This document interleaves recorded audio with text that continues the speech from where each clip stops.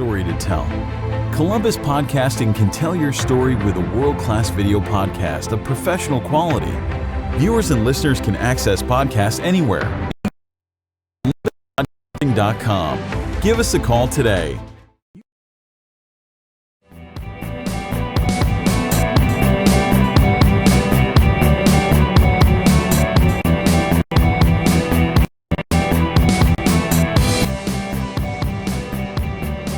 The narcissist, where does that come developmentally? Is that some trauma that happened earlier? What's the general census on how you become the narcissist in this day and age? It's funny because if you look at, because that technically is a personality disorder, and a lot of the research would suggest that there's a continuum, and there's a point at which personality disorders become so pronounced that there's certainly some significant trauma and maybe some genetic or biological components need to be thought about.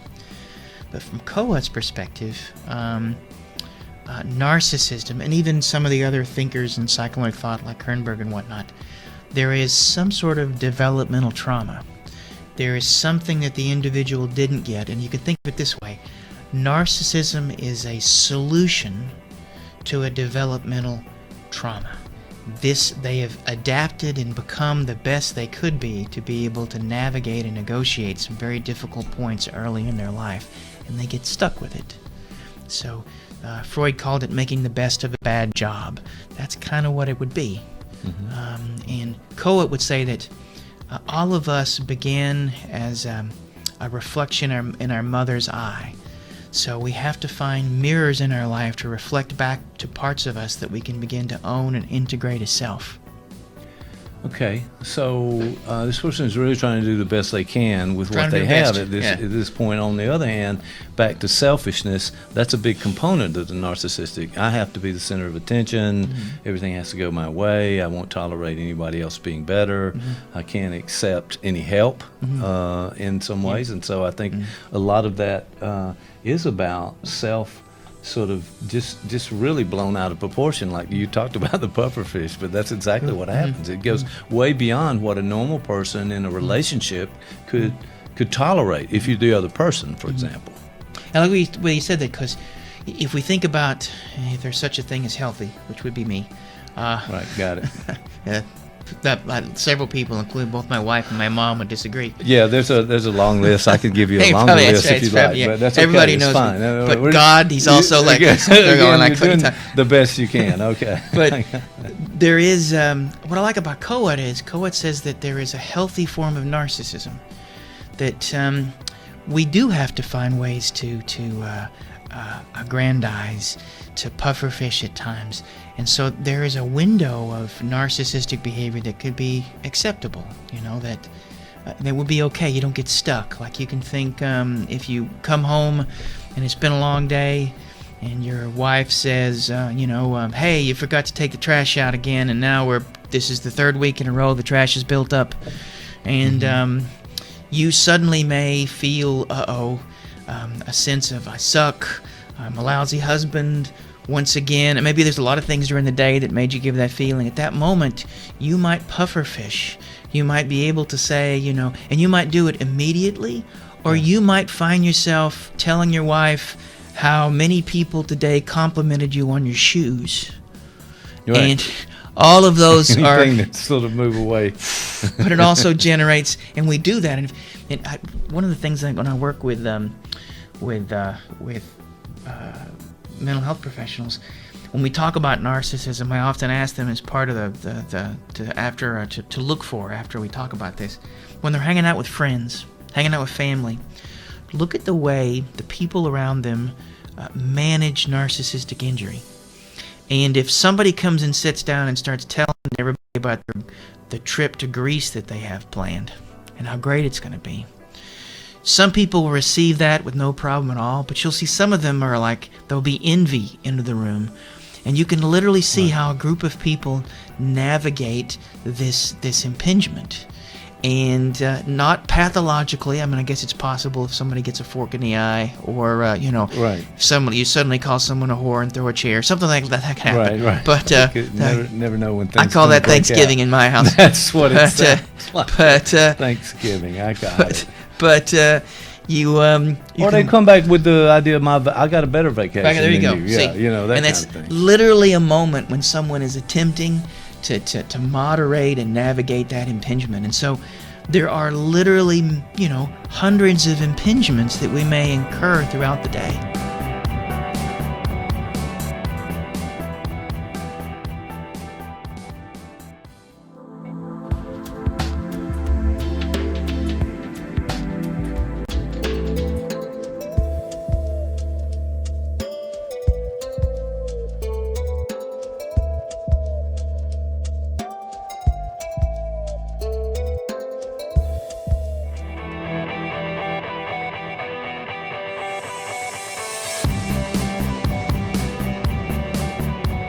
Well, you mentioned self-psychology because, the way self-psychology talks about this is that the self is sort of it is something, you can sort of define we have to define the self. And from a self-psychological perspective, there is the brain, and then there's the mind.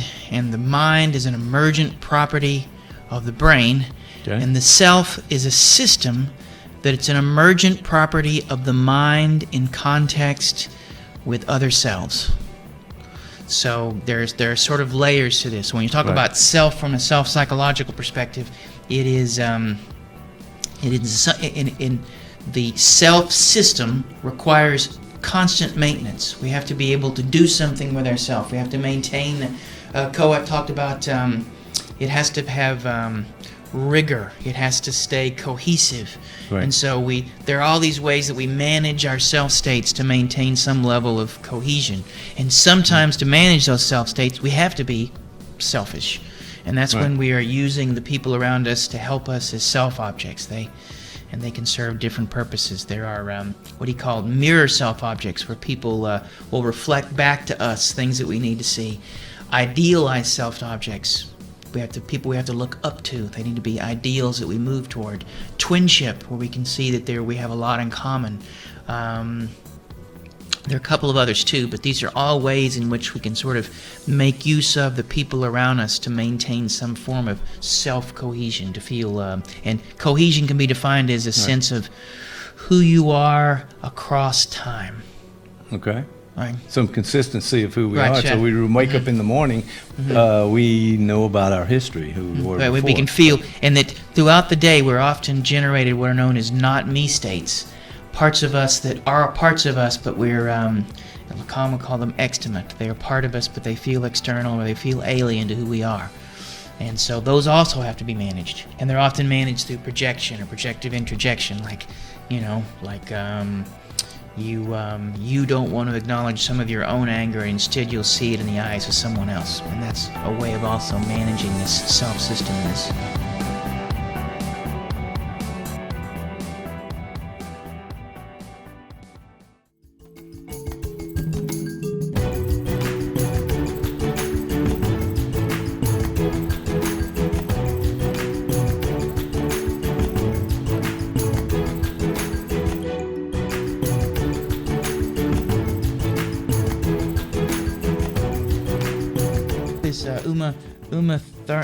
Uma Thurman. She's doing that. She's the little girl with the climate change.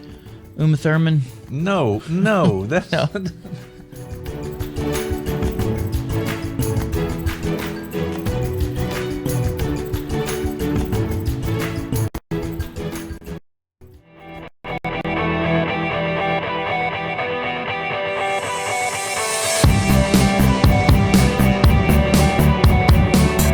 Dan, it's good to see you. How are you, my friend? What's going on with you Friday. today? It's Friday. That's what's good. That's good. I like Friday. Fridays. Fridays are Something good. about Fridays. Like, we've concluded the week, we've finished our work, That's right, and yes. now whatever we want to do. And right? the, some amount of freedom. And I have 2 days that if I want to do intense psychedelics, I can go up and then.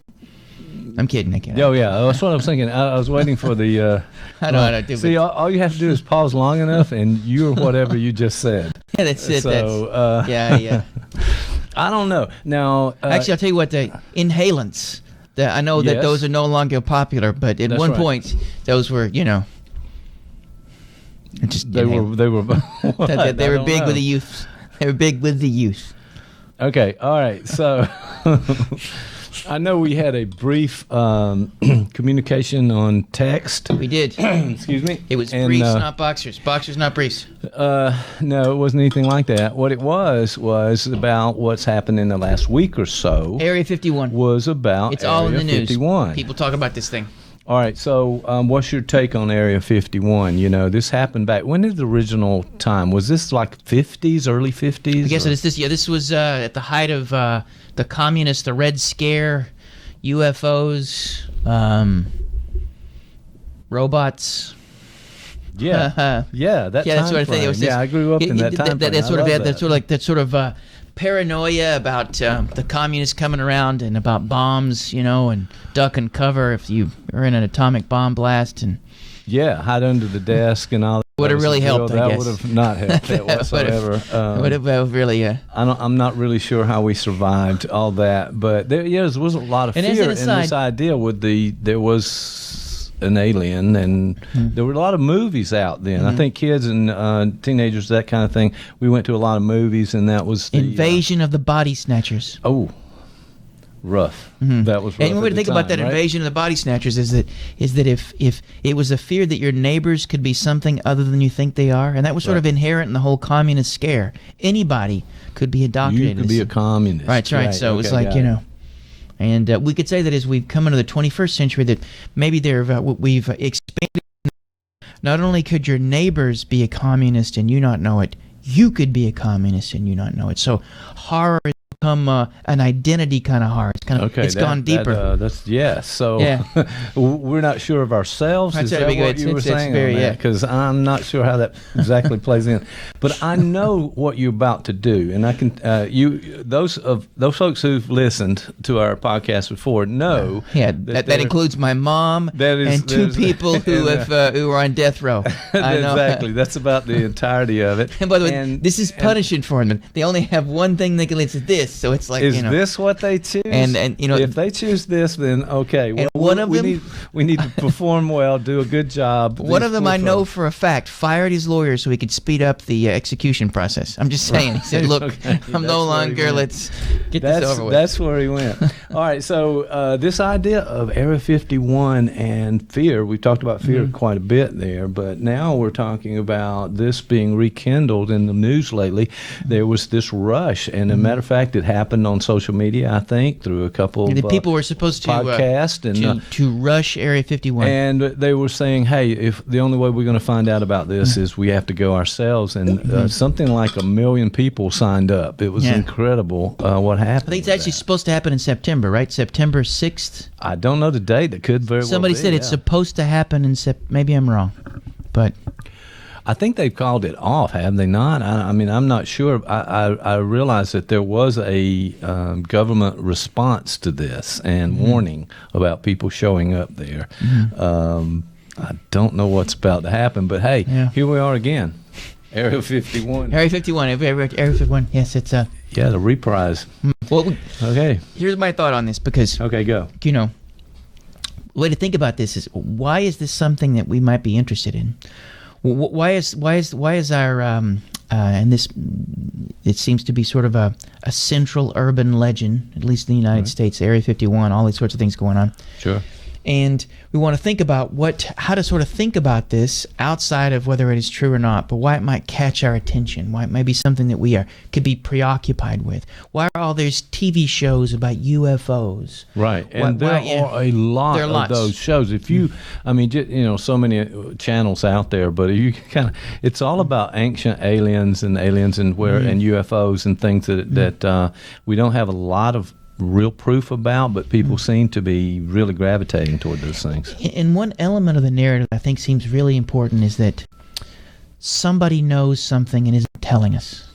There is a mystery inherent in the aliens themselves, but also the possibility of somebody knowing something and not telling us. Right, and the government keeping secrets from us, that's an ongoing theme in lots of different ways, but certainly around this, for sure. And just as an aside, I think they have a very naive faith in the power of our government to do anything properly and correctly. Right. And the idea that somehow they can maintain a secret such as this, I really think that is you're giving way too much, giving them way too much credit. It's not. I see where you're going. They're so inept they can't even keep a secret. So I don't know. They can keep it now. So I really think if history tells us anything, we would expect the cat would have been out of the bag a long time ago. Yeah. Well, somebody would have found that. Well, I do remember that Joe Rogan on his podcast, the Joe Rogan Experience, had a guy who worked at Area 51, and I can't recall his name right now, but he identified a number of things going on there and sort of really supported the idea that the government had found something, had found bodies, had found aircraft, and so forth. The news, however, was always about, some unidentified object, and they found parts and metal and things like that, and that's as far as it got from the government side of it. I find it really interesting that when the topic came up, so many people responded. Well, this is the part where we're, and if we haven't lost the 2 death row inmates at this point, whoever else is listening, this is the part where we may lose them, because I'm a creature of I'm a one-trick pony, a creature of habit, and I have a certain way of looking at the world. You're gonna talk about psychoanalytic. I am. I'm going to a psychoanalytic exploration of Area 51. I'm good with that. And if I could sum it up in just one phrase, which I hope we can unpack. Okay. Is that we all know what Area 51 is. Okay. And it is Mom. Okay, we can end there if you'd like, and we stop there. Let it go. Area 51 is Mom. All right, no, but you said unpack, so I think that's going to take just a moment here for us to kind of figure that out. There's something sort of primal there going on with us. Well, and when we think about this, and there's this guy by name Jean Laplanche. My French has gotten better. That's very French. Laplanche. Go. And Jean Laplanche is a French. Actually, he's not. He's from Jersey. He's not. I'm kidding. It's typical. All right, go ahead. No, he's from France. And he has this notion of what he called the enigmatic object. Okay. And what he said is that if you can think about the birth of subjectivity, the part of which you begin to become you, and that begins probably somewhere in gestation, certainly in birth, all that sort of stuff. Right. But it involves, very early on, a tight orbit between you and the maternal object. And that doesn't have to be Mom, but usually it's Mom. Yeah, of course. So there is this dance that goes on, and it is just as Mom is growing you, you're growing a mom. There's a mutual growing of each other that occurs in this sort of dance between baby and child.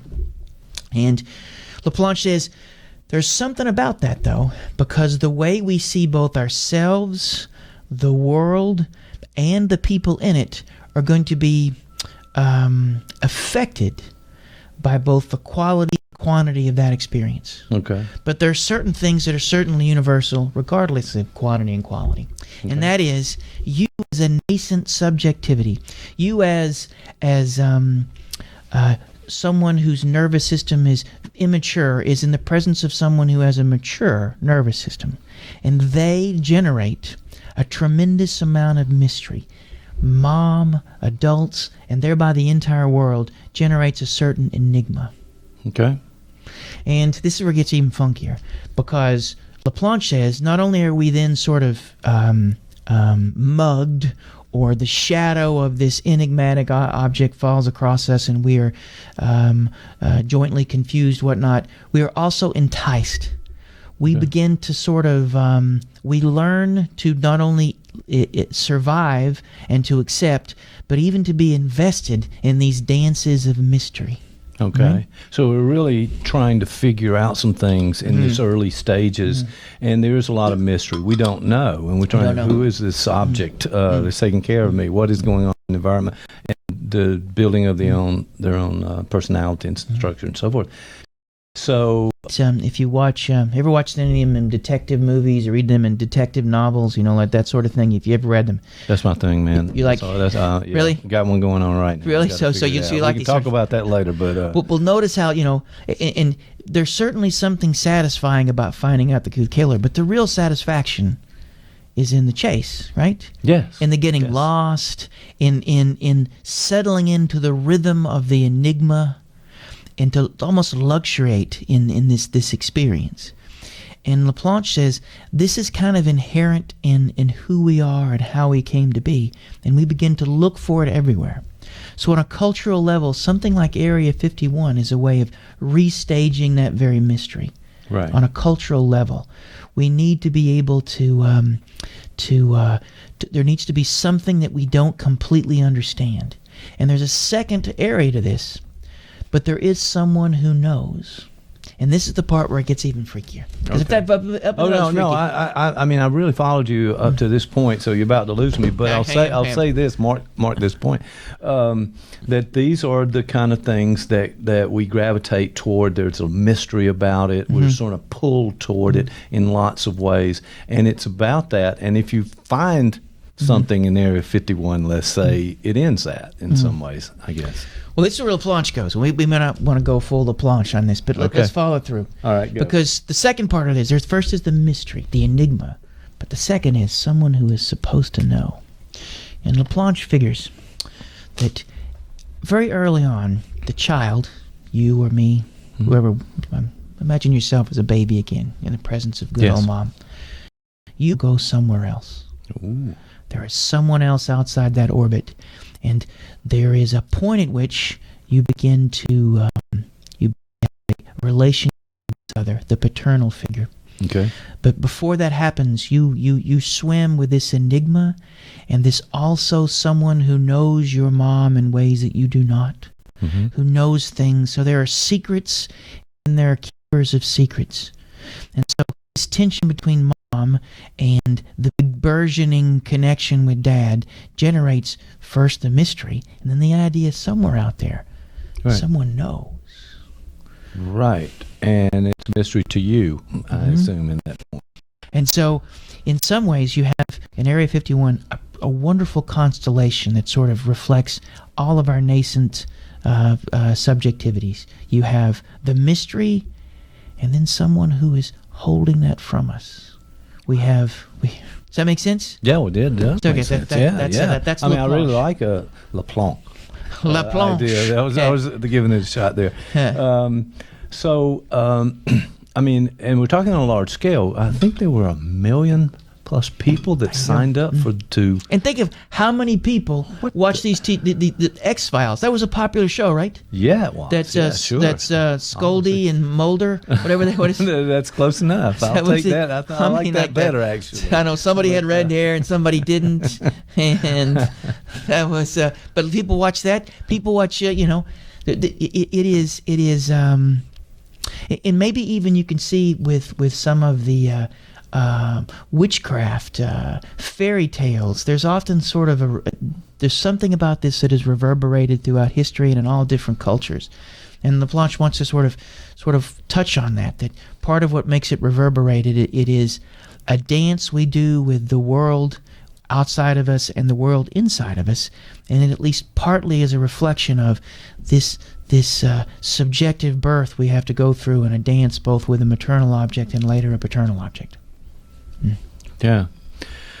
Well, I think that can explain a lot of things. That this structure between the child or baby and the mother kind of set the stage for this to continue throughout their lives. In other words, so what about the people who are not interested in Area 51? The ones who could care less, or they didn't sign up on the internet to charge Area 51. Which they're dead inside. Sound like a. They're just dead inside. No. Well, it's interesting because I was reading this thing last night about there were some studies on folks who don't dream, and about you said that. About 10 to 25% of the people out there, about 1 in 250 actually was 1 or 250 don't report dreams. They don't. And these are folks that typically, and it was interesting because they were more likely to have the have profession of engineering or something highly analytical. Okay. So they tend to, they tend to dream. Right. They also deconstruct things there. They also have their emotional reactivity is narrower too. Okay. So it is possible that if there was a continuum, the folks who are really hooked by Area 51, maybe they have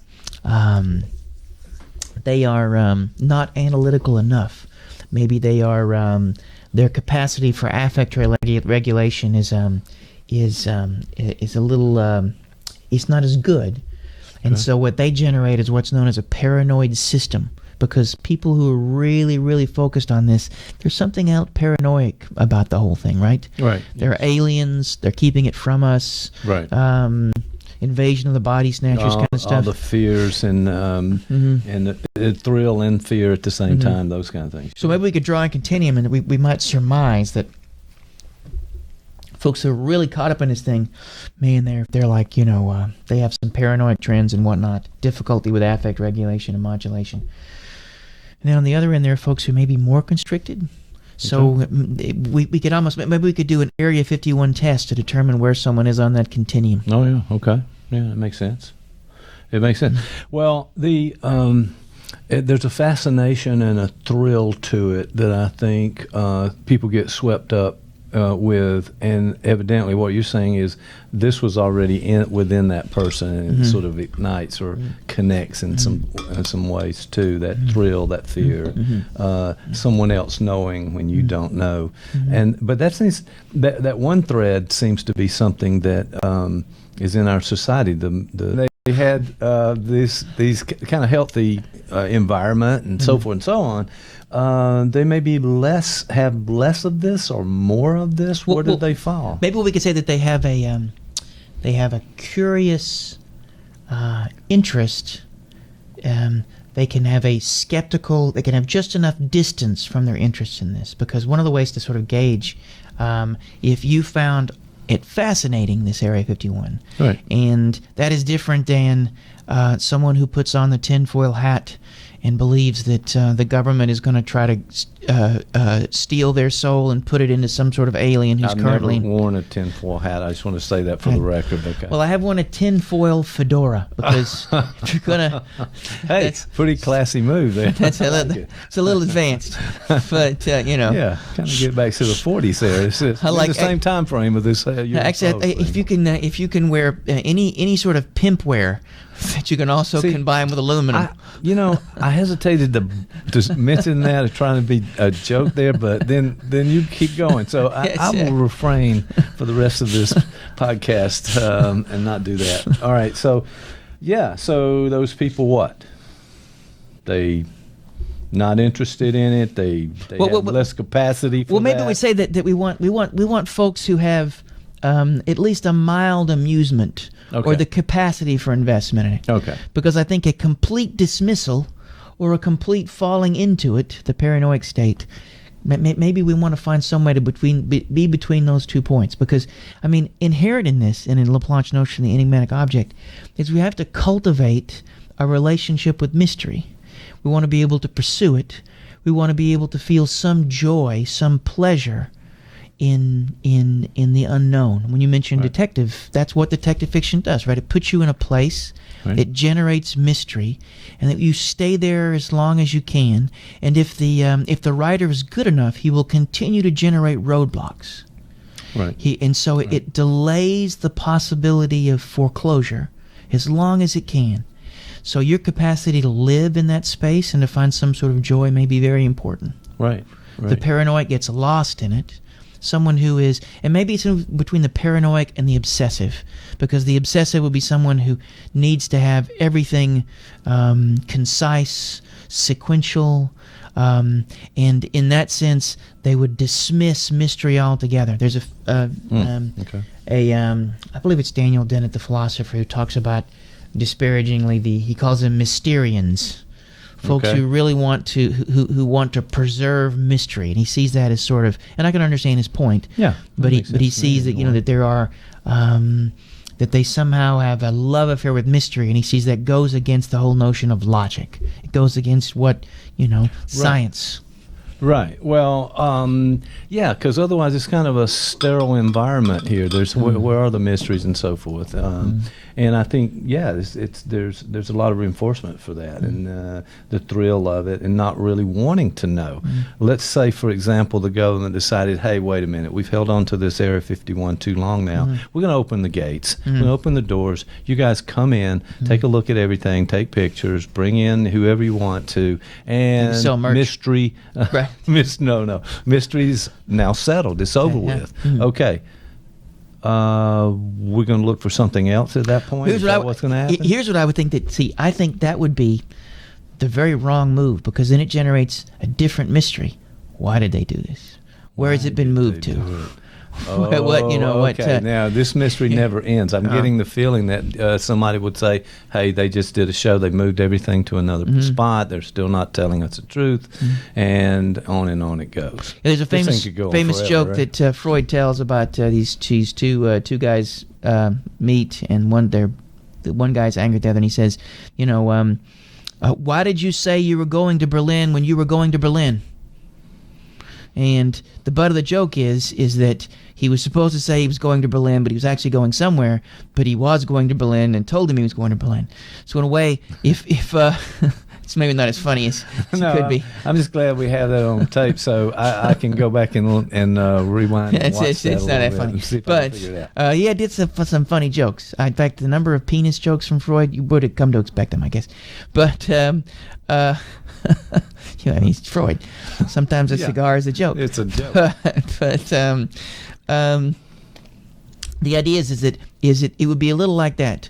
Why are you telling me there's nothing in Area 51 when there's nothing in Area 51? It would really be, it would open up a whole different thing. Like, why are you doing this? Okay. Well, it does seem to me that we've learned a lot about astrophysics and astronomy and the billions of galaxies and billions of planets. But the cruise, astrophysics. We need the cruise. He puts the ass in astrophysics. I'm just saying. You did not say that. Sorry. Did you say that? Okay. No, but the idea that we've learned that so the possibility of life on another planet or an advanced alien race coming to Earth and us connecting and all of those kind of things, that's an ongoing one. That seems to be connected. That's probably a larger one than just the Area 51 in some ways. That mystery goes on and on. It goes. And there are always those probings that go on too that I know that people are always telling about that. I haven't learned after all these years now not to set up the joke that's coming. I could see that in advance. I cleaned it up. I had a really good one going, but I was like, nah, I won't go there. But it was really funny. Well, good. But it doesn't have to do with probing. Tell me afterwards. All right, that's right. But I think one way to think about this is when you look up into the sky. Sure. There is a complexity. There is a possibility. There is what Kant called the sublime. That there is something out there that is terrifying in its beauty. It is something that is both awesome but terrifying, and that is a position that we were born into. We're born into a world that is always bigger than us. Smarter than us, and at least faster than us at the very beginning. As a child, we are born into this. We are adrift in a world that is making us, and that we have very little effect on, at least initially. And that Laplanche would say these are embedded. That these become the maps we have of the world. Right. And when we look up in the stars, that we see at least an echo or a mirror, a reflection of our own subjectivity being born. And in some ways that's reductive and solipsistic, and any sort of criticism of psychoanalytic theory can say, you're reducing it all to this. Mm-hmm. I think it's not a matter of simply reducing to that, but it allows you to sort of think about how there is a continuity, developmental continuity between the things we experience as adults, Area 51, all throughout a life. They're ubiquitous, they're woven through who we are and where we come from. And there's great merch around them too. Yeah, well, it makes it makes sense. And the aliens, when we have so many movies out, it seems like those alien movies always turns out to be some monster in there. It's almost like a genre of the horror film, and you never see that movie where maybe E.T., for example, but they came in friendly, that we developed as friends, and everything's wonderful, and we're going to go forward. I always thought that E.T. looked a lot like a ham. Didn't he look like just like if you opened up a canned ham, and maybe it's just me. See, now now that you've planted that in our heads, it does look ham-like. It's going to be. It's very hamish. But my point was that there was it's always some horror or some terrible thing that's going to happen. So we're sort of slanted to this fear, horror side of it, as opposed to. What's interesting because we talk about that. Someone like us coming and saying, "Hey, how are you?" And you think about just the notion of horror, but this could be something to talk about at some point too. There's another theorist by the name of Julia Kristeva. She's also French, by the way. What is it with these French people? I don't know, man. You're they got these crepes and they got these crazy theories. You seem to be bringing it up a lot. We'll talk about that on another show. I'm a francophile. Isn't that that's francophile? Okay, right? that doesn't sound right at all. But she has what's called the theory of the abject. And she says that to define ourselves, it's a little like when you're taking a cookie cutter. To make the cookie in the outline of the person, there's so many other things you have to take away. And so she says we have to render abject parts of ourselves, render them negative to be able to create a cohesive positive. Right. And so there are lots of things about ourselves, and different cultures set different parameters on what the abject is. Yes. You can think of all sorts of bodily emissions, all sorts of things about the human condition that are sort of like clothing, for instance. Nudity is seen as an element of the abject. So all these sorts of things, in some cultures, how you blow your nose is determined, or what you do with mucus, all that sort of stuff. So there are all these elements of us, and she says that in horror we have a return of the abject. That the very things that we've attempted to sort of push away from ourselves to define ourselves come back in a narrative form. She once a wonderful example. Actually, Zizek uses this example when talking about Kristeva. Oh, I'm so glad you brought up Zizek. I did it again. Yeah, what is it? I've got a scorecard over here. Ding! He says if you can.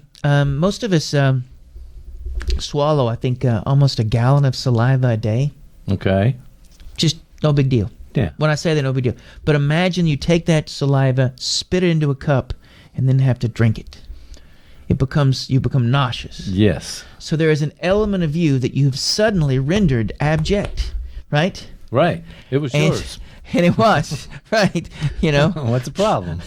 Let's tell you. But suddenly you get a little nauseous thinking about that. Right now, as a matter of fact. So saying, it's not. But we break off those parts of us that for some reason we need to in order to be whole. You won't get that on the Joe Rogan show.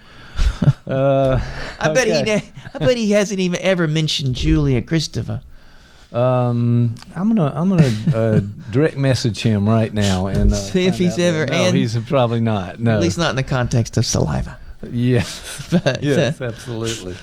All right, so we're winding our way through these mysteries. We're taking apart ourselves and discarding some parts to be whole. We're maybe in some way the defense mechanisms. We're in denial or suppression, all those kinds of things that may happen in order to preserve ourselves in some ways and who we are. And notice how that there is a dance that goes on with this.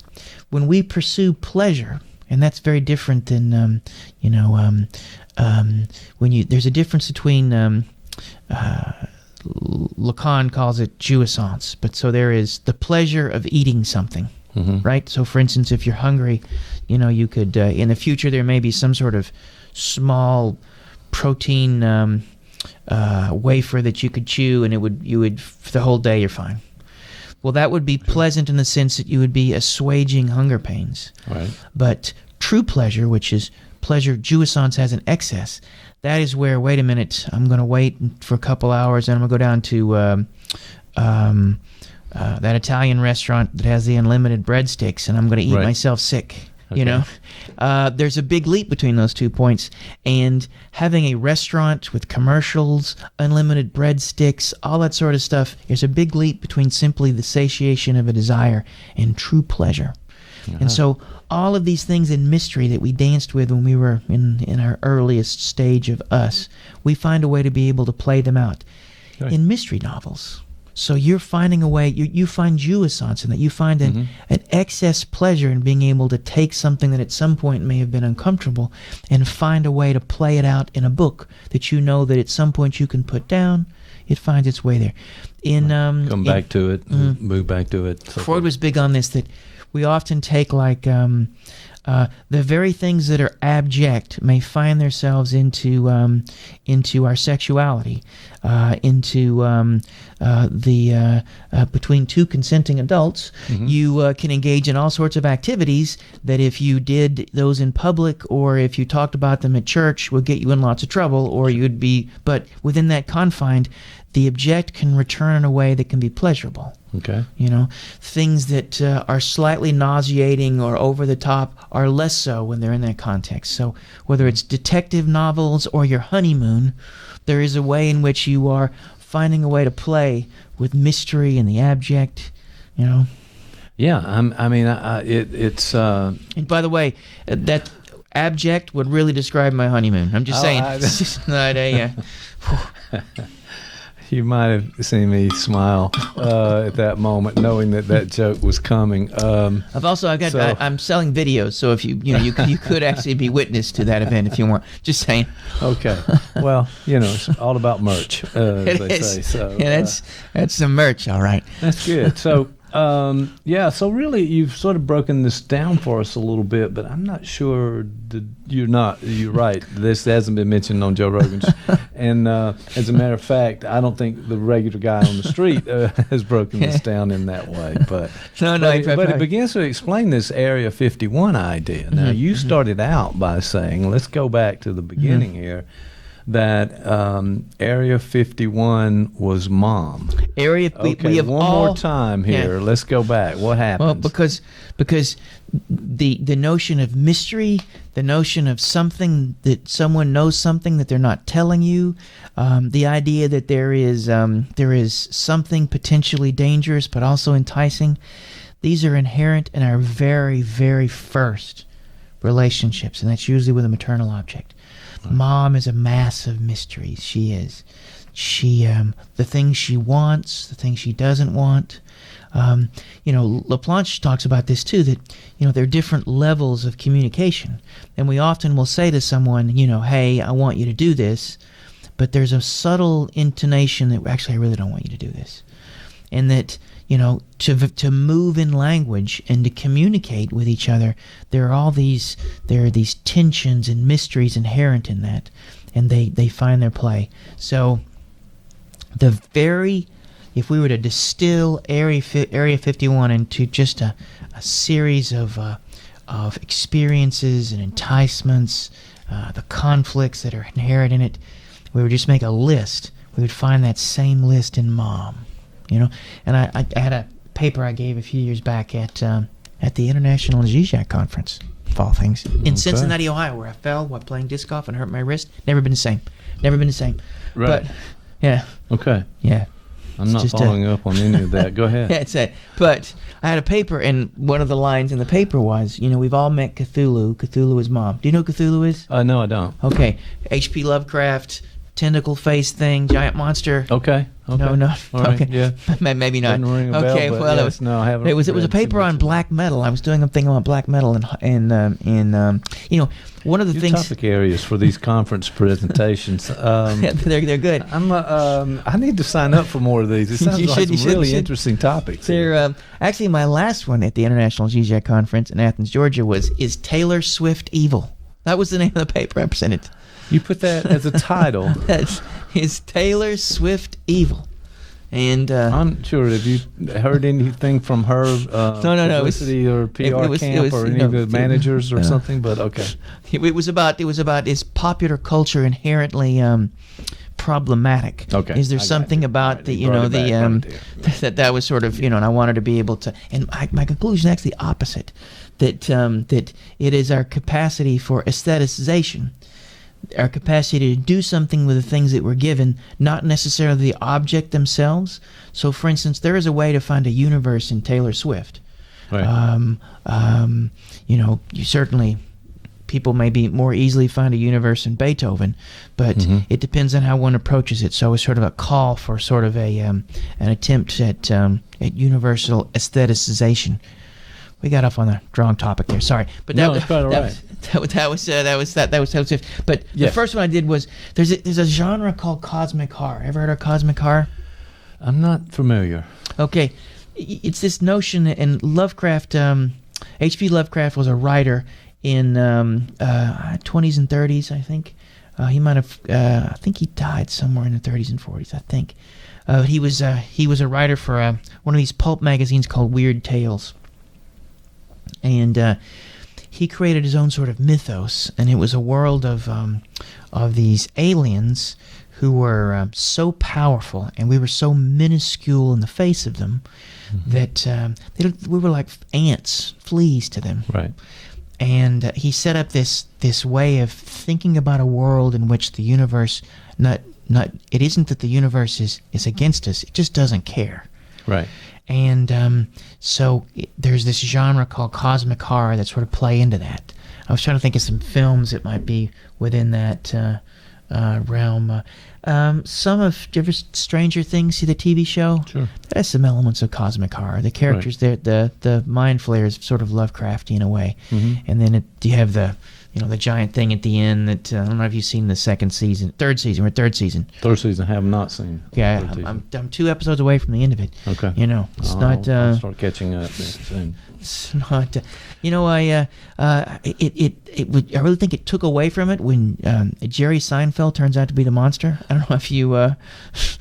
not a that worst cameo. Did not happen. Yeah, it did. He's too busy driving comedians around in cars, I understand. And he delivers the final line, I would have gotten away with this if it weren't for you crazy kids. Or you... what's the line? Scooby-Doo, you know what Scooby-Doo? Yeah. Okay, it's... All right, we're going... I think we just covered, most comic books have been out here. All right, we'll come back to that. But yeah, so the unfeeling monster doesn't care. And it's huge. It's like, like Cthulhu is like Godzilla-sized, and he's just sort of... And there's these forces at work that we're just simply sort of the playthings of, Right. Again, sounds like my wedding night. Put a boom boom. Boom. Yeah. Speaking of cosmic horror, if our podcast grows at some point, we're gonna have one guy with snare drum and ching, pow. One of those. That's things. what she said. We're not going to. We're not going there, are we? All right. So. All right. Well, you've given us a lot to think about in terms of this Area 51 and what it really relates to us on a psychoanalytic and sort of deeper level of understanding, and why we gravitate toward those things. There's a flip side of this too. You have to be careful because one can get so lost in theory that one can lose sight of the world in which you're walking in. Sure. So it isn't that Area 51 couldn't contain these mysteries, right, or that there aren't aliens. If we simply dismiss it as just an echo of our early subjectivity and the birth of our subjectivity, what we should do is we should be able to make use of where we come from to inform and maybe even generate pleasure in the present day. All the ways in which we were frustrated or things didn't work out have generated just the sort of tensions that we could find in the things we enjoy. Your interest in detective novels. If we put you on the couch and begin to talk to you, we might find some interesting precursors in your childhood that might what you look for when you pick up a detective novel. It might be interesting. What would it, what sort of, and there are different genres. There's hard-boiled detective. There is the British detective. There's different genres. They're the police procedurals. Procedurals. That's right. Yes. And what do you prefer? Whatever's next in the author's list that I haven't read. So but who would be an author that you're like really well, now you put me on the spot there. I have to think of this one. But so generally, they are police detective. That's the latest one, though. But we've been through a number of different genres in there. Anything involve cats that solve crimes? No cats. No cats in our novel. Sue Grafton, the ABC, the mysteries. Yeah, that involves a cat, doesn't it? There's a cat in there somewhere. Okay, I'll take your word for it. Okay. All right, I'm about to get in trouble here. I'm going to have to bring my list of books next time. I don't know if you like. Caught off guard. I'm sorry. Is it Man Keller, the guy from one of the Swedish crime novels? Yes. I think my I've gone through mother-in-law several of those, yeah. gave me a bunch of those, and I read them, and they're very bleak. Very bleak. It's always ice cold, snowy. People. He's like, got pancreatitis and doesn't want to get out of bed, and there's all these things going on. I'm like, wow, I thought Sweden was a socialist paradise. What's going on here? No, it turns out that it's ABBA. not. This is not. ABBA did not prepare me for this. No, it's not. Not the same anymore. The bodies are always frozen under the ice. That's right. It's not. You never see. All right, this has been interesting. I don't know how we pulled this back exactly, and I don't even think I'm going to try because I've done this before. Here's our takeaway. I'll reiterate. The takeaway is this. All right, here we go. I want to be able to find a way to find joy and pleasure in mystery. The enigma of the things. It's the unsolvability, or at least the tension toward being able to solve a thing, can create for us a journey that is full of all sorts of pleasures. It is in the picking up and reading of a detective novel that we find many things. And so I think an interest in Area 51 and an interest in all these sorts of things, whatever esoteric thing they may be, people are often interested in serial killers, for instance. And part of that is because the serial killer represents a remarkable example of the return of the abject. The parts of us that the parts that we find in a serial killer are the parts of ourselves that we have cut away, and we want to project into the serial killer and then have a relationship with through this aesthetic distance, through the medium of literature. We have a way of dancing with ourselves and having the pleasure of that dance.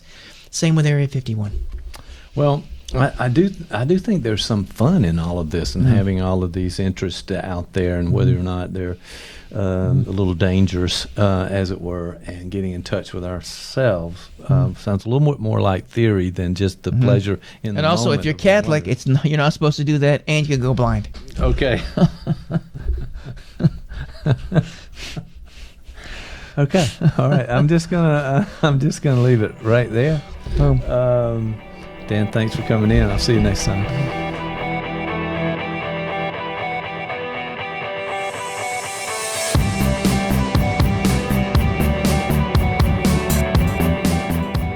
You have a story to tell.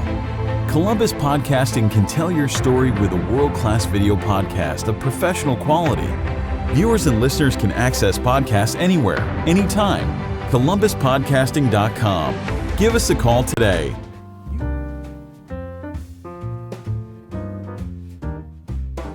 In Florida, they have a 2-day training program. Okay.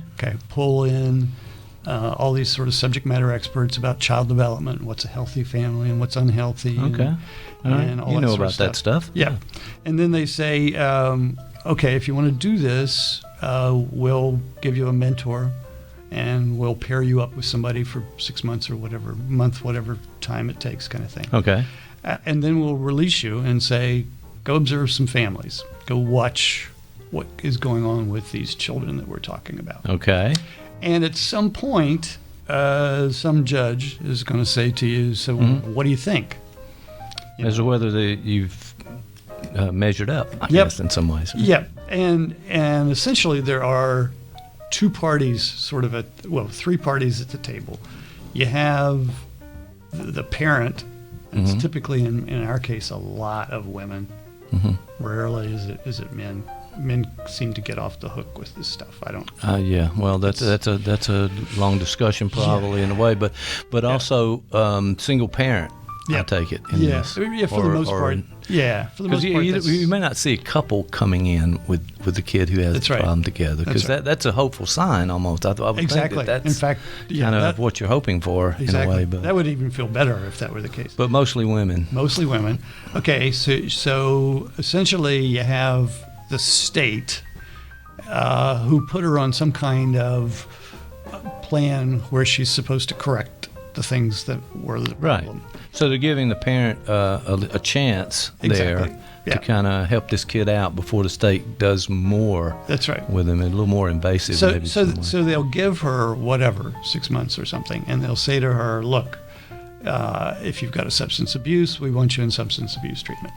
If you're domestic violence, we want you to get into some trauma therapy and take a look at that and see what's going on with all that kind of thing. Okay.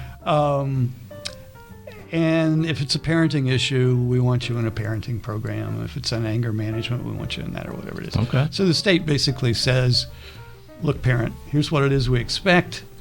So while that's going on, some caregiver somewhere, right, can be like grandma, can be Aunt Tilly, can be, anything, whatever, is taking care of 2 or 3 of these kids who've been abandoned or rejected or they're housing them. They're housing. They're taking care of. When you say taking care of, they really are. They really are. They're changing diapers. They're food, clothing, shelter. They're getting into school if it's school, whatever. And they get a stipend from the state or something. They get paid for that. All right. And so the deal is, the guardian ad litem once a month goes in and observes what's happening in the home. Okay. Okay. And reports back to the judge. To the judge. Okay. And either says, hey, what's going on here is wonderful and it's a healthy place for the kid, or might say, that's really not a very desirable location. We need to come up with something else or whatever. And if mama has done her plan, right. Okay. And she's hopefully clicked off all the boxes. She's done adequate visitation. She shows up, once or twice a week. Okay. So I see. So it's not just you sort of evaluating, or the guardian ad litem evaluating the home that they're currently in with the person that's doing the caretaking, but also the mother still engaged with the child. Okay. That's right. And a school system. I'll end up in a school system checking on grades, checking on socialization. How's the kid doing? What's his absentee rate is, or whatever it is. Okay, you go into a parent-teacher conference with it. Okay, man. What are they called? EIP? No, whatever that is, whatever the initials are. I'll go to one of those and sit and listen to whatever. I'll sit and listen to them talk about the kid, and is the kid on track or off track or whatever it is. Does the kid need reading? Does the kid need speech therapy? Does the kid need math? And what's the school going to do about it and all that kind of thing. Yeah. And so at some point, I've gathered enough information. Judge will say to me, "What do you think ought to happen?" Yeah, at that point, yeah. And then I basically have to say, "Okay, here's what I think ought to happen." And sometimes the judge says, "Fine, we'll make that happen," and sometimes the judge says, "I think you're crazy," or "No, you're off the mark." You're off the mark. You may go back, try again, or something. Yeah. But wow, that's a lot of responsibility, though, Rick. I'm thinking, do you have a sort of a checklist? I know you probably got good gut instincts on what's right in the situation, but are they saying, "Hey, check for these things," or how does that happen? It probably is much my own checklist. I'm looking for adequate nurturing, right, in that situation. Sure. Is somebody giving that kid a hug when that kid needs, falls down, picked up, or whatever it is that's there? I'm looking for some level of disciplined structure, something where there's a bedtime hour, there's some stories being read, there's bath time, there's just stuff that. Oh, I didn't ask this. Yeah. What are the ages of these kids we're talking? Well, they would be less than 18. Okay. Most of the ones that I've been working in recently are under 6. All right, let me. Young kids. Yep. So that's. I got the idea. All right, so let me cut to the chase. How are you doing with it? How well are you doing your job? What's your self-evaluation in terms of helping these kids out? Because I got a feeling you're helping out. But, But how do you evaluate yourself? I've recently been moved to. I mentor. Okay. The guardian ad litem. Oh, well, now they made you the supervisor. Okay. Wait a minute. You just got there 5 minutes ago. Well, what just happened? It did they recognize some expertise. All right, give it up right there for Rick. Okay, so the deal is they'll call and say, Sally wants to be a guardian ad litem. Would you work with Sally? Okay. Yeah. And so, but in a way, I'm looking for the same kind of thing. I want to know, can Sally go into a space and pay attention, to what's going on. Right. Does she notice clean diapers or dirty diapers? Does she notice children who've been fed or haven't been fed? Does she notice tissues there if they've got a cold or whatever it is. So you're actually in the trainer position. Yeah. And do you do any training with these folks, or you just like when they come on board, you say, okay, here's what I want to know from you. Here's what you need to know. No, I get them and kind of move them through, like a courtroom observation. I get them to spend a day in court. We talk about what did you see, what were the arguments that seemed to. Oh, that's not.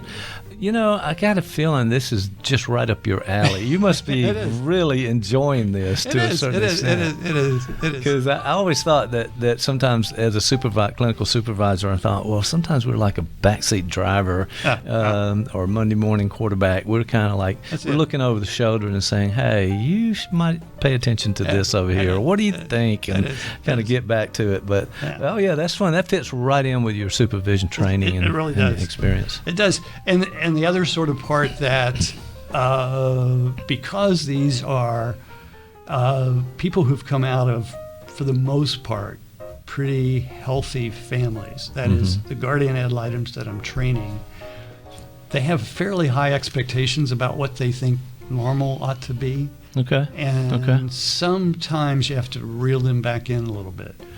So they're projecting on this ideal family kind of. That cannot be measured up. Exactly. To that kind of thing. And they can walk in and the TV's blaring, and they get upset, and then they go to the judge and say it's a bad home because the TV was blaring. Well, really, that's a cultural. Okay. Or they go in and the music is hard rock stuff or whatever. Right. I don't like that. I don't like that. Exactly. That type of music. Okay, exactly. There we go. Or it's rap, and they go, well, rap is really bad for kids. So you have to kind of reel them in and say, okay, wait. Yeah. That's a bias. Let's take a look at your bias. So and making a difference between the thing that sort of triggers something about harm to the child or inappropriate in so many different ways, as opposed to maybe a taste or a style or something like that. Yeah. So a lot of the work, interesting. The tricky work is just to pay attention and pick up a bias. All right. So the answer to my question is you are definitely enjoying this work right now. Like this work.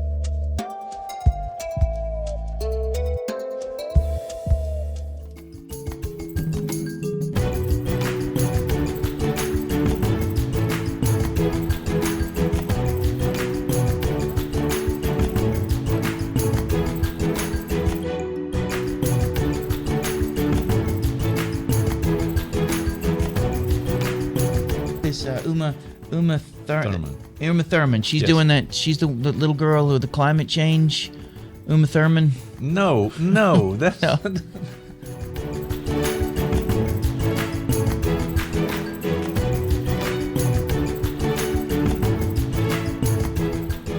have a story to tell. Columbus Podcasting can tell your story with a world-class video podcast of professional quality. Viewers and listeners can access podcasts anywhere, anytime. ColumbusPodcasting.com. Give us a call today. You did a great job the other day on ad-libbing on the street videos. Dr. Long. Appreciate that. Dr. Long shot me an email, and the title of the email was Street Videos. And he was, So I thought, we're in trouble now. No, street videos. But street video. Can I plug that in there? As long as I can have street tacos in there somewhere. You got a plug there?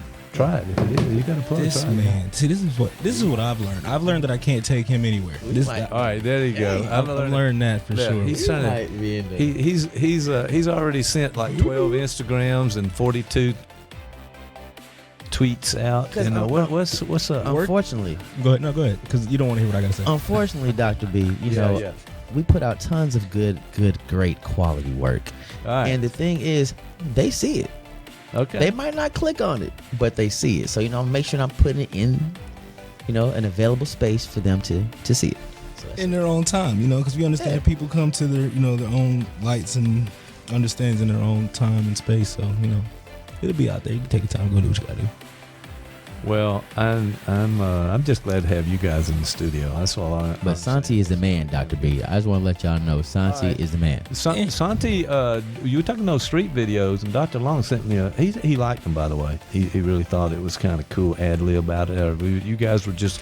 I was reading off you the were freestyling. No, you were not. You were out there, man, and the words were just I mean, the word came in. Somebody said the word alien, and then it was like, hey, you. Alien hunters, you need to have a podcast. I like it. You gotta grab the attention. That was very cool, very smooth, and I think that's an example too of just being yourself and being in the moment, and responding with that authenticity we were talking about a moment ago, and having fun at the same time. Now you can't have fun all the time because that doesn't necessarily make money. And move the part A down to part B. But go back to your last point real quick. As far as one thing we've learned, and to what you just pointed on, being yourself. That's one of the main things that we've learned throughout working with everyone we work with is we had to stay true to who we were, regardless of what happened. Makes sense. We were put in a lot of different scenarios and situations and places where you're often given a choice. Do you be you, or do you switch it up? And we've, since day one, we've stayed true to ourselves. Comes with the good and the bad, but overall we like with the bad. Let's say sometimes it comes with the bad. Not everybody's going to be a fan, right? I mean, you better. There are a lot of non-fans. Right. What he said. All right, that's what he said. All right, so but I'm thinking you're right about that. But that that's part of life, and sort of moving through those moments. That it's not all about your hurt feelings, or it's not all about some thought you have in your head all the time. You got to kind of move on and get over that, and not be so self-critical, or not have your ego so fragile. Egos are out there.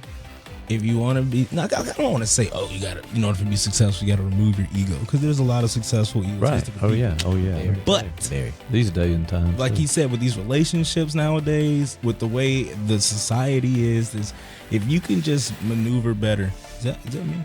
Yeah. I think that is. If you can just maneuver better with people, aka, like you said, sometimes don't always think about yourself. Don't put you in front of everything. Things will work better, because if everyone is thinking about everyone else, then everyone is taken care of. It's that simple. Because if you're just only thinking about yourself and you can't care for another person, like no one else can be cared of than just you.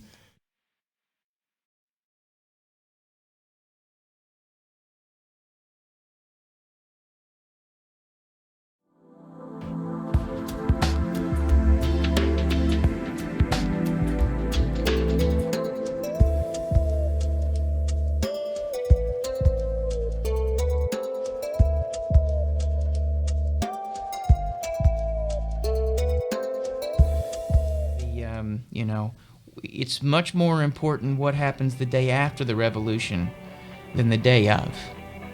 And in some ways that is reflective of what happens in therapy too. When someone comes in and we initiate some sort of change process, there's some sort of movement, some sort of understanding, some sort of skill imparted.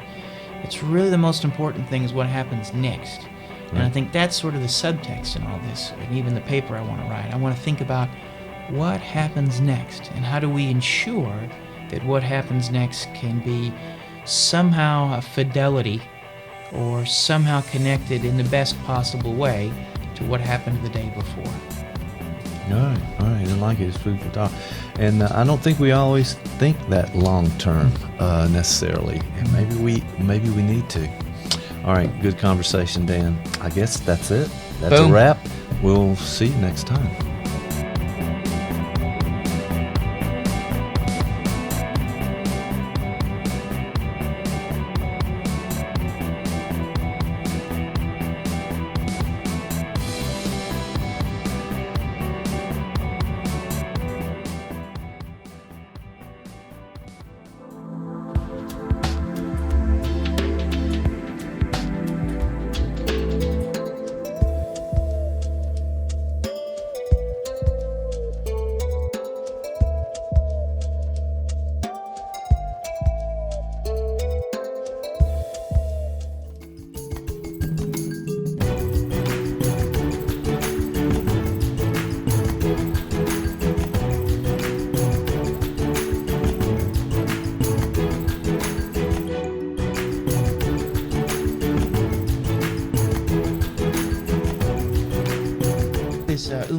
Uma Thurman. Uma Thurman. She's Yes. doing that. She's the little girl with the climate change.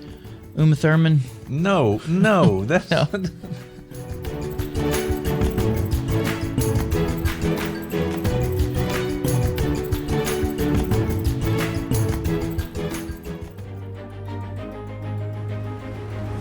So the transits that are still interesting to us here in 2019 are the ones that are taking place in other solar systems. okay. Now, wait a minute. That Yes. implies something, right? Yes, it does. That implies that there are actually planets around other stars.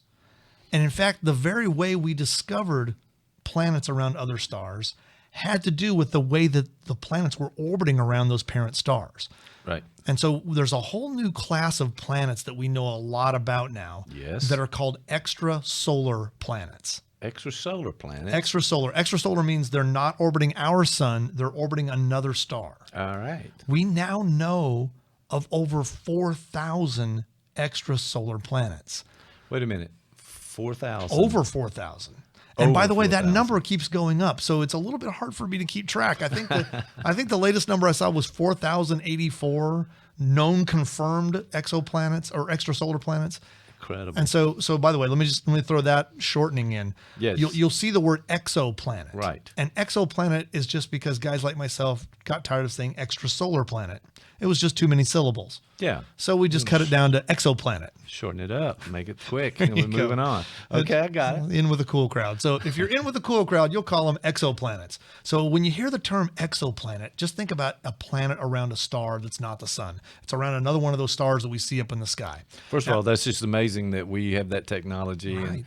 and yeah, it's sort of brilliant scientific thinking to figure this out. I think, and in that's so what many I'd like ways. to address a little bit. How did we find these things, right? Yeah. There's two ways that we found exoplanets, and actually the first way is a little bit more complicated. It's a pretty specialized circumstance. Okay. That's when a very big, massive planet is orbiting a fairly small star at a fairly close range.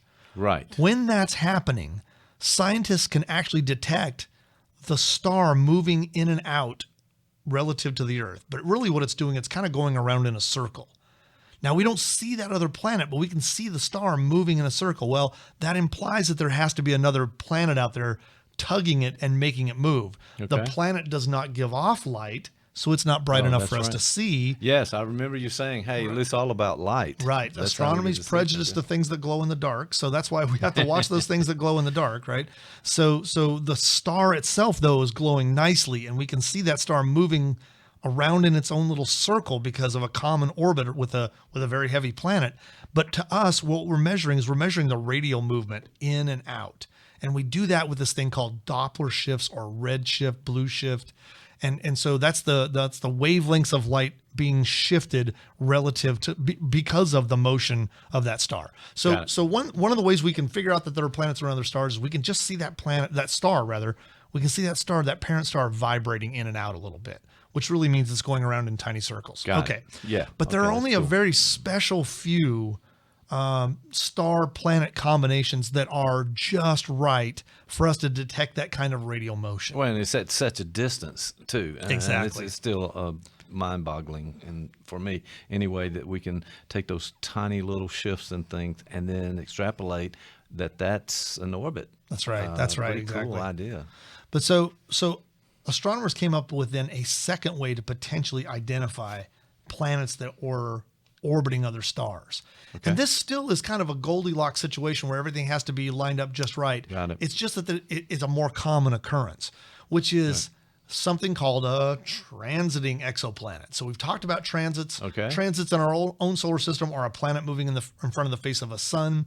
Well, a transiting exoplanet is another solar system out in our galaxy where the planet's planes of orbit are lined up just right to where the planet will pass in front of the face of its parent star. Okay. And when it does that, it dims the light from that parent star down a little bit. Okay. And then as it moves off the face of its parent star, the light comes back up again.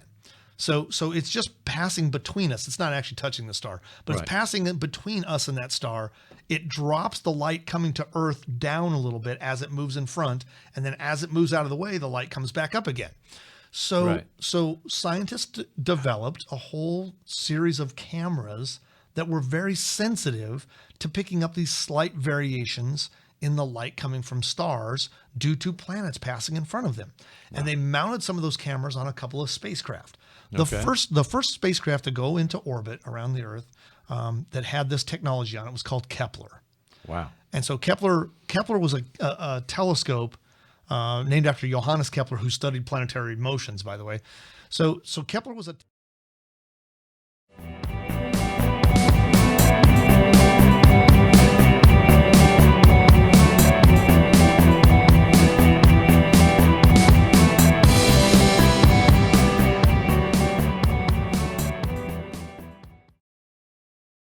You have a story to tell.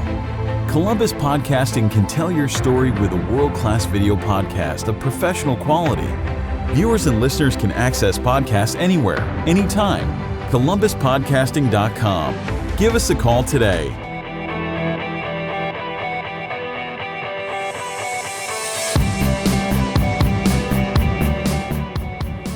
All right, Dan, good to see you. Saturday morning. Going on? Yes, Saturday morning. Not bathed. Not bathed. This is the hat. As I mentioned earlier, I smell like deviled ham. Whenever I don't bathe for a while, I smell like a potted meat. Oh my goodness. So, okay, potted meat. I have not eaten. I haven't bathed in a couple of 4th of July and all that sort of stuff. And yeah, we just had the 4th of July. Did you see the fireworks? Or there? I was in Atlanta. I was on top of this building and I saw fireworks from they were all, many of them were far away, but I could see them from a surround. Centennial Park, Decatur, Buckhead, all these sorts of places. Boom, they were all going on around you. It's amazing. Oh, that's pretty cool. Yeah, I like that idea. For a brief moment, I felt okay to be alive. Just for a small moment. I think we need to work on expanding that for you, particularly, so you can enjoy this ride. You know what else I have found that helps me to enjoy life is this wonderful new refreshing beverage, Supercharged. Okay. Okay. I'll just leave it right there. Thank you. I appreciate that mention there. I'm sure the guys upstairs appreciate that as well. So what's been on your mind? So you could break into a commercial and it would go south in a hurry. Okay. I'll know that. Everyone watching this absolutely knows that. So I could do commercials. Let's see. What I was thinking was a couple of things. You brought something up, but I also had something on the drive up to. It's a family tradition that we listen to David Sedaris audiobooks. Okay. That's what we For a while there was we were listening to Ayn Rand audiobooks. Oh no, but that was not happening. But yeah, that didn't happen. But suddenly I found at one point my son, he was 10 at the time. I found him attempting to club a poor person to death. Okay. And that's when I realized we needed to. We might need to pay attention a little bit more. We need to stop the Ayn Rand. Yeah. So, but we. So we've been people can put those two together later. All right, there we go. We've been listening to some David Sedaris, and which is interesting because sometimes some of what he talks about is not kid friendly. So you have to hover near the pause button to be able to move through some things because he does this one story about Fire Island that not for kids. Okay, all right, yeah. But it's funny. It's just not for kids. Yeah, right. So we're up there. We're heading toward your job, right? As a parent. Yeah. But I thought part of my job actually is to guide him through tactical shaming. Yeah, we talked about your parental shaming earlier. That's right. I'm going to write a book on shame-based parenting. There's a need for an intervention on that for sure. There is. It probably is. So we're in the car. We're going up, and suddenly Sedaris tells a story his stories are autobiographical, and I'm sure there's a little liberty taken in this one, but it talks about when he was younger, somewhere in the age between 6. He makes it sound like it started somewhere around that time, when he had these severe obsessive compulsive symptoms. Like he would be in the classroom, he would get up 28 times during classroom, and he would go and have to lick the light switch. On the way home, he would have to lick mailboxes, statues in people's yards. He would have to lick the doorknob to his house. He would have to kiss the stairs. All these sort of things, and he would. So what would a 10-minute walk would be an hour and a half, and it was just sort of riddled and weighed with all these rituals that you have to go through. It seems very interesting too, because with the tongue, he has to lick things, that's germs and everything. That's got to drive somebody crazy in his household, I'm sure. Well, the teacher was rather upset. It began with the teacher sort of wanting sending a letter home to his mom to address these things. Okay. And the teacher, at least from his perspective, wasn't quite understanding what this all could mean. She thought it was just simply sort of she didn't... Really bizarre in some ways, and that's why you're not going to come to a quick understanding of that until you look at it a little bit. Yes, and you might want to, most of the classroom, you'd want to touch things with the glove, when that kid's around. Right, everyone wears gloves now. But and he tells a story, oddly enough, he makes it relatively humorous, but if you've ever been subject to obsessive compulsive symptoms or known someone who has, they are terrifying, and they're hell. They just really are. They're tough. And to be plagued by it's kind of associated, it's anxiety, right? It falls into that camp. You look at anxiety, depression, illness, those kinds of things, for sure. And that's where it becomes sort of interesting, because if you look at it from a purely biological stance, we could say that maybe it is something awry with the nervous system, we could say that. And certainly in very extreme cases, that there seems to be some genetic pull, there's history of severe obsessive disorder in families often. But one way to think about it would be, because I don't know if you know this, but I can look at things psychoanalytically. Sure. Sometimes, every once in a while. Every once in a while, every day. So we can think about it, if at the core it is anxiety. Obsessive compulsive symptoms are an attempt at a solution. It is what Freud called making the best of a bad job. Everything that was all of these obsessive acts, these obsessive thoughts and compulsive acts, are all circle around a central and core anxiety, and that they are attempts to mediate that. They're attempts to be able to do something with it. And if you, for instance, he makes just a passing mention of what was going on at a time when these things really became difficult. His parents had just moved from the north to North Carolina, and they were living in this temporary house. And so you can see that at that moment he was placed under a tremendous amount of pressure and stress. Okay. And as a kid, whatever tendency he had toward compulsive activity and obsessive thought suddenly became increasingly exacerbated as a result of this change. And so the solution became even more drastic and dire. And as you can see, that developmentally there are all these sorts of, particularly as we move into middle school, social pressures, puberty, they're both internal and external stressors that occur as a result of their developmental arc, and they tend to increase. And so and that I was interested in his age at the time. You didn't mention that, but I'm assuming it was middle school. I think so. I think he said he was. I think he was 10 or 11. I may be wrong. But it seemed to be somewhere around that area, 4th, 5th, 6th grade, something like that. It was just developmental. Yeah, he was right there in that sort of spot. Okay. And so you can see that it's an attempt to be able to cope, and it's what makes it sort of like most symptoms. And this is the way to sort of think about this. This is the way, particularly psychoanalytically, we would define a symptom. It provides an immediate and limited but very effective solution to the anxiety at hand. But long term, it tends to feed itself.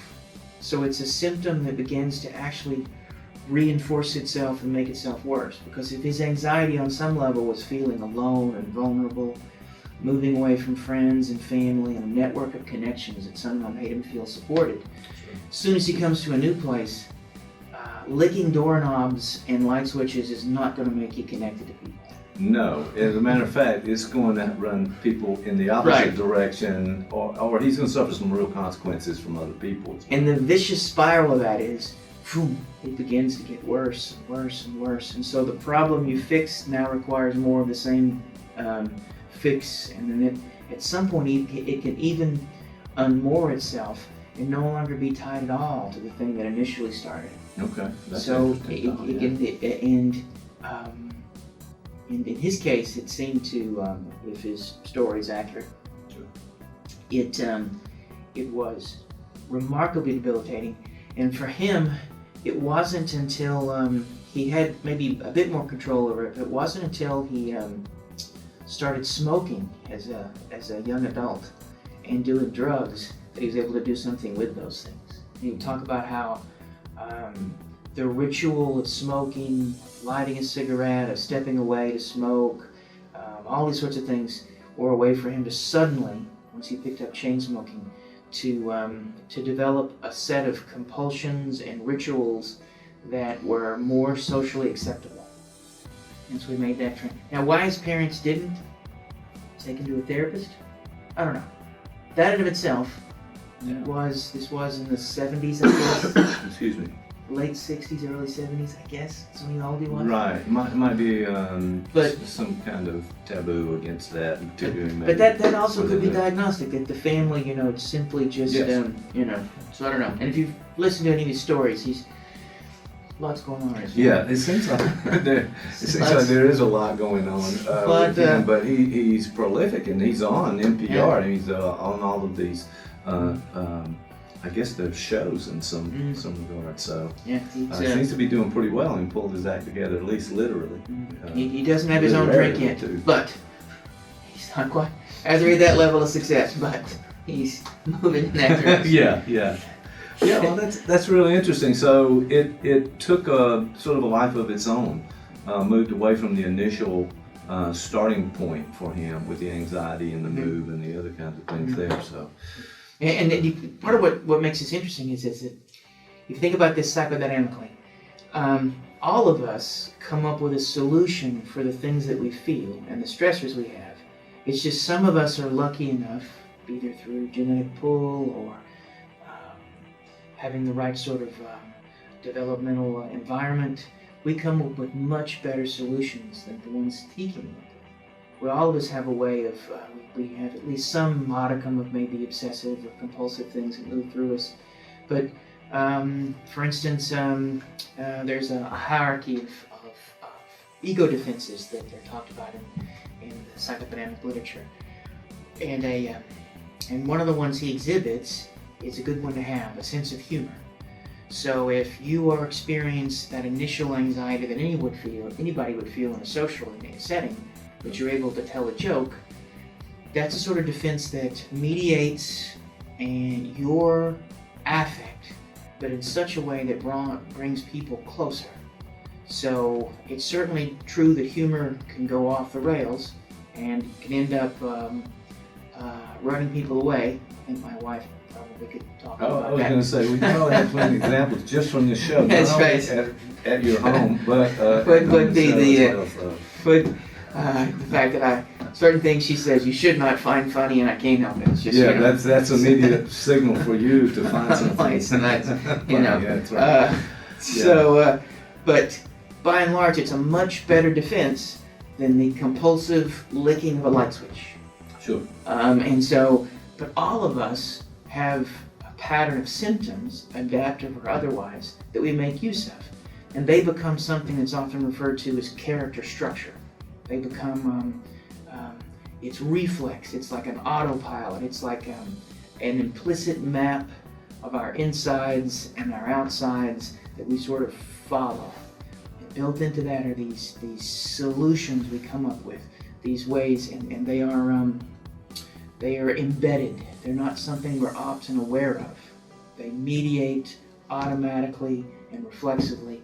And part of what happens in therapy, if our man Dave Sedaris were to, as a kid, show up, part of the goal would be is to help him to name and to acknowledge at least some of the anxiety he's experiencing. If you created a space, if he were a younger child and you did play therapy, for instance, you could find a way for him to be able to put into words in some form of mediated action the sort of stressors that the move made.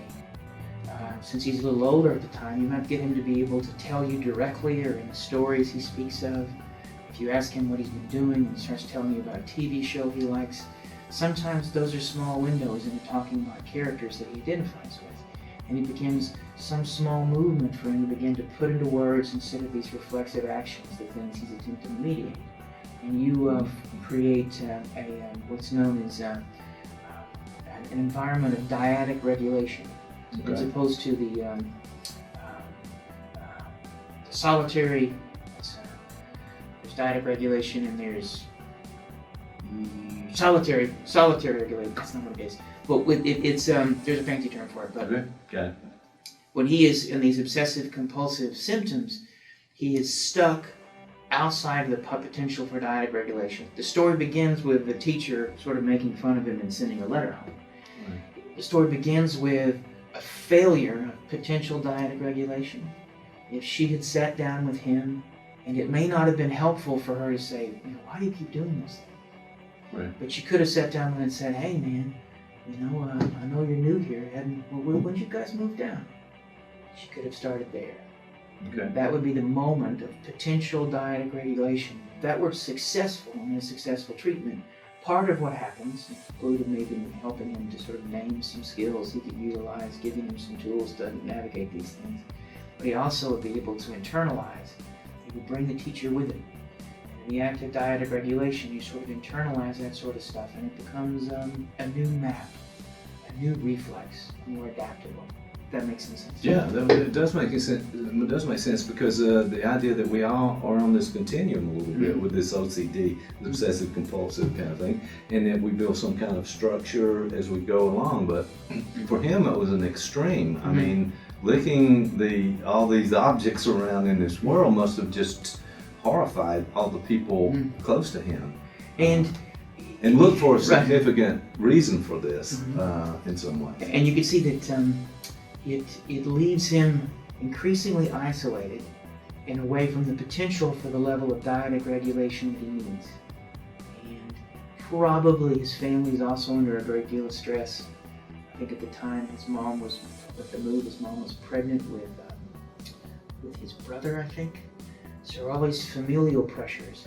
So, and I think he had at that time 2 older sisters. I think he has 3. Maybe he has 3 older sisters. Wow. Or maybe, I think that's right. And, or maybe a younger sister. I think he has a younger sister too, or maybe I'm wrong.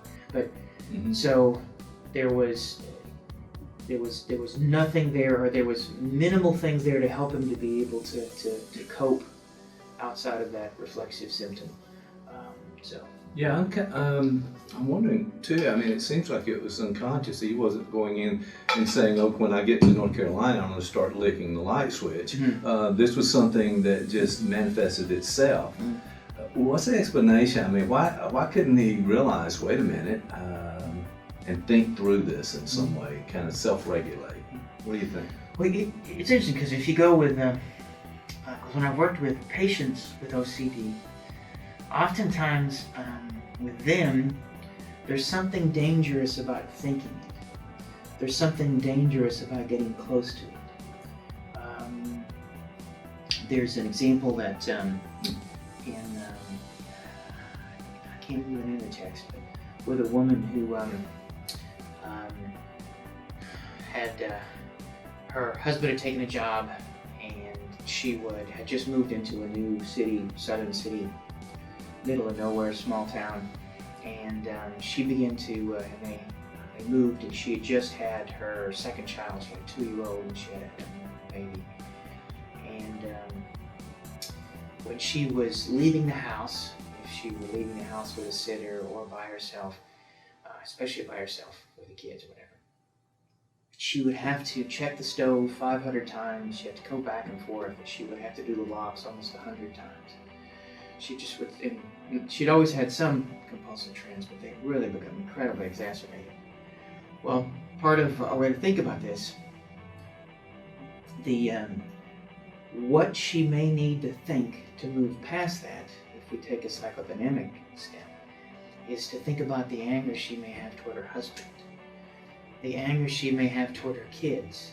There may be an unconscious desire for the stove to actually burn the house down because she might want to be free of all the pain and struggle and stress that she's under. Right. So there's a knot. There is a conflict between different parts of herself that find themselves tied to this symptom. And to untie the knot, you may have to get connected to things that are very difficult to think. Maybe even things that are impossible to think. For Sedaris as a little boy, he may not have the capacity to be able to name these things. He's never, if he had lived in his hometown up until he was 10 years old, he doesn't have the words to know what moving means. Someone may at some point may have attempted to, so I think that's part of it. So sometimes the feelings are too much, but sometimes there's a conflict too. There is, and this is very psychoanalytic and maybe controversial in a number of quarters, but at least with some obsessive symptoms, there's a danger to really peering under the symptom, because what you find there could be maybe very dangerous and difficult. No one wants to think that they want to burn their family down. Right. But you're having those kind of very horrible, unthinkable kinds of thoughts, and being able to confront those, and that's hard enough for anyone to do. A number of folks that I've worked with throughout the ages, I'm not that old. I'm old, but I'm not that old. But throughout my career as a male hand model, throughout my career as a therapist. What is it that you do? We gotta figure that out one day. Yeah, what do I do? That's another show. We'll get to that. But oftentimes, some of the symptoms, the patterns you see will be around things like pedophilia. Oh, I think I'm a child molester. I think I'm a horrible person. And that they can, they'll can't drive past the park because there'll be kids there, and they'll suddenly, oh my God, what a horrible person. And sometimes the symptoms serve the purpose of, or at least part of their purpose, is to punish. That the things that I feel are too much, and to project condemnation and aggression outward are a way to tie that knot. They offer a quick and not so easy, very difficult solution. Part of the work is to get someone to be able to, if not directly peer under what conflict may be arriving at that, getting them better at being able to feel the things that they feel. Right. I can think of an individual who had some those fears of pedophilia, and he had graduated from a graduate program and had just started a fairly lucrative career and was beginning to experience some success when his obsessive compulsive symptoms began to reach a crescendo. Mm-hmm. And part of the work with him was untying this knot to see that at least part of this had to do with the fact that he was now more successful than his dad. Mm-hmm. That up until now he had lived under this idea that his dad was as good as he could get, was second to God in terms of his place in the universe, and to suddenly live in a world where he began to think about his father differently, his very success began to wreck the balance in the world that he had. And so beginning to get him to touch on those things began to get him to be, and it's difficult to see, well, how does fear of molesting kids connect with this wrecked by success narrative? But what is central to it is really just affect. It is feeling. Symptoms are an attempt to be able to mediate inner experience, and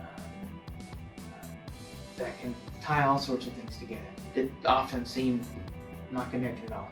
Right. Or it could be that it was necessary for me to do that because he had good insurance and I wanted a boat. Okay, this was we were straightforward there. We just went off the rails just a little bit about the boat, but I really don't. No, it's difficult to face these kinds of things, and if the context of the family we're in and the environment that we're in makes it harder to do that, sure, we're going to shy away from that. We're going to find reasons not to look at that. And as you said, it may be too horrifying for the person. It's it ain't easy being human, and that's part of the takeaway from this is that you can look at someone with the extreme symptoms that Sedaris had with the licking of the light switch, but we can see embedded in that something existential, something that is central to the human condition. We have to come up with a solution that allows us to live, and we are not solitary in that. We don't do it by ourselves. It requires people in our life to help us to do that. And no matter how good they are, sometimes they're not good enough in some ways. We have genetics and biology give us a certain, there are certain factors there that we're like cards we were dealt. All of those things sort of swirl together, and we come up with a way to do something with those. And when you look at an extreme situation like Sedaris, I mean, think about yourself. You think about the things that you do. Think about the way in which you mediate stress. One of the more common ways would be, lots of folks, the first thing they do when they come home is either on the weekend or usually the weekend they'll Netflix binge. Right. And you may say to yourself, on one level, that's okay, Netflix binge, but that can be. By the way, it happened at my house this couple of days ago with the third season of Stranger Things. Stranger Things, yes. So. That's sorry, I didn't mean to take you off. Yeah, I gotta watch that Stranger Things. That's that one about it's got Ducky in it. I'm not gonna say anything. I tried to talk about it the other day. I was shushed at the house because we didn't want to reveal anything. Okay, so okay. Try to be but see, respectful. A Netflix binge can be symptomatic because it can be another solution to mediate certain affect states. We talked before about that notion of the euthymic window. We can move to a place of compulsive activity in the Netflix binge, and it's different than licking a light switch, but it can in the end keep us maybe even stuck in some ways that Sedaris also was. A weekend spent Netflix binging doesn't allow you to think about the week before, the Monday through Friday, that generated the need for that compulsive activity. And it is possible, if you are allowed to get close enough to things that pushed you toward that symptom, to suffer just enough to feel them, you might be able to come up with a more adaptive solution. You may be liberated.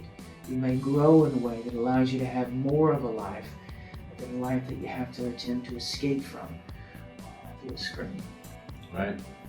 Well, I guess we have to use what we have at hand in some ways.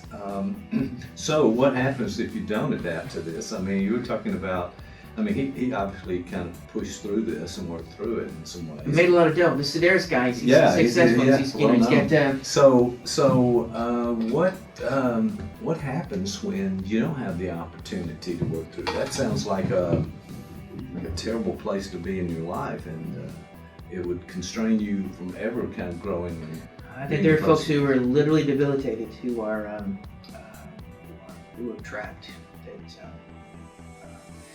used to be a saying in shrink circles that if you scratch the surface of an obsessive, you get a psychotic. And what that really means is that untempered, and what often happens is, as part of our developmental arc, is a lot of emotionally difficult or a lot of psychological symptoms can have some level of remission as one moves through age. They can sometimes, and so it could be that folks who initially have these sorts of things, they may even out. They may find a way that they may disperse. You'll notice lots of pre and adolescent and post-adolescents will develop certain tics. Those will come and go, and those may be connected with the rapid myelinization of different hemispheres, which can be connected with increased executive functioning control, all that sort of stuff. So there are neurological sort of hallmarks and markers one move through, but some folks these things don't remit, and instead they find themselves trapped forever. They do. It sounds like a pretty rough place to be for a lot of folks. Well, I was told at one point that, being a little bit OCD was good while you're in graduate school and you're working on advanced studies. So I was told a little psychopathy was good. Okay. Until they found the bodies, and then they were like, "Look, man, it's too far. you gotta stop this if you're gonna graduate." Okay, I heard that. Yeah. Well, within Western culture, especially, OCD. A little bit of that is good. We sort of have to, in some ways, differentiate between OCD and OCPD. Depending on who you're talking to, those can be radically different things. But if the capacity to develop and maintain structure certainly is within Western society very important. OCPD, the more central thing is control. That also, a little bit of that can be important. You have the capacity to be able to direct and mediate and control over the things that you feel and things that you do. So, would come in handy. That said, though, I'm sure you can think of folks that you may have attended graduate school with or professors, for instance, who did that, and then we had students in there. Students, yeah, you probably know. Let's cover everybody. Don't. As best we can. Yeah, I've had bosses and administrators. Everyone up the line. There are lots of ways Yeah. where you are. There used to be when you were a kid. I haven't heard my son say this, but when I was growing up, you would say, "Step on a crack and break your mother's back." Yeah. And this saying goes all the way back to Freud. Freud writes about it, and it's called the Thalian principle. Okay. I think I may be mispronouncing that. It's the idea that, for Freud, it's there is an excessive enjoyment about dancing around cracks that could potentially kill your mom. And that's in some ways the essence of a symptom. To lick a light switch doesn't just mediate inner tension, it brings with it its own sense of enjoyment. A guy by the name Jacques Lacan, again, not Chaka Khan, very different people. I know. Use that. The albums are different, the music is completely different. Very different. You can dance to both of them, though. But he called it jouissance, and it's the idea that there is an excessive pleasure to these things. So part of what also drives a symptom is if you're just walking along and trying not to step on cracks, but if suddenly in your mind you fantasize, if I step on this crack, I'll kill my mom. Suddenly it becomes a game. It begins to have there's a charge to it. Right. And so Lacan, he wants to emphasize that there is an enjoyment, an excessive enjoyment in our symptoms. They allow us to, there is something there, a sort of obscene pleasure that drives these things too. And then part of untangling is being able to do something with that as well. Right, there's a lot to manage in these situations for folks going through this, but a little bit goes a long way, as they say. So maybe we'll figure out what you need to do in therapy. But I think you said it earlier that we need to approach these issues in some ways that without the blame necessarily. Because I think your example a few minutes ago was like the teacher coming at the person and saying, what's wrong with you, as opposed to talk about what the situation was like moving to North Carolina. Well, that does in some ways go against my shame-based parenting techniques. Parenting. I hope you don't use that in therapy. Do you use No, I would take that question back. Shame-based therapy. It would be, you lousy light switch licker. That's not really going to help. That's not. No, that's not going to help, and as well. Well, it's interesting because it actually can. Shame doesn't help. But one of the things that we talk about in one of my favorite cats, Willie B. on there, says that our first role as therapists are to survive the patient. And I would say that our first role of any social encounter is to survive the other. And so someone who is licking your light switch is a harder person to survive. Someone who is in front of you, rocking back and forth, crying hysterically, saying they're a child molester, because they had these thoughts, it's hard to survive.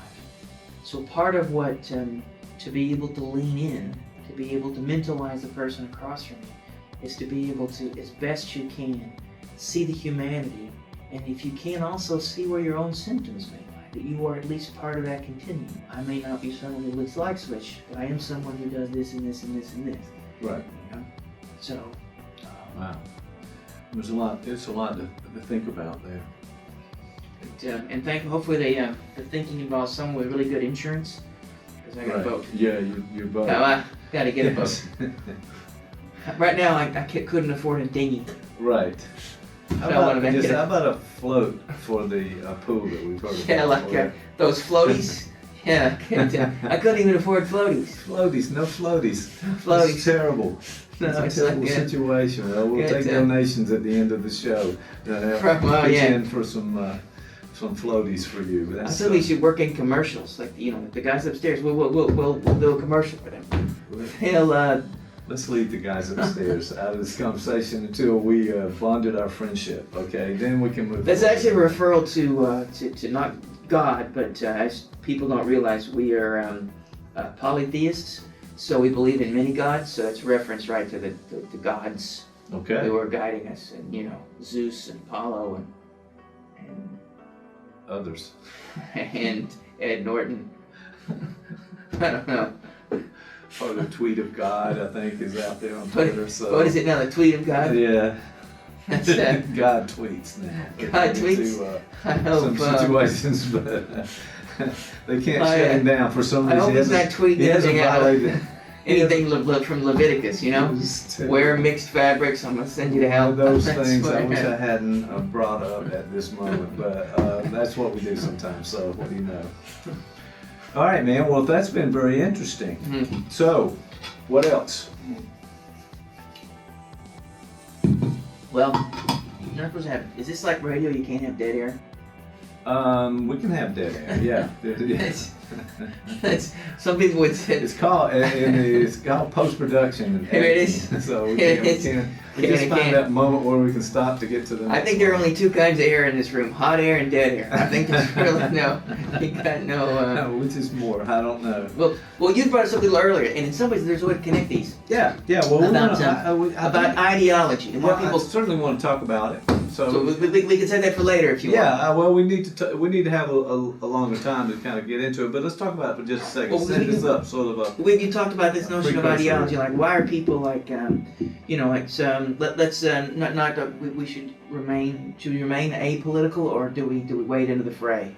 Well, I would say at this point there's no way escaping from the politics because it's in the air that we breathe at this point. So well, I have a couple of careful we don't go. Friends from Tennessee where I grew up. We're very conservative, and so they often send on the Facebooks. I don't know if you got one of those Facebooks, or if you know any that does. I've heard of the Facebooks. But I got one of the Facebooks, and they send these, and they often say things like immigrants go home. I don't like line breakers. Or that was one that go about breaking in line.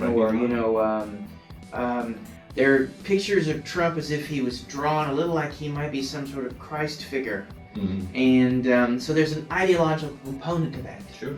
And you were saying that why do people cling to that? Why do people that's kind of the question. Why do we need that? In other words, we can't really sort of independently think about things as they come and make choices in that. We have to sort of join a particular ideology and then march to that too. Right. And that I find that very interesting. This is how this connects because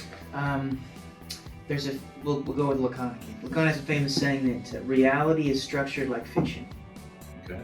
And only the non-duped err. That's another one. Okay. And we may have to have some disclaimer at the end of this show, but and also a definition, some terms used during this show. But what he means by that is that the only way you can be wrong is not to be fooled. And what that means is that we can only exist or make use of reality through some sort of mesh, through symptom, through our own histories. It is always to some degree wrong. So there is a fiction that we create to be able to, that it involves us and the people around us. And this fiction is how we move through the world. And it is always to some degree untrue, because it has to be. It is always to some degree unfinished. And what happens with rigid ideological structures is they become rigid, fascistic, and they no longer allow for the movement that what one needs to have with our necessary fiction.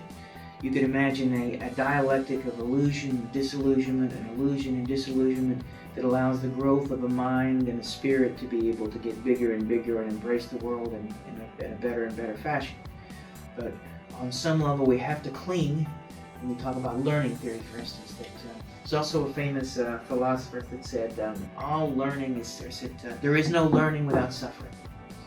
And that's the whole notion of assimilation versus accommodation from Piaget's standpoint. That to assimilate is not to alter the fiction and the illusion we live with. To accommodate it, however, is to have to alter that, and that is almost always painful. So, and I'm picking on my friends in Tennessee, but for instance, this notion that, immigrants go home, nobody likes a line breaker. They may be narrowing their idea of what what makes this ideological is, in many ways, that most ideological systems often have, Lacan calls it a quilting point, or some notion or idea that sort of ties everything together. A lot of right-wing ideology, this notion of freedom. Freedom isn't free, or this notion of America almost as if it's sort of a saturated symbol. Well, in this case, it's the immigrant, and that there are outsiders that we should be united against, and we should be united against them underneath the American flag, and they are trying to get in. They're doing something unfair and wrong. And so that is a helpful illusion to have, because it makes the world make sense. It creates a fiction that you can live under. But there's a tremendous amount of information that has to be repressed, or in fact, you can also, what often happens in these systems, this is all psycholinguism. The immigrant gets to own all the projections.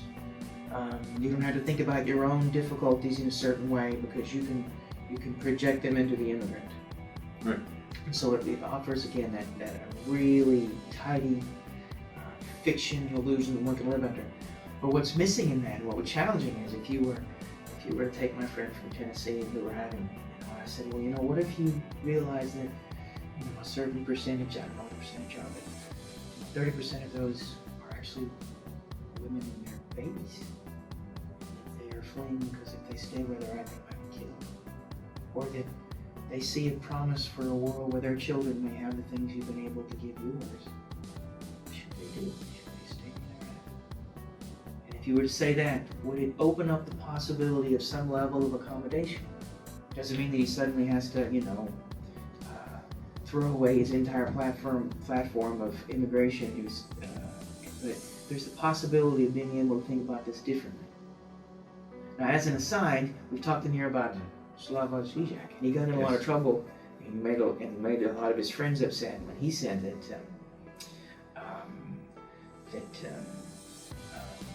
he said it in a way that was very provocative. But what he said is, as long as we focus on the immigrant, we are never going to fix the global problem.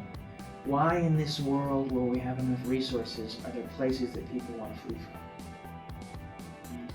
from? The right focuses on erecting borders, and the left focuses on creating a space for these people to come to. The real issue, neither are tackling. Why are there places in the world that people need to run from? That's what we need to fix. And that an ideological system keeps you from being able, the illusion of the system keeps you from being able to directly deal with the thing you need to. We don't often ask ourselves that question. No, it's probably just too tough for us. And besides, if you're in this ideology, one or the other, or ones that are out there, it's comforting in some ways. It's not. I mean, it's nice to have all the people around you agreeing with this, and you have it. You feel like part of the team, if you will. And It's a safe space in some ways to kind of protect it. But what you were saying was this is all fiction.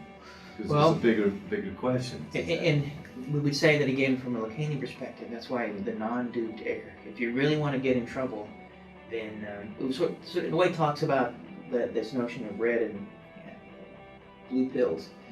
That to truly be awake, if there was such a thing that you could take a red pill that made you completely aware as best you could the world around you, it would be a buzzing confusion. You'd be assaulted by all the things around you. There's just too much going on, and contradictory thoughts, and ability, and ambiguity, and so forth. This very table, would it is far more in flux than our senses allow us to know. The world around us is far more in flux than the world that our senses allow us to know. So there is no such thing as direct perception. There's always apperception. It's always filtered through both the limitations and the developmental maps that we've been given. And an ideology is just a specific kind of map. And it's usually the sort of map that an entire culture moves under. There's capitalist, there is socialist. Socialism also is like somebody sent me a meme today, one of my friends from Tennessee, very conservative, he said that this is no longer Democrats versus Republican, this is America versus socialists, Trump 2020. And you'll notice that now that could be either a clever marketing tool that Karl Rove somewhere decided to come up with. What happened to that guy? I think he somewhere in the background something's going on. I'm sure. Yeah. All right, but yeah. But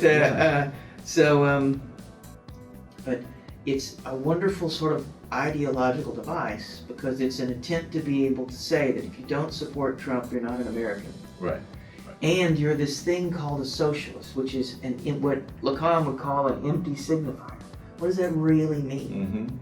It's like Zizek talks about this. The Schrodinger is Mexican, and if you'll know that a lot of this immigration, that there are the Mexican individuals coming across the border illegally, either stealing our jobs or doing nothing and soaking up all our Social Security. How can they do both?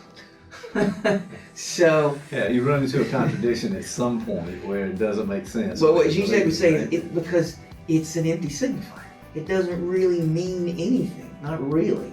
It's just a way to be able to bind all these things together. So when you say the word socialist, what does that really mean? Real. And the person with the bumper sticker, if you ask them, they may come up with a whole bunch of list of things. Many of them which could be just as contradictory. So let me get this right. Socialists want to do this and this and this. And when you begin, well, wait a minute, have you met one of them? Well, no, you said they're everywhere. Well, where is this? Well, they're Bernie Sanders. And so it sounds like, Bernie Sanders is, so, and then when you begin to unpack that, well, it doesn't. So you're saying Bernie Sanders wants the government to outlaw churches? Is that what you're saying? And then there often becomes this sort of like, but there is an empty signifier in there dancing around that is there simply as a placeholder to keep this ideological symptom in place. It sort of whirls around it, right? Right, and the contradictions don't seem to matter. I mean, if you're watching the Times we're in and all the media and what's happening in politics and so forth, it seems like there are direct contradictions, but they're either excuses or they just go on without commenting about these things. I find that very difficult to understand. In the commentary, and it can be difficult in lots of ways because some folks on the left, and there are folks on the left criticizing that the Me Too movement and awareness of misogyny and abuse itself, if we're not careful, could become something other than we intend it to be. That's a controversial subject because I'm not really sure, there's ideology in that statement too. But it is possible that, if you go back to Zizek's idea about where we get tripped up in immigration, if we focus, and I think we mentioned before, he talked a lot about some of this conflict with transgender rights, that what often seems to happen is we're just finding a way to integrate one more person into the world instead of this one more person may be able to have the seeds for change for the entire world. So those on the outside, if you ask Nazi Germany. It talks about the figure of the Jew. For the Nazi ideology, they were like, they were like Schrodinger's Mexican. On one level, they were degenerates who did nothing but sucked up resources, but they also controlled everything. And like, okay, but that's because in the end, they served a purpose, and unconsciously they structured this entire system. But if you were to ask someone on the outside, it is from them they might be able to observe, well, wait a minute, that their vantage point might allow them to see something that people who are trapped in this ideological system can't see, if they were able to speak. So how do we give voice to the marginalized in such a way that they may be able to change the majority? They may deliver a truth that creates an act of accommodation on a societal level. And we have to be careful. We have to find a way to be able to keep that voice intact and able to speak. So.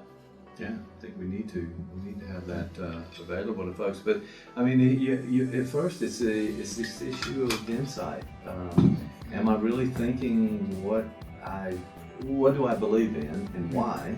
Let's get to that point as well and begin to assess things. I don't think people are analytically or otherwise being critical thinkers about it. It seems like we're just accepting of some things because we want to fit in. Almost on Maslow, one of the hierarchies of connecting with others, And this is kind of some rabbit hole stuff, but particularly if you follow some of the Zizek stuff, he would say beware of critical thinking too. Okay. Because there's often a need to get lost, and it's often in the stumbling that you find yourself. So it is possible that the repentant racist may have an awareness and may be a potential for change that even the marginalized individual may not be. So it may require the stumble and the fall, and then a retroactive critical analysis of the stumble to be able to move the individual forward in the way that we want them to go. You may have to fall down before you can rise up. That may be the model how this is supposed to happen. You may need to lick a few light switches before before you can be aware of yourself. You may have to move, and you have to move through the symptom in a way to get to the sort of truth you need to. Okay. Well, final idea about this with this ideology notion, and I like the way you tied it into the OCD a little bit there. But the idea of, is this healthy? I mean, to just sort of cling on to the ideology and wear the certain hat and do the certain things.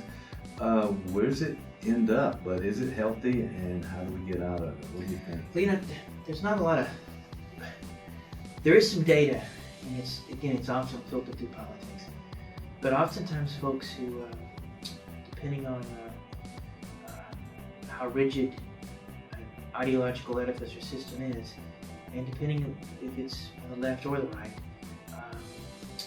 we do know that individuals, particularly if their ideological system is more tribal, to the degree that it is tribal, there are higher incidences of hypertension, diabetes, there are all these sort of ill health effects.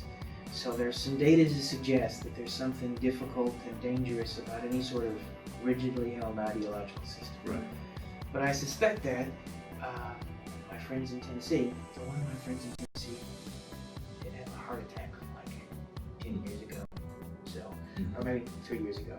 So that made that matter.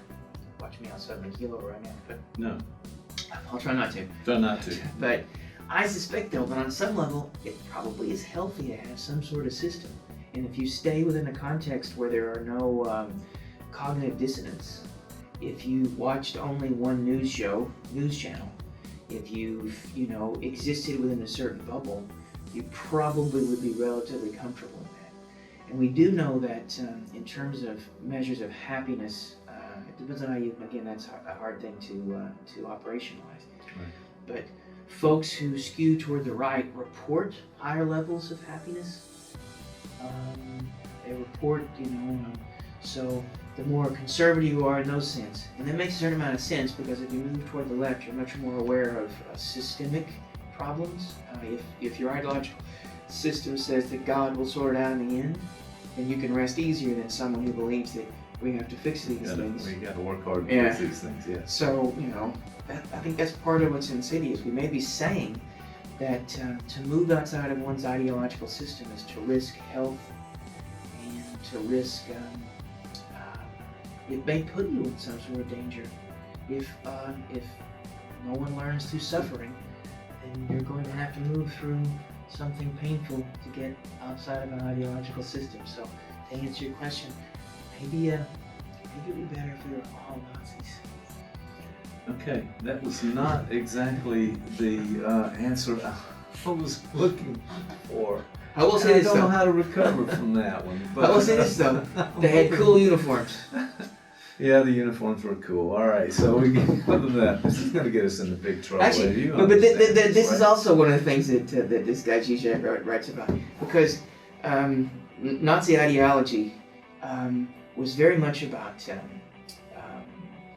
It was not sex and drugs and rock and roll. It was very much about discipline, rigidity. It was about you weren't supposed to everything in moderation, so there were all this sort of, and so Zizek says the reason why their costumes looks cool because that's where all the renounced pleasures surfaced. That because they weren't allowed to kick it up at home, they would have these Nazi would look like socialist. Or no, they weren't socialists. That's another. Okay, maybe we can talk about that. Right. Clarify. That they weren't. That's why, they had these giant rallies where everybody's it's like this sort of political orgy rallies. Right. And that the ideological system allowed a return of the repressed in moments like that. So their uniforms were cool because the contents were under pressure. And that's where some of this pleasure surfaced, and those Nazi boots.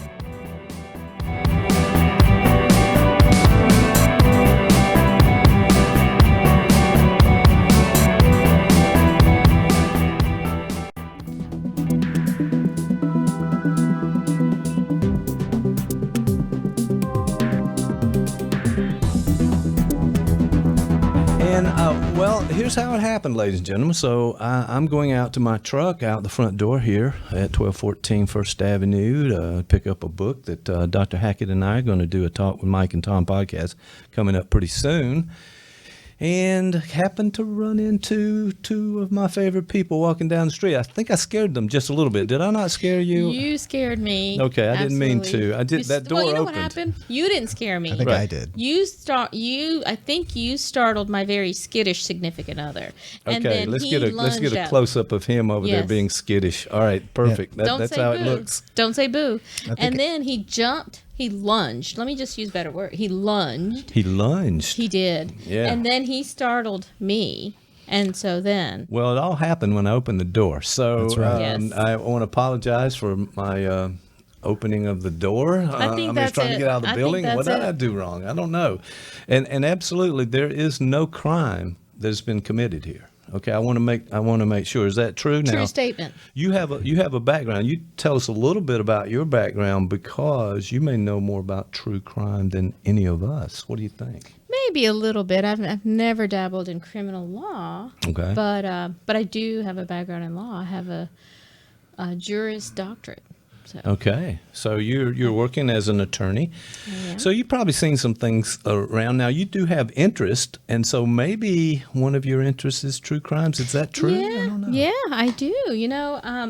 Investigative reporting, true crime, and it's not something I've ever really talked about. I just happened to mention to my current that I like to listen to certain podcasts, but that's current right there. Thank you for pointing. Yes, good. So no, can we just say this is my first time in your studio? We talked about people's second times.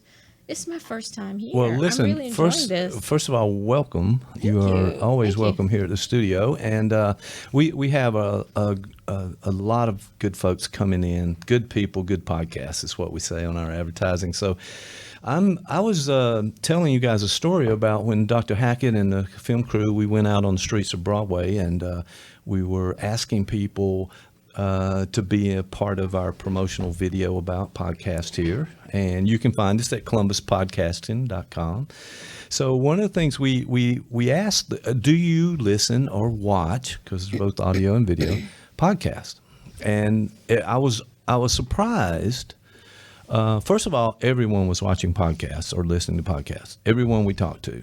That sort of confirmed some things for me. But secondly, when we asked what they liked, a good percentage of the people said, you guessed it, True crime. True crime. True crime. All right, now what? All right, I'm fascinated. I've said before, I've read a few of those mystery novels. I've got audio books and I'm listening and so forth, but I'm not sure it's true crime.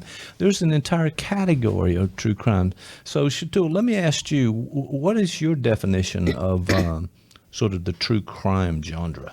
So I think, and one of the things what I said to you is, before we get into that, I think we have to really look at, what I find interesting is, it depends who you ask, right? Right. So I think people pull different things out of these quote unquote true crime podcasts, just like we get into the books of true crime, right. Mystery, suspense. If you go into like the James Patterson type stories, right? Yeah. We have a character, we have antagonists, we have protagonists, we have the whodunits. Right. Right. There's a plot points that move through and you kind of mislead you have the folks arc, a little bit. Your arc, and you're right? trying to find, yes. And then everybody's with you. You're on it. You know who did it. And then there's that dun dun dun, not who you thought. Wow, yeah. Right? That kind of keeps us there, doesn't it? I think that's what happens. Keeps us there. It keeps us right there with you. And so, but then there's that other genre of the cold case. Nobody could figure it out. Maybe you'll figure it out. Let us give you everything we have. You might be the one. So now wait a second. Now, if I like it. First, it's intriguing, but is it really an unsolved case, a cold case, and it's kind of left up to the listener to help figure it out? Depends on what you're listening to. There are some out there that present everything that we have. We're going to, whoever the moderator or the narrator or whoever is the person. I don't like the cold case files ones. I need to get to the end. I need you to catch it. Well, I had heard that. Now, somebody just let this slip and I was listening. But they say, listen, one of the first things you need to do is go to the end of the book or the end of the story and find out who did it, and then work your way back and then start over. I'm not sure that's always true. Well, not for me. As I said, I think it just depends on who you are. And this comes back to, I'm a lawyer, you're a psychologist, right? That's what we do for a living. That doesn't necessarily always align with our dispositions or our backstory, right? Right. So I think we all bring a lot to the table in all of our years of living. So we might come up with something that no one else. Or not just for the solving of the mystery, but why are we interested in this? A lot of times when I'm listening to things, what I really like to hear is, how did the lawyers treat these stories that are involved in this? How did they deal with some of the examination of the witnesses? How did they deal with the experts in the case? How did they deal with the law enforcement aspect of it? That's just an interest of mine. Well, that fascinates me too. I like that a lot because I want to know how they really checked out the evidence. What's your alibi? Well, I was at so-and-so's place at this time. Well, if it's a good detective, they're not going to take the word for it. They're going to go there. They're going to get witnesses. They're going to get up more evidence to make sure that alibi sticks. So. Well, and what now? Okay, you just hit the 30,000-foot view of that. Okay. Bring it down. If by profession you're now dealing with personalities, you're dealing with, let's say, traits, characteristics. Or personalities, or even, as we're going to talk about on another podcast coming up with the good Dr. Hackett, the personality disorder, maybe even the psychopath. Absolutely. So there's some crazy characters out there. Well, and let me tell you how that works for me. When I hear personalities or disorders, there's some nuance there as well. And when we're dealing with dispositions of people, we're dealing with the entire people, the population. So as a lawyer, in all of my cases, I have to work and collaborate with agencies, clients, opposing counsel, fact witnesses, expert witnesses. Many times I can't really get to what I need to get to until I figure out how to get to that person. So as I'm watching, as I'm listening, more than the true crime, more than the murder itself, what I'm really interested in is the victim, the victimology.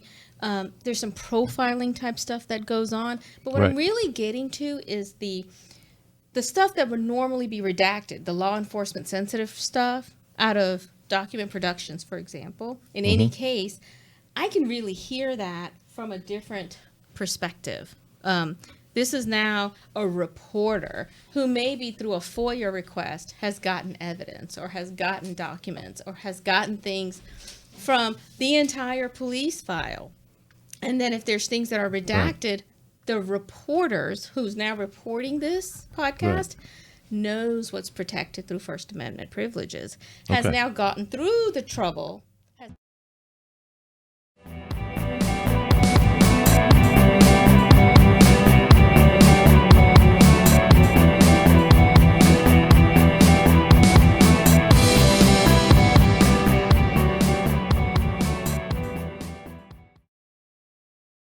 You have a story to tell. Columbus Podcasting can tell your story with a world-class video podcast of professional quality. Viewers and listeners can access podcasts anywhere, anytime. ColumbusPodcasting.com. Give us a call today.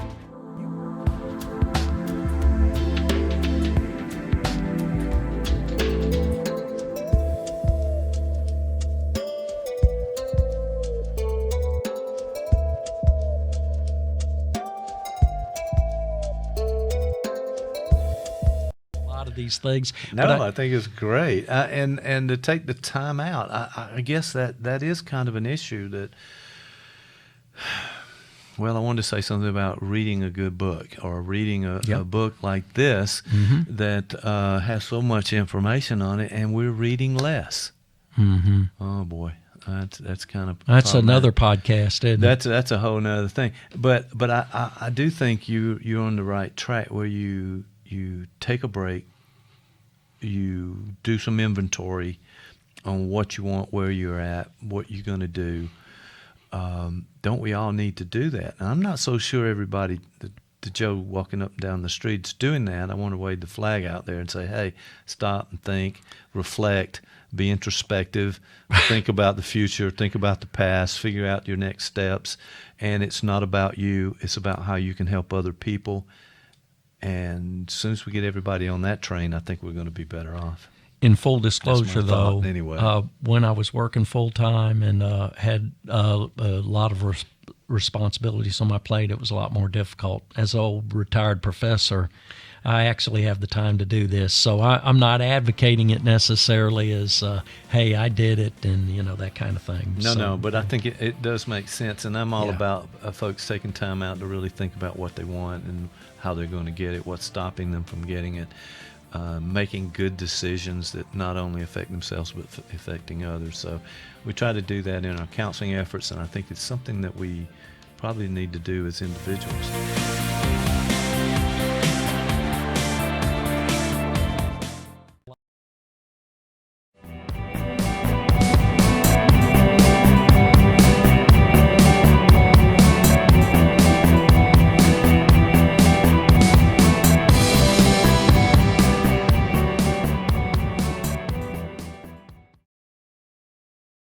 A story to tell.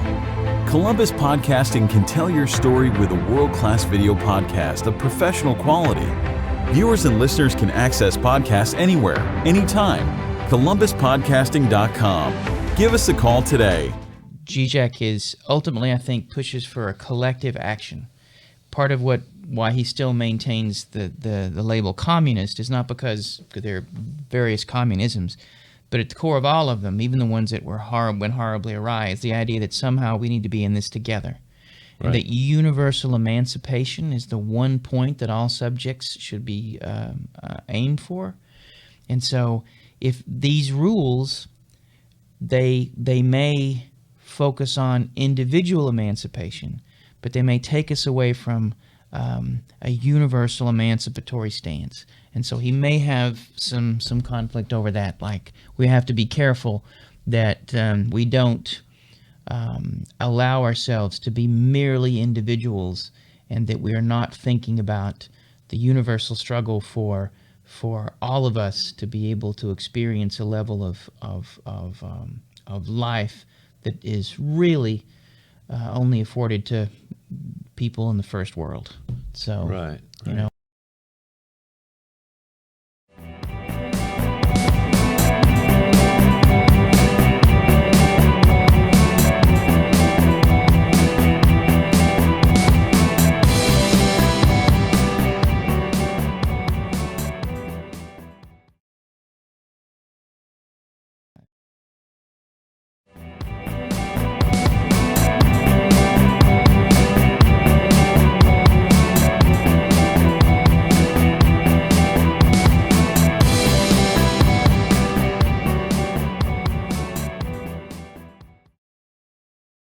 You have a story to tell. Columbus Podcasting can tell your story with a world-class video podcast of professional quality. Viewers and listeners can access podcasts anywhere, anytime. ColumbusPodcasting.com. Give us a call today.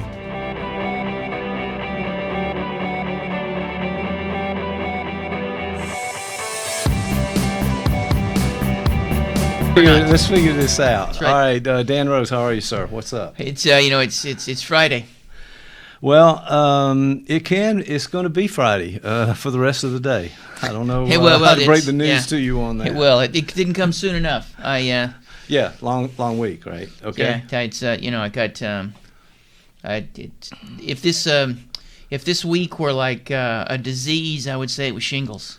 Ooh, that's that's a rough one right there yeah. for some reason. So let's hope that it gets better. It's a short time frame there.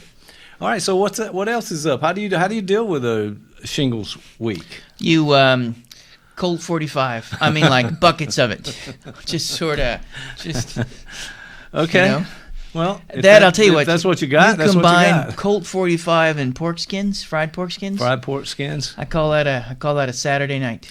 I hate to say this, but my son's on a keto diet, and for some reason there are pork skins at my house. On the I keto apologize diet. to the universe, as a matter of fact, for that. But they can't do carbs, but they can do fat. Pork skins. They can do fat. It's crazy. I dated world. a girl for a while. It smelled like pork skins. Oh, I just felt that was really couldn't go anywhere. Do we need to know that? Just question. For that. People have smells. Well, yeah, I guess they do. I hope this session today is not really about nothing to do with smells. Nothing. It's just heat. Okay. Well, I'm glad it's Friday too. It's the end of a long week, and here it is Friday. And I think people really do feel better on the Friday going to the weekend. We're all working. We're trying to move toward. I'm not working. Yeah, our own time and so forth, and have free time during the weekend. So. Every moment of my life is free time. I mean, somebody's paying for it, but it's free time for me. So they have no idea what they're getting for their money, No. but they're giving you money and you're enjoying it, right? So that's how it works. Yeah, well, that's okay. I'm down for that. But yeah, so what's been on your mind lately? What's these things happening? We got to come up with someone to talk with, and I thought about this. Now, in some ways, this is a little. My son would say this is a stale meme in a way. He might criticize, but Okay. He's 47. What does he know? I think you said on the last show he was 12, I believe. But we'll do the math later. He's 12, going on 47. Okay, good. I thought about this because I've been reading this this book by Slovenian philosopher and psychoanalyst Slavoj Žižek. Yes. Okay. So when I read, I've occasionally dip into the guy's work, and reading that got me to think about some things. Sure. And also I was at home eating some vegan chili on a bed of brown rice with some Gardein beef tips, vegan beef tips. Okay. We could get some sponsorship out of this because I ate a lot of Gardein. I have no problem with all the sponsors you've mentioned so far. We need to talk with those guys. Except for my Uncle Vinny, who in his meth lab, that was no one. Uncle Vinny is no longer with us. I understand after the explosion. Yeah, it was an explosive venture. But I'm also, and there was one of them YouTubes come up and talks about the black pill. You know? Yes. Oh, yes. Now I the remember. Black pill. We had a little bit of text back and forth about that, just a little bit. I was confused because I was thinking, well, we had the red pill, we had the blue pill, and now the black pill. There's also the white pill. There's a black pill, a white pill. There may be other pills, but and the way to think how this might be relevant and maybe useful to some is that I don't know if there's a rainbow pill, but go ahead. Could be. Yeah, that was last week. That's right. If you know that scene in The Matrix, yes, where Bob Hope is. I mean, that's not. No. That's not. No, not. Well, that didn't happen. Okay. Nobody remembers who Bob Hope is. I'm the only one in the room, and probably listening ever to this. But okay. Go ahead. So there's this idea that in the film, I think it's Neo is the good guy, right? Right. So he's being confronted by Orpheus, right? It's Orpheus. Yes. Orpheus. And he asks him. He says, "Look, now that you know things, you can take the blue pill and you can go back to sleep, and this never happened. If you take the red pill, you're going to wake up and you're suddenly going to see how things really are. And you have two choices." Yes. So he chooses the red pill, and he wakes up, and then boom, he sees how things are. Well, a few years back, my son would say longer than a few years back, there was this notion of being red pilled and how you could get woke.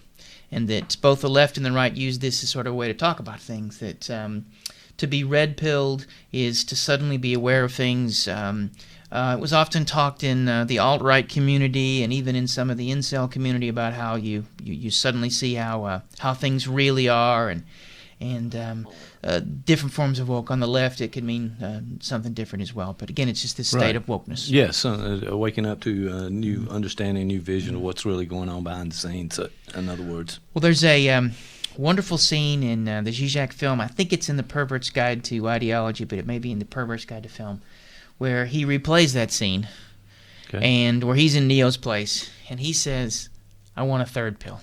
I don't want either one of these." Okay. And my son's always wanted the third choice. When I'd read in the parenting book to give them either you want to do this or you want to do that, and they always that's why he's eating pork skins. It's really, he should have from another whatever you did back then. There's a lot of things undoable that happened. That's back right. then, So now we'll see what happens. He has a diet of pork skin. If he came up with a pork skin diet, I don't know how that would work. It's somewhere in this keto diet, but don't ask me, and I'm not interested. Keto. Thank you. Keto. Yes. But so that there are well, Zizek's point is that there is a way in which we may think that we've been woke, but that's actually an even greater trap. That to think that you suddenly see things clearly may be to be even further embedded and further trapped in things. So a wonderful example that he uses is that in California, they banned straws, and now lots of people are buying metal straws they take with them. They go to restaurants. Right. Okay. Okay. That makes sense. So this could be an example of being red pilled. For instance, suddenly you realize the straws, and the reason why they banned the straws is because I think the straws were affecting Liza Minnelli somehow. I don't know. Well, no. What I was thinking was there's so much plastic that suddenly in the ocean we have this nation of there's a lot of plastic in Liza Minnelli. Absolutely. I was trying to move through that, but I didn't get very far. Go ahead. Is she still alive? Yes. Okay, Katie. Okay. It's the plastic. It lasts forever. But so too much plastic, it's like killing turtles and stuff, right? So they went to paper in California, made it a law, and moved on. Yeah, okay. There's nothing wrong with limiting plastic use, carbon footprint, but the problem potentially that is, as opposed to dealing with the root of the problem, of thinking about, wait a minute, what is, why do I live in a world where things are going into the ocean? What are the broader things going on here? You simply affect a small local change that may have no big consequence whatsoever. Right. Another example that Zizek gives is if you go to Starbucks and you buy a Frappuccino or a Crappuccino, whatever you buy there, and every time you buy one, you give $1 goes to support a third world country, family out of poverty. Okay. And Zizek, so again, nothing wrong with helping, but why would you question? There's a bigger question. Why do we live in a world where there's enough of everything, but there are people starving? So the question would be, you are lulled into thinking you're making a change or a difference, but you're actually just staying asleep enough in the matrix to perpetuate the very thing that has caused all these inequalities. Okay. And so there is a third pill, or maybe you decide to stay in the matrix and you attempt to be able to understand it from within, maybe even undermine it in a way, or maybe you channel it or direct it in a way that may create larger change. So that's the whole idea behind, and that was the potential third pill for Zizek. But there's this notion of the black pill. This is the notion that you wake up and that everything is crap, and it's a form of nihilism. Okay. It's the idea that when you really see how things are, you say, there's a philosopher, what's his name? I'll think of his name, but he was partly inspiration for the TV series True Detective, the first season. Okay. If you ever saw that. Yeah. But he's an antinatalist, and an antinatalist is someone who doesn't believe that human beings should reproduce. We should just die out. And he has a nihilist philosophy in which he sort of sees the human race as like a bacteria. We've infected the planet, and at some point it'll develop the right sort of antibodies and we'll all be gone. Mm-hmm. And so that is sort of a form of the black pill, sort of like you see things and boom, everything is horrible, and so you have the potential to succumb to nihilism. Right, got it. There's also a white pill, and the white pill would be the ability to, that would be religion, or in fact some evangelical folks call it the white pill, that you suddenly see that there's God, and there is redemption, or there is something better outside of all this and whatnot. And the point of bringing up any of those sorts of pills is that each of them represent a way of being able to dance and deal with reality. Right. And all of them may have a shortcoming, or they offer some sort of solution. And they have a parallel, I think, in some of the things you and I have been talking about here in terms of how do people engage with themselves and the world in such a way that, I don't want to use the word happy, because that's a pill in of itself. As an aside, there's a famous philosopher, Alain Badiou, and he calls it the happiness industrial complex. Oh, okay. And that part of what drives, if there were a happiness pill, for instance, it comes in the form of, Zizek talks about this too, of Western Buddhism, that we all need to start buying meditation apps and doing yoga. Don't do Yoda. Don't do it. But, I got you. No. There's a couple of jokes in there. I'm not going to go there. I know. But it's good that you can hit on it and then go back to the topic. That's because I woke up at 4 this morning and I'm tired. That's the only reason. But yes. So the idea that where was I at with this thing? Oh, it was the yoga or and all this sort of stuff and meditation, and all those are a form of either the black or the blue or the red pill. They could be the blue pill because they allow you to become better consumers, better cogs in the machine of capitalism, without ever really questioning things. Like, for instance, again, why do we need to meditate more? The things that you feel, the fact that you can't sleep, or the fact that you have you're always anxious, maybe something you need to know as opposed to being numbed from. And the goal would be, how do we engage with ourselves? That would be a wonderful example of that there is an engagement with your own suffering in such a way that may inform you maybe how to change your life, may be able to inform you on how to be able to make the lives of others better. But none of those are the sort of pills that offer a fix that either give you numb you into sleeping or give you a false sense of being awake. And so How does all that sound? Well, it's really interesting because the whole idea of being woke and becoming, I don't know if we've defined that very well. I mean, it's being woke to my ideas and you going along with my ideas versus being woke to the general consensus. So some groups will consider you woke and others may not at the same time. So I'm just curious about how we defined being aware. But it's awareness. It's more than what we're aware of now. It's an additional awareness or larger awareness. Well, how's that sound? Yeah, I dig that.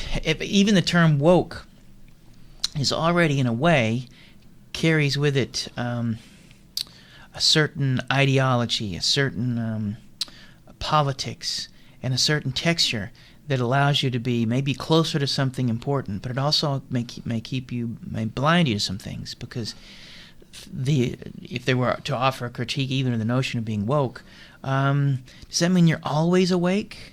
That you never have to worry about going to sleep again?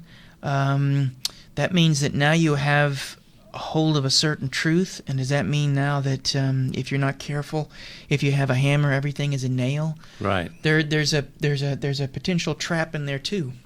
Absolutely. The idea that you've got the best idea, or your idea is the way it is for others, and it may not be that way. In fact, it may be, maybe you woke and it's a nightmare. Well, it's interesting because or really not realistic. Maybe not. Well, and Bion talks about this. I talk about that guy sometimes, but also Zizek mentions this in the book that I'm reading right now, and the idea that we don't wake up from a nightmare or a dream because as a way to escape the unpleasant thoughts of the dream. We wake up so we can go to sleep from the truths that the dream are trying to tell us. Wow. And so waking up is actually a form of avoiding something, a suffering inherent. Zizek would say a hard kernel that you can't do something with. And that sort of puts that on its head. So even the idea of being woke... It may, as you mentioned, happiness. It may not make you happy to be woke. As a matter of fact, it may bring more anxiety into your life that you have to have that sleep you're talking about. Well, it's a wonderful example, and they often talk about the historical texture and the context of all the things that we do, and we often have this view. That there was a thing called the Dark Ages, and people ran around that they were dumb, or they thought the Earth was flat, all this sort of stuff, and then we look back, but you and I are both here in the South, and we look back and say there was a time when we were, we had slavery, but we've passed that. We're now, and so this notion of progress, that we've moved, that there is a place in the past that we can point to as a marker of how much we've grown and how better we are. Folks like Zizek would like to turn that on the head, because depending on how you look at it, there are actually more slaves in the world now than there ever were before. And that to prop up the first world, we have to crush so much of the third. That even as we speak, there are children being worked to death for the elements that go into our phones, or all of these things, the diamonds that we wear, and that for us to be in this place of comfort, to prop up our luck requires that there is an ocean of suffering, and that we are floating on that ocean, and to wake to that would be too much. To think, and I'm, as you know, I may have mentioned this, but I'm a vegetarian. Yes. I mentioned that before. Yes. And I remember the when I suddenly decided to become a vegetarian, I was at this club in Fort Lauderdale, and PETA, not the bread, but the organization, right? They had these things going on. They had these videos, and so you had to walk through a gauntlet of these mass farming videos, and and all these sorts of things, and you'd walk through it, you're like, holy cow. And then when I got in, I was like, I can't unsee that. And so that can be a form of being awake. If it becomes an ideological trap, and maybe a tad fascistic, if it becomes the one thing that you devote yourself to, and you say to yourself, if we all became vegetarians, the world would be perfect, right? Right. So yeah, somebody could have that idea. And and there are so many different flavors that from elements of Catholicism to elements of ecological awareness, feminism, all these things, if you're not careful, whatever truth they have and whatever importance they have, they can become a unitary, a single thing, and as opposed to being able to move and make changes in the world, you're often sort of trapped by them. They offer you an answer to the conflict that ails you, but it keeps you from being able to move outside of that. You're trapped by it. And that's always a problem, I think. It seems to be that we're just swapping ideologies in some way. I mean, we thought we believed it. Now we have something more as we're woke, and but it partitions us off into groups, or even an individual, but certainly into a group. And then there's always the opposing group. So you never quite finish this job of being woke, it seems like. It's interesting because, again, well, Zizek's sort of a Marxist, and one of the things that a Marxist critique of diversity is that the more we begin to identify with certain tribal groups, the less likely we are to unify in a way that may generate global change.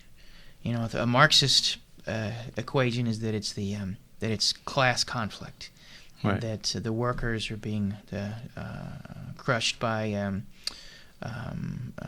the owners of capital, and so if we fix that, it'd fix everything. But there is this critique that if we stay divided, and this is Zizek, not me, but he talks about how, like, whenever we recognize the suffering of a subset of our population, and I think the most recent would be the transgendered individuals, that we run the risk of not allowing the truth they bring to the table to arrive. Instead, what we do is we find a way to sell them jeans and tennis shoes and make all sorts. They become just another tribal contingent that we can sell goods to, and the goal is that they become a market share instead of a force for change. So. No, and it seems like it's economics, but also the politics of things at the time when you're using the market, the Marxist reference, that it is. Sort of that entire nation was dealing with that, and based on that philosophy or that ideology that had both politics and economics and people's well-being and the differences in class. I got a lot of class. You've hung out with me, right? You'd realize I got class. Man, do you have class? I got class. I said that actually, in about an hour, I got class. No, it's funny because we also, you and I would talk once, about there's this guy Jordan Peterson. You're a big fan. You got a tattoo. Yeah. And, I'm not going to tell you where. I'm not going to tell anybody where it is, but he can make it dance. Okay.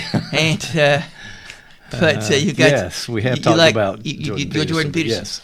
And he represents sort of a response to this in a way. If Zizek's response comes from the left, Peterson's comes from the right, and his idea seems to be that there is and it's at the most conservative thought is the idea that there are some core beliefs, some things that are inherent to Western civilization or civilization in general, and those need to be held on to firmly, and they are often we run the risk of losing them. So for Peterson, it's individuality. It's personal responsibility. Yep. And so, as opposed, he would espouse that as the thing that we need and the thing that is missing, and that the further we move away from those sorts of things, from central myths, Christianity and things like that, they all anchor us and tether us, and that he's very skeptical of any notion of progress, right? Because he often his criticism with Marx.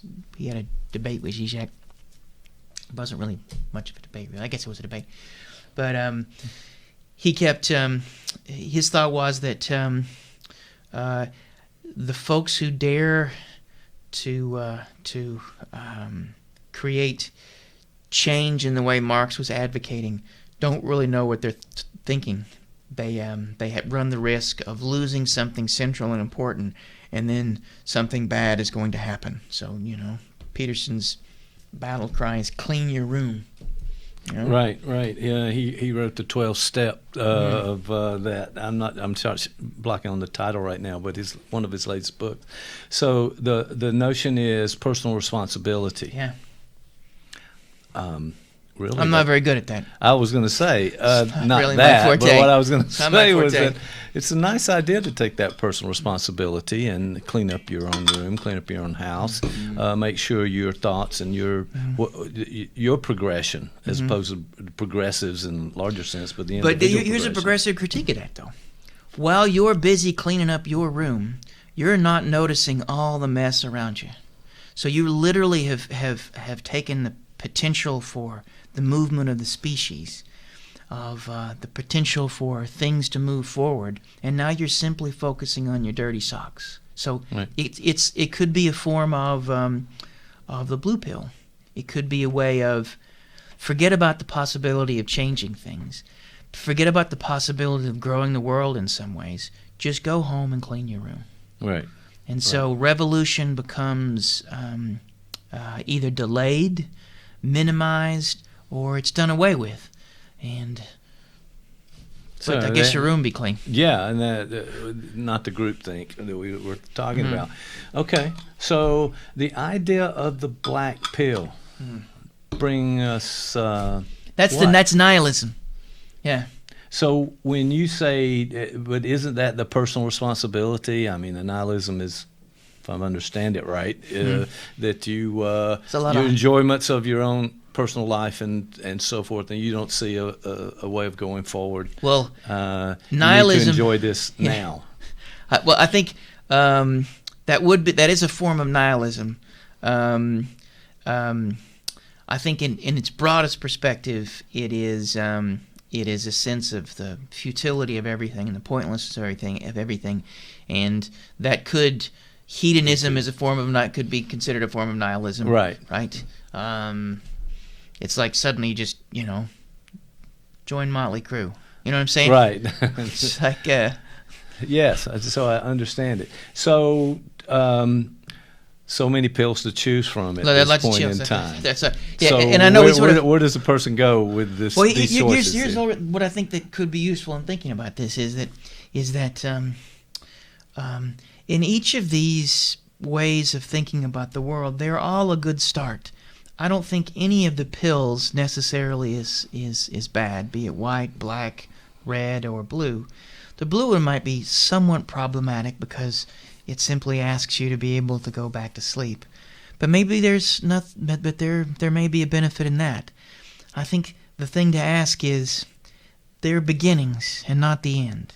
I think I've talked about this before. If somebody comes in for therapy and they sit down on the couch and they say, I want to commit suicide, I want to die,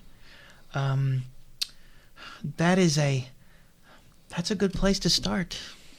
It'd be a lousy place to stay for too long and a lousy place to get stuck, but that's an okay start. That is where you are at. And to meet someone in that place is the beginning of being able to move, to do something with it. Each of those pills, I think, offer the possibility. If with the red pill, if you are suddenly awake to something that you weren't before, how do you move forward with that? How do you dance with it? How do you make it a truth that can be both particular and universal in its application? And especially if it contradicts something you've believed in before, right? As a result of it. You grow. Think of, in my lifetime, I have watched with women's rights, feminism. There is suddenly new ideas entered the world, and there were those who may be extreme on either side. I think it's Andrea Dworkin who said all heterosexual sex is rape because women can't possibly consent because you're under inequality. And as an extreme statement, right. But it functions in a way like a bit of poetry or metaphor. It certainly could wake you up, but then what do you do with it? Right. Where do you move with it? And I think that is the thing that each of these pills asks. Not that one is better than the other. To suddenly, for instance, with Nietzsche, nihilism is a step toward being able to create your own life. You saw something similar with the existentialists and whatnot. That there's something about the realization of futility or absurdity that could plunge you in despair, or it could mean you can do things that you couldn't do before. Well, that certainly makes sense to me. And just a while back we talked about the euthymic window. This my favorite band. Yeah, I got it. And on this continuum of really, because the extremes are not healthy, somewhere in the middle, and finding yourself available to the moment and really engaged in the process. And if you think about that notion of the euthymic window, it's more probable that at each developmental phase and as we grow, the window has to grow with us. We have to be able to accept more or less based on where we're at. And that requires some flexibility. That requires our ability to be disturbed and suffer enough to do something with it. So we, again, that Guy Bion, I talk about him all the time. The idea that we have to grow a mind. I think I've used this example in the past and here that, before I didn't have a child until I was 40. And at the birth of my son, just as I was in the process of fathering a son, my son was sonning a father. I had to grow and he had to grow, and I had to grow both. I've never had a 12-year-old boy as a son, and he's never had me as a dad, and so it is a two-way street. There's something about the needing to be opened. It isn't that my son maybe and I woke each other and continue to woke each other, but we do generate moments in that euthymic window where we feel wonderful things, but we also feel not so wonderful things. And each of those, it requires us to be something more than we were the year prior. If that makes any sense. No, it absolutely makes sense. And these sort of developmental things are going on at the same time. And then you have to relate. You have to build a relationship between the two of you in that case. And, it's not always the easy thing to do, sort of the acceptance of the other father-son issue. And that's where that notion of like there are forms of emotional fascism. There are familial totalitarian states in which the growth of the other is too much. It is when my son's interest and his development does not coincide with the image I have of what I want him to be, I'm suddenly confronted with a tension. There is a minimal, at least, sometimes maximal amount of suffering in that moment. And what do I do with it? Right. Do I, beat him until he puts the football helmet on? Or do I... No. Well, that's not one. It's a lot of work. That's Just not saying, one. it's not a lot. Or do I say, okay, there's something about who he is and how he is ising himself. How in his going on being, he may be forcing me to go on being in some ways that I haven't had to do before. He pushes and pulls me out of my comfort into someplace new, just as I do that by my presence to him. Then we do that dance together, dancing forward towards something that neither of us can completely name, though there is some sort of cultural mandate on where we're headed. At some point he leaves the house and I no longer have to pay for things. Having adult sons, let me just break that myth right there. He will continue. At some point he's going to start making me money, right? At some point I'll get some of this back. They'll be like... Dad, can you loan me? Is not a real statement, by the way. Can you loan me money? Interest. No, there's no interest. There's no principal either. So yeah, well, I never had those. I don't have principles. Well, Nice. All right. So I'm glad you got that comment in. All right. So what do we do? I mean, let's say if someone is woke, one of these ideologies, taking one of these pills and sort of seeing something in a different way, in a new way that maybe challenges them and their thoughts, or maybe not. It's just a bit of enlightenment. Not everybody took the pill. Not everybody's going to have that same reaction. There's always going to be this tension. You mentioned the push and pull between people who agree and don't agree and have different versions of what it should be like. That seems to be an eternal struggle in some ways for us. Well, and this is a component in we mentioned the Zizek guy. He makes a point in saying that conflict is inherent, even down to the level of physics. That we have this notion that there's a guy named Todd McGowan. He made a statement that the ultimate, again, this sounds political, but it has a point. The ultimate conservative notion is it is what it is.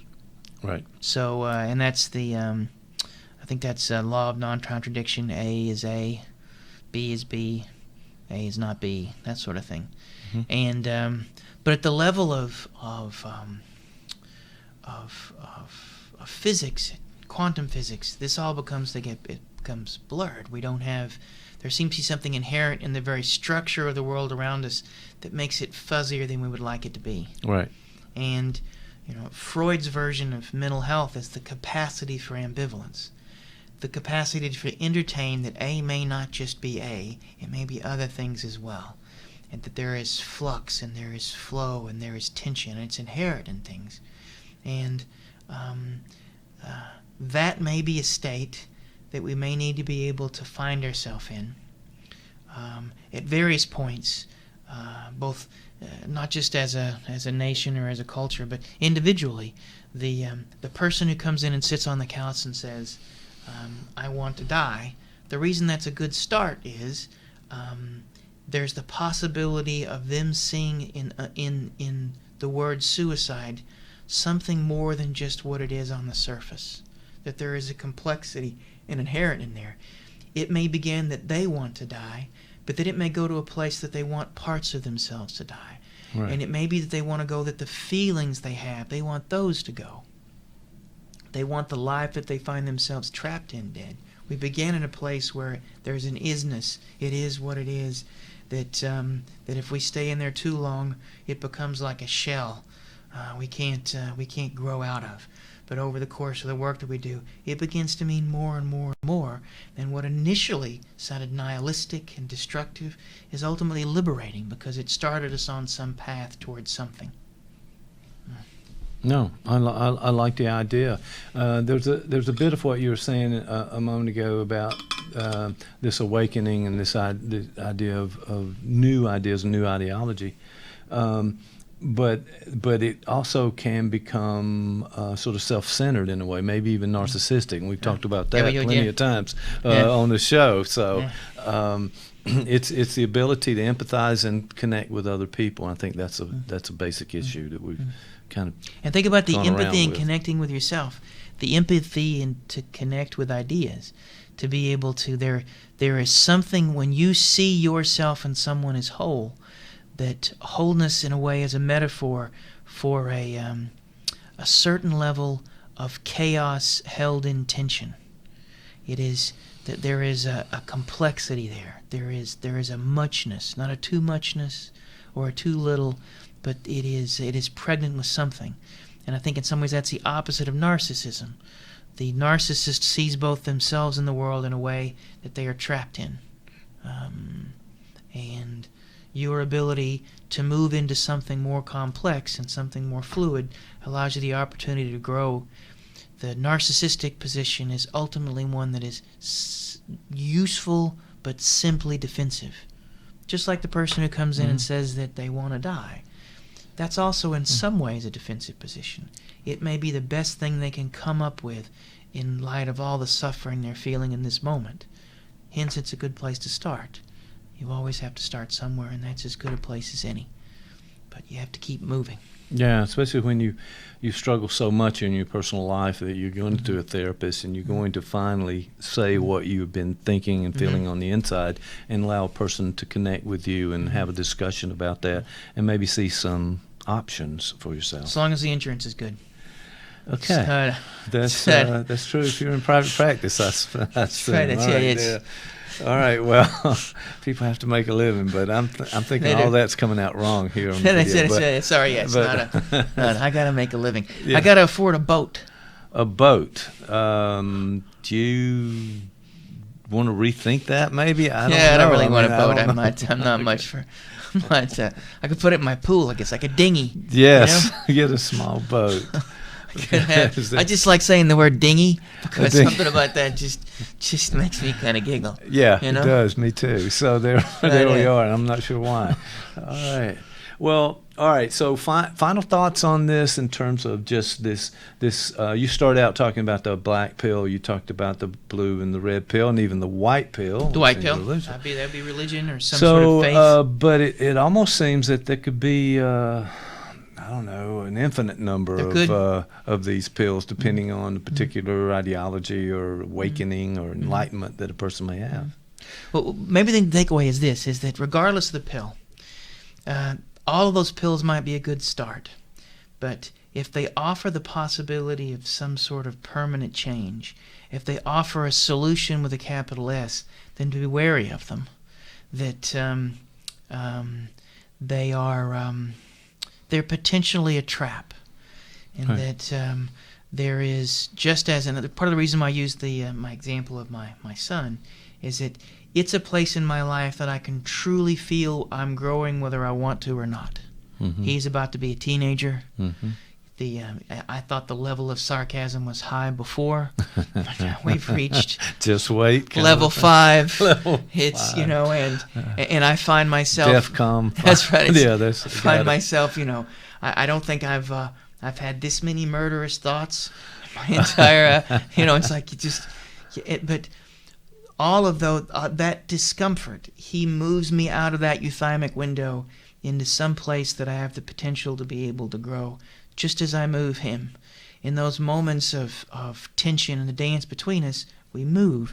And my guess is any of these pills, if we're not careful, there's a term that, since we're hanging on Zizek, tarry with the negative.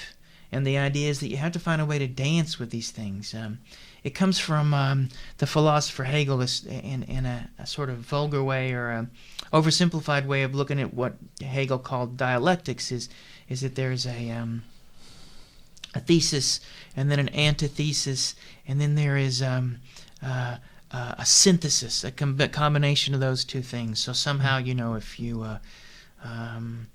you say I want vanilla, and then somebody says no, I want chocolate, then you come up with Neapolitan ice cream. Is that what it is? Yeah, that's what it is. Close. Okay, yeah. But that's the third one. There's this really.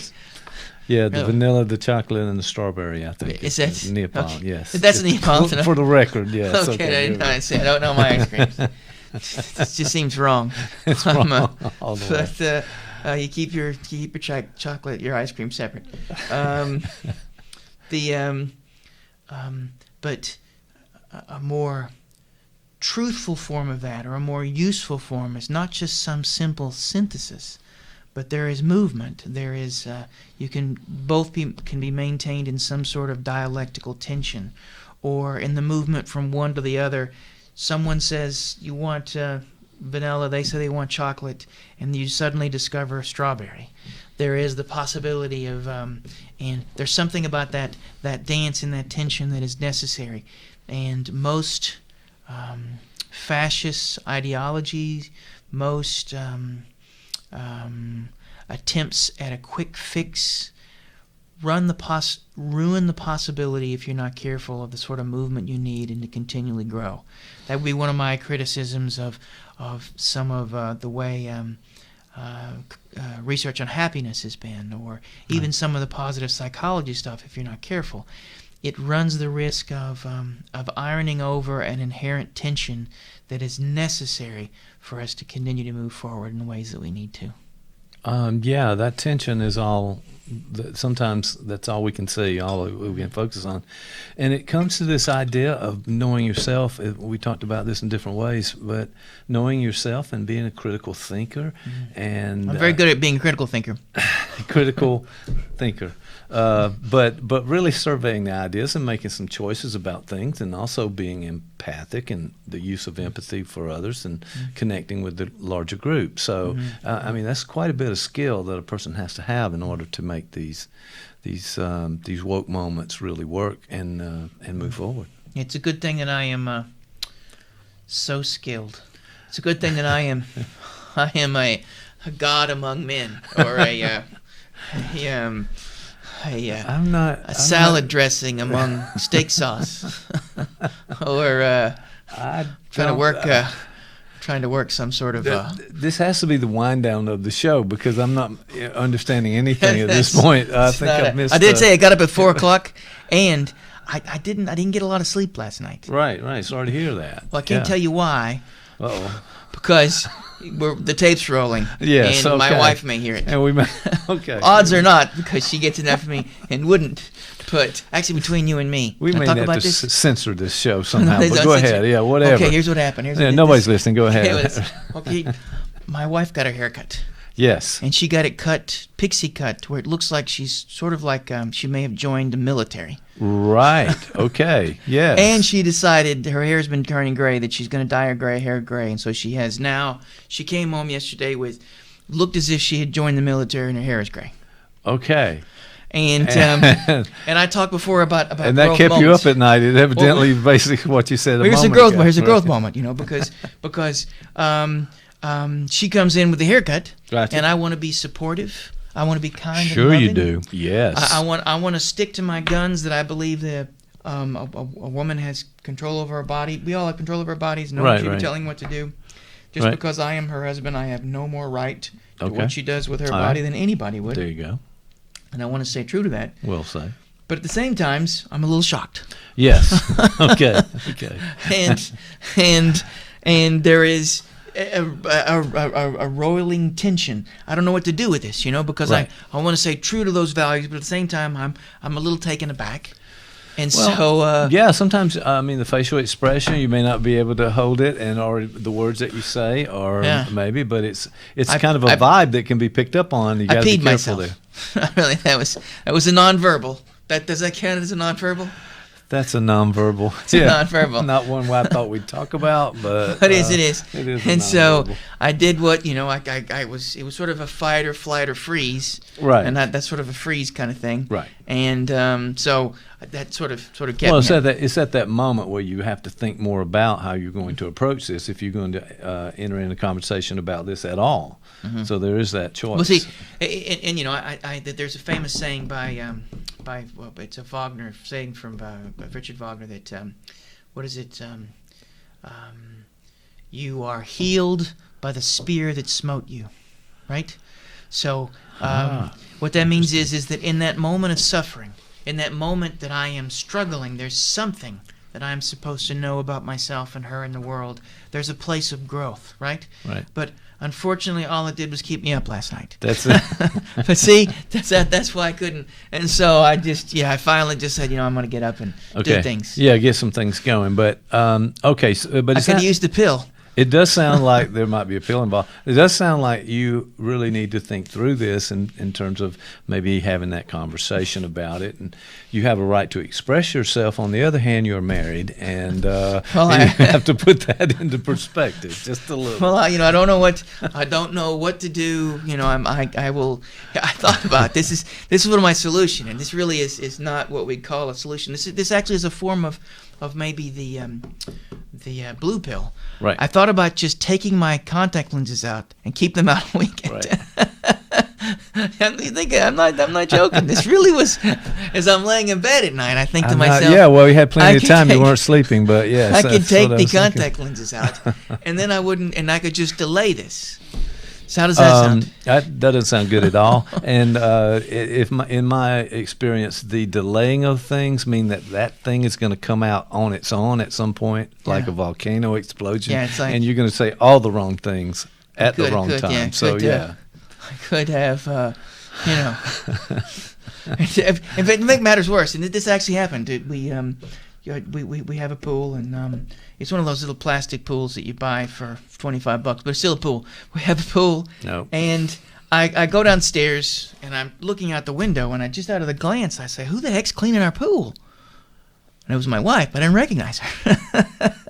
Okay. So I'm like, holy cow, this is like, what do I... What do I do with this? Who is this person in my house? Oh, yes. So, like, it's not. That may not be a conversation opener either. So it's not like it's not. I'll have to come up with some way. I mean, the marital therapists talk about acceptance and this idea of accepting the other. So maybe it's something you can work on between now and the next time you see her, which is about 10 minutes from now. Here's what I think I'm going to start. Can I start the conversation? Are you trying to kill me? Is that a good start? Is this not a good start? Not a passive, but an actively aggressive attempt to destroy my soul? Can I start there? As you said, it may not all be about you in this thing. So, maybe I'm just keep an open mind about that, and enjoy the moment. I'll try to find a way. I will take that spear that smote me. Yes. And I will plunge it into that wound, and hopefully something good will come out of it. Sounds like a lot of death, and it's headed in your direction. So it is. So hopefully she also. The odds of her ever seeing this, unless of course you send it to her. Really. As a matter of fact, this is going straight to her inbox, and let her decide this. And consider this an intervention. So the best we can do. Yeah.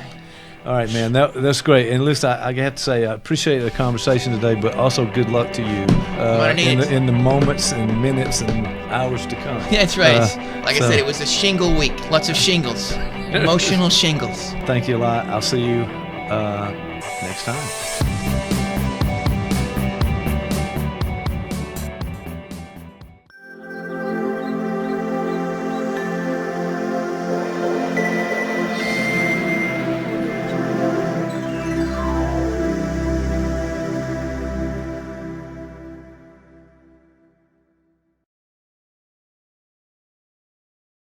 Hey, you there, the alien watcher. You like watching podcasts, don't you? Just like you like watching for UFOs and other unidentified flying objects, if you get what I'm saying. So tune in to ColumbusPodcasting.com, where all your podcasting needs can be achieved with us. So we're supposed to be doing a podcast commercial, but my business partner is watching a podcast because he likes to keep his mind on the go all the time, even while recording. It's never a bad time to watch a podcast. It's never a bad time to create a podcast. It's never a bad time to know about podcasting. So, ColumbusPodcasting.com. All your podcasting needs can be achieved. If you're interested in a podcast, want to be a part of a podcast, or even create your own podcast, come down to the studio on First Avenue and we'll show you how it's done. ColumbusPodcasting.com.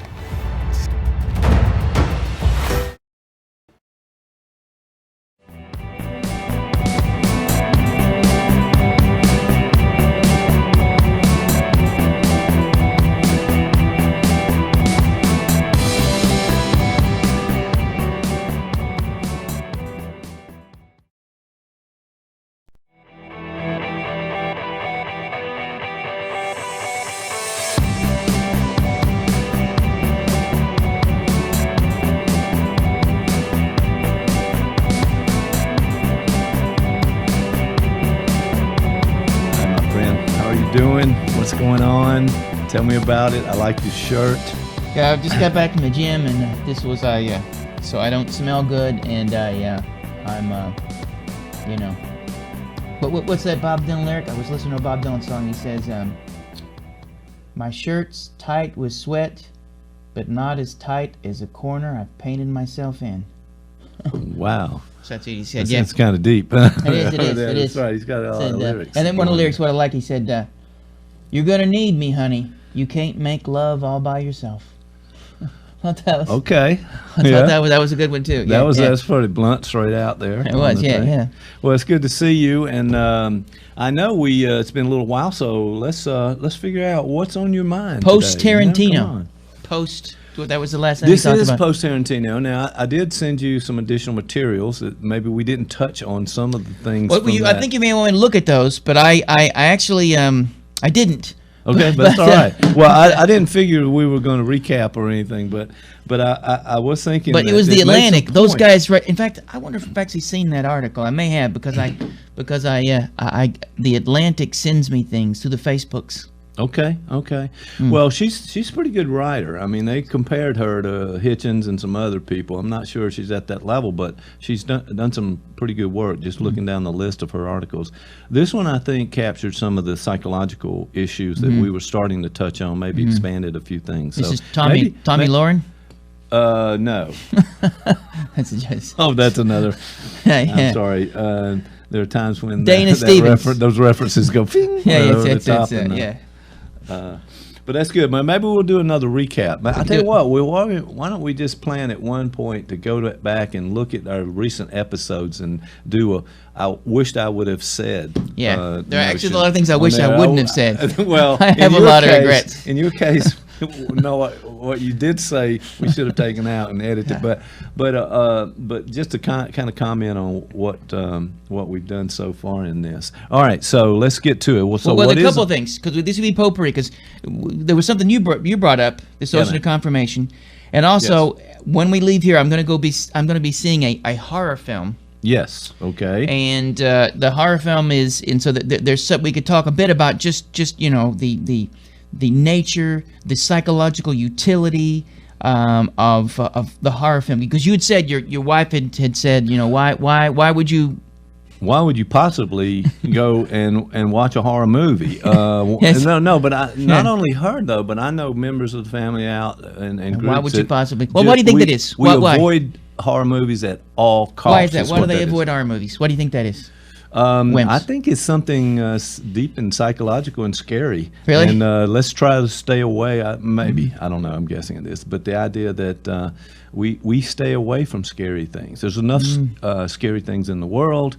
Why would we intentionally? That's right. Yeah. Why intentionally? Go that? Right. Well, so that would then why would someone want a horror movie? Some people choose to see them, and right now the horror genre is sort of ascendant. There are, they're big name. They are. But why would someone want to go see a horror movie? I'd like to turn that question back on you.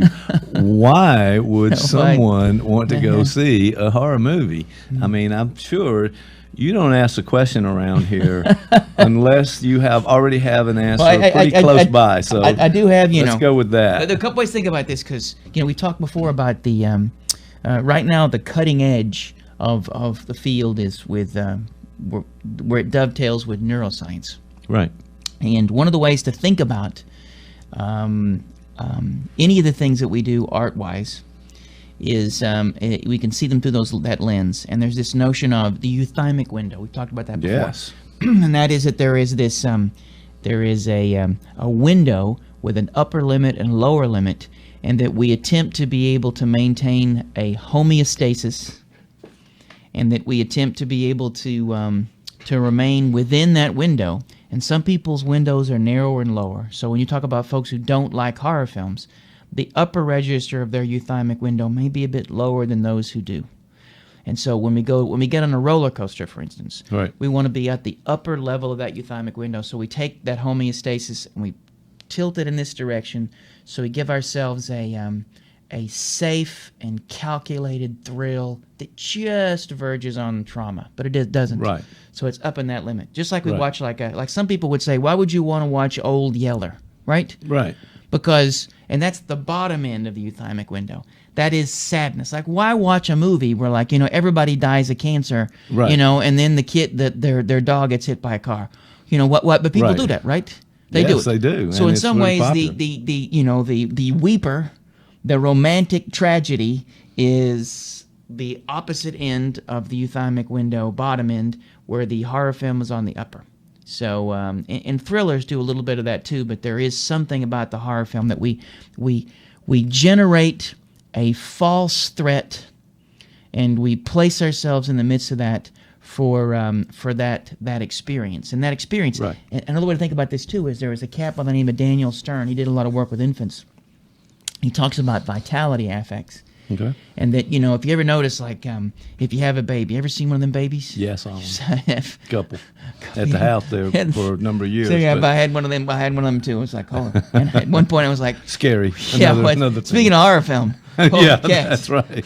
Our own personal horror film right there. At the house And I'm with us. convinced that if anybody, when we were about to have a kid, everybody's like, oh, it's great, you're gonna love this baby can't thing. wait till you have Nobody a kid. tells me, and then those same people, I'm like, I haven't slept in 6 months. Right. I'm covered in all sorts of horrible things, and You you're don't like, smell very good. and then either. the same people that told me how great it was looked at me and said, yeah, isn't it horrible? I'm like, that's not what you were telling me before. That's not how you told me all this wonderful stuff that's going to happen. You should do it too. No, sharing my pain is what this. What might were be. you I up don't to know. with this thing?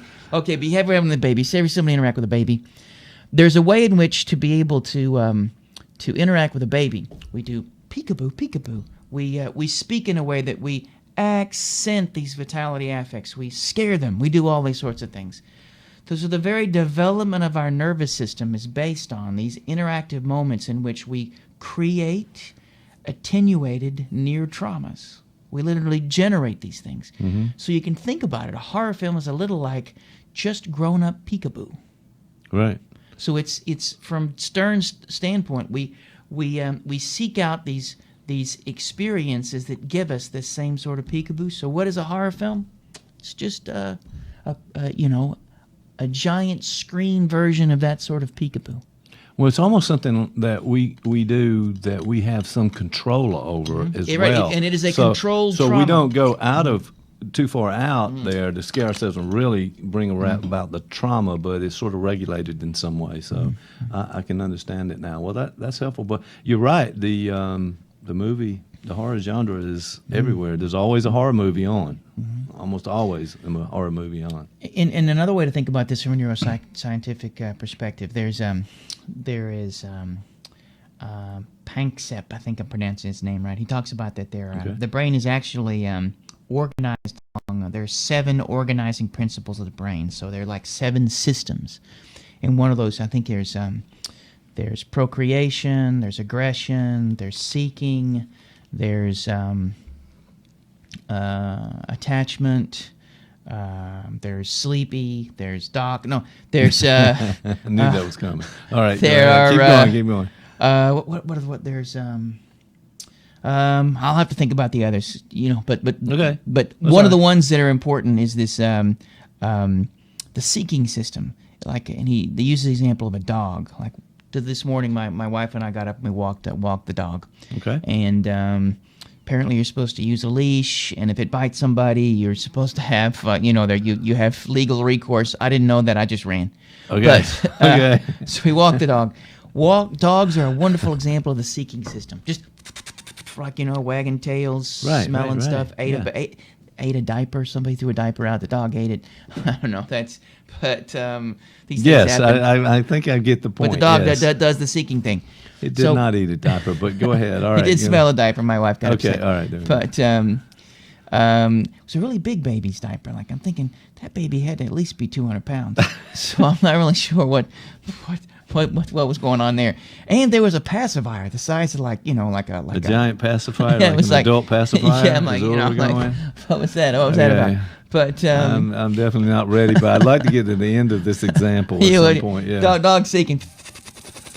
And we have the same thing. And so part of it is that, that we often have to seek out, like, boredom is something we all have to find a way to escape. We have to create a life in which there are not just bright and shiny things, but there are things that are loud. There are things that move quickly, and the art serves that purpose too. And you can think of a horror film. It's got some bright and shiny, but it's also got some booms and some things that move quickly, and so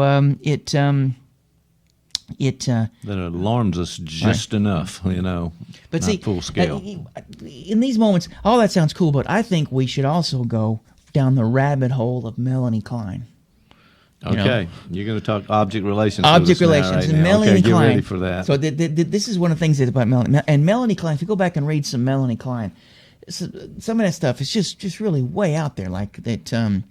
But one of the things she brings up is the first art object is mom. Okay. And mom is both the first Old Yeller, the first romantic comedy, but also the first horror movie we see. Okay. And so incorporated in that is the notion that, and Klein talks about how there are things inside mom that we'd like to have. We don't know what they are. There are ways in which she comes and goes. There is a capricious element to her connection to us. Her interests move elsewhere. And so there are feelings of shame and anger and degradation. And there's this cat by the name of Julia Kristeva, who sort of takes from she takes from Melanie Klein, and she talks about the notion of the abject. And she says that part of what mom does for us and society in general, to define who we are, we have to not own or disown parts of ourselves. And so there are elements of us if you've ever thought about the human body, it's pretty gross.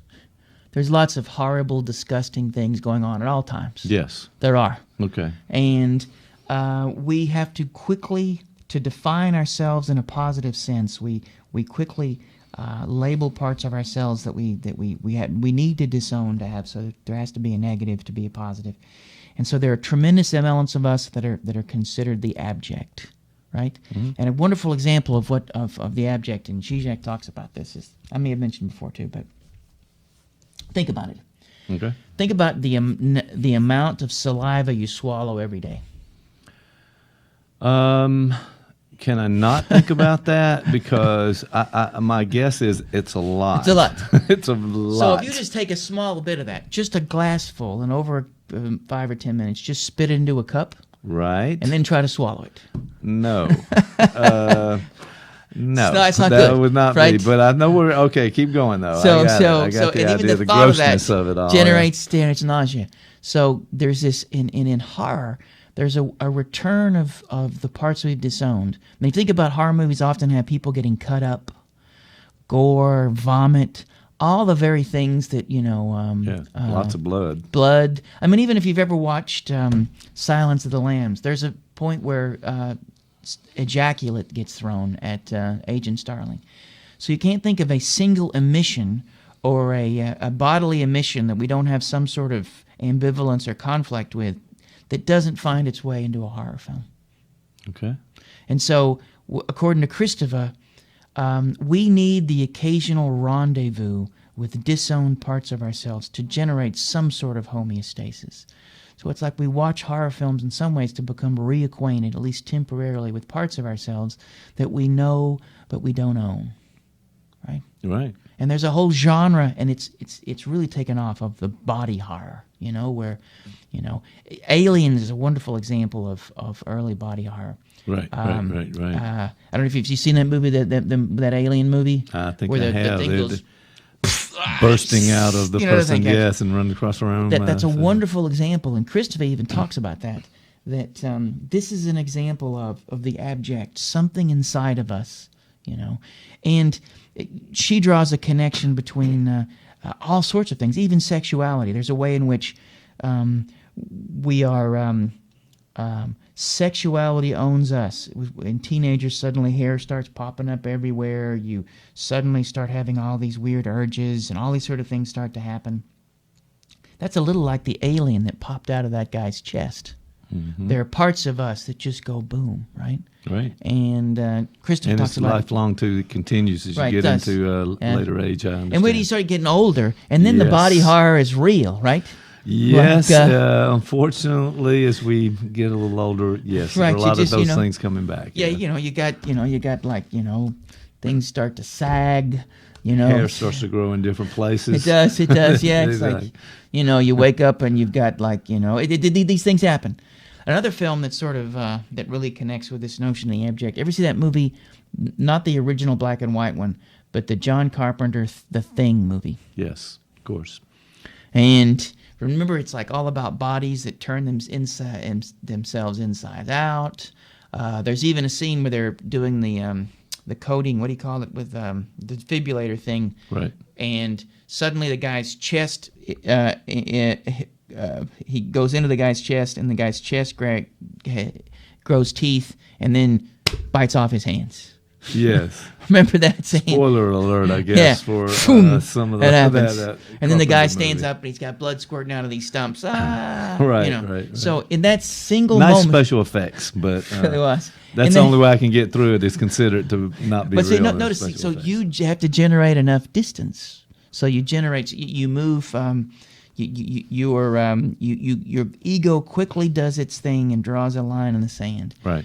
But even in the act of doing that, there's something that could be considered healthy, that you are exercising your ego and your capacity for drawing a line in the sand and generating a boundary between you and the rest of the planet. And that movie allows you a chance to do that. Mm-hmm. It allows you a chance to play with those sorts of moments.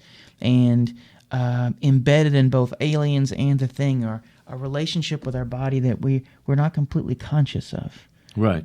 And it's operating, and then so when we watch these horror movies, that we're reaching that upper limit of the dysthymic window you're talking about, and it's okay for us because it helps us regulate the real horrors that are out there that we face at times. And the more you can expand your euthymic window, if we think back to Freud, that we define mental health as the capacity to love, work, and play. Well, those who have a very narrow euthymic window, and I don't know any studies in this, but folks who are really, really, really upset by horror movies, we may find that may be a constricted euthymic window due to developmental trauma, for instance. Right? It's suddenly restricted by the life experience or Right. the trauma that a person has already experienced early on in their and life. And one of the key elements of effective therapy in many ways is it's either in vivo or guided exposure. So what happens when someone comes into a therapy session is they slowly but surely begin to put into words the alien that's trying to pop out of their chest. And so it doesn't have to pop out of their chest. They can simply say, I some days it feels like there's something going to come out of me that I have no control over. Right. Boom. And that euthymic window expands. Their capacity for self-regulation, their capacity for the modulation of their inner states. Right. Okay. And so you can think about, it's almost like growth in that area. The more you're exposed, it's okay, and you can kind of manage it and regulate it, then you can take on more of that as you need. If you don't expand that, you're going to be frightened and scared and probably have difficulties with lots of things in the world. Yeah, in some ways, as opposed to a spectator of a horror film, you may find yourself in the middle of it, even after you leave the theater. And, there's lots of talk in this notion of locus of control. Right. And individuals who have externalized their locus of control, they're often in a horror movie. There are all these ways in which we are that when people enter therapy, what often happens is they begin to modulate the things they feel. They begin to experience an extended locus of control. That euthymic window broadens. These are all things that can happen that you can work towards. Right. But yeah, and I was thinking, we mentioned the family members and somebody who would never see these horror movies. They're restricting themselves in a certain way because of that. But also, on a conscious level, it's like, I don't want to be exposed to that. It's too real. In other words, they sort of label it as this movie. And I've said that to my wife on a number of occasions. These actors are getting paid a lot of money to have their hands cut off or whatever that might be. Well, what do you think about special this, though? effects, it's not real. And I'm not sure that everybody, I think people are kind of like at the surface level of thinking that it hits them in that way, even though they know why do you think different. that would be then? So because, for instance, in your case, you can navigate these sort of stage traumas in a horror film by saying, well, this is good special effects. You can allow yourself a capacity to be both participant and observer in the film, and you can generate enough observer self-reflective status to be able to say, okay, right now, let me remind myself this is just, and the special effects are great. Some people can't. Getting better. What now? They're getting better. They're getting better. I Yeah. mean, it looks. Right. It would convince some people that it's real. Come out of context, a long way you know, since a little Plan bit, 9 yeah. from outer space. But but others don't seem to have that capacity. Well, what do you think about that? Why would? I don't know.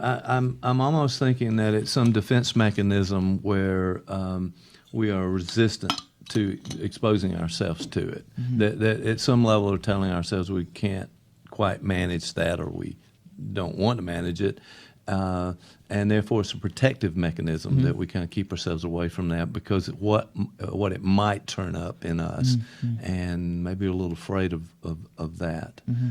But yeah, I think you're right about the exposure of it. The more you're kind of exposed and you see it, the greater capacity you have to manage it. Well, I wonder where that capacity, and there probably is some research on this in terms of is there a certain character structure that respond to horror movies a certain way?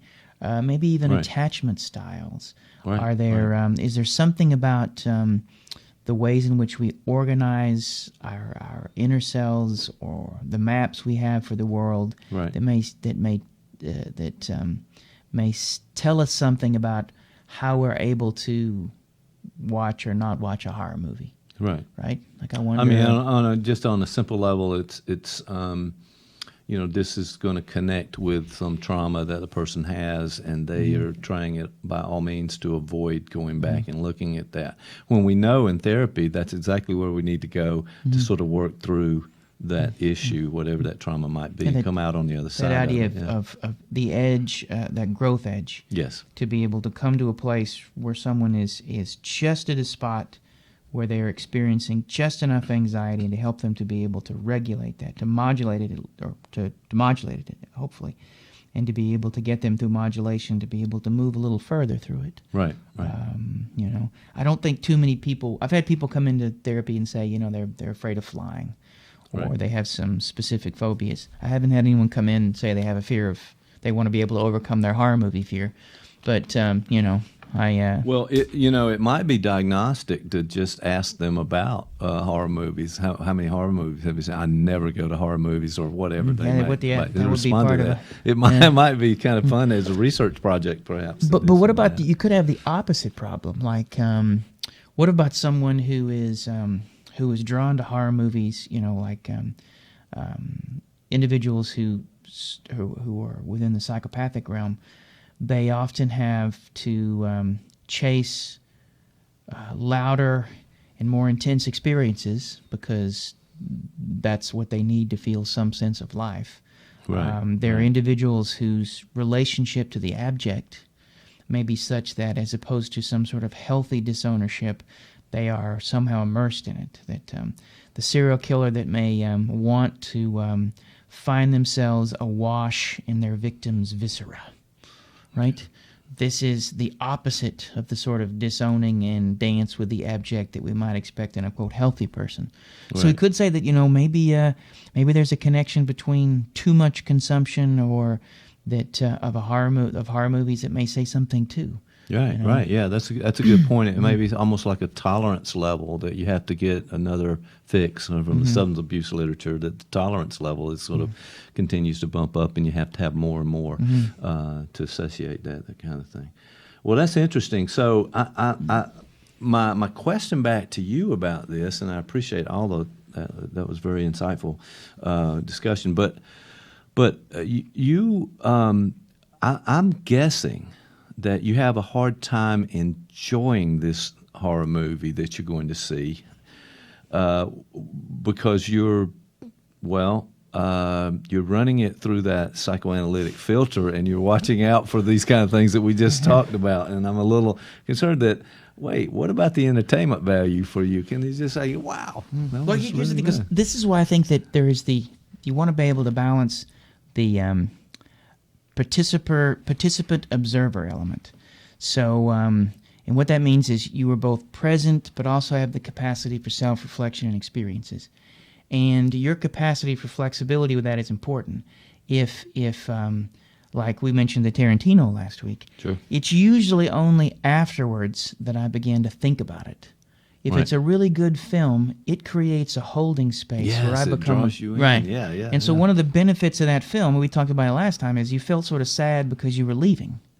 Like it created enough of an atmosphere, like you were there, and it was a place you wanted to be, and so in a way, if the movie's effective, and that's that old aesthetic notion of form versus content. If somebody creates the right sort of form, then I think your ego can be suspended, and you can have a regression. You can find yourself. It's sometimes talked about in the psychological literature as a temporary form of psychosis, that you allow your boundaries to be diffuse and move into it. So. Part of the reason why I was excited about the movie, and the movie I'm going to see is Midsommar, right? Midsommar, something like that. Yes, okay, there you go. Part of what drew me to it is this is a director who's known for being quite good. Okay. This is, I think, his second film. I think Heredity is his first, which I didn't see.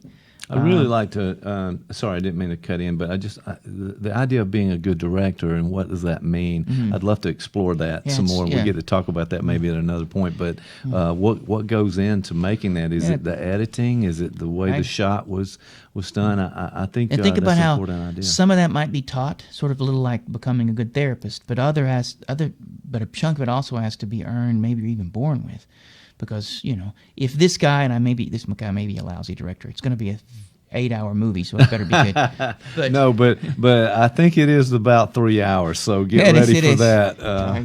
Oh, my goodness. And my wife, who is a rule, tends to avoid horror movies just like yours. Right. She decided she wanted to see this, so I may only get to see 30 minutes of it. Okay, bolt out. I'm gonna be checking on her. So, but if they can. Part of what drew me to this is an individual who has a reputation for creating that space, and probably what needs to happen in a good horror movie, maybe we could talk about this at another time too, is that if you think about like the movie Aliens, for instance, it wasn't just constant things busting out of someone's chest. Oh, no. They created an atmosphere. It was the lead up to it. Right. And that, down that hallway and the sounds and what's going to happen next. It's like almost a scene in all of those, some of the horror movies, quite a few, is that long shot down the hallway where there's a door at the end. And we're getting closer and closer to finding out what's behind that door. And there's music, there's sound. Yes. You really create a space that you can exist in. So I think that in some ways, it's certainly up to me to be able to approach it with the possibility of that ego diffusion. But I'm also going to require a really good horror film, creates a space.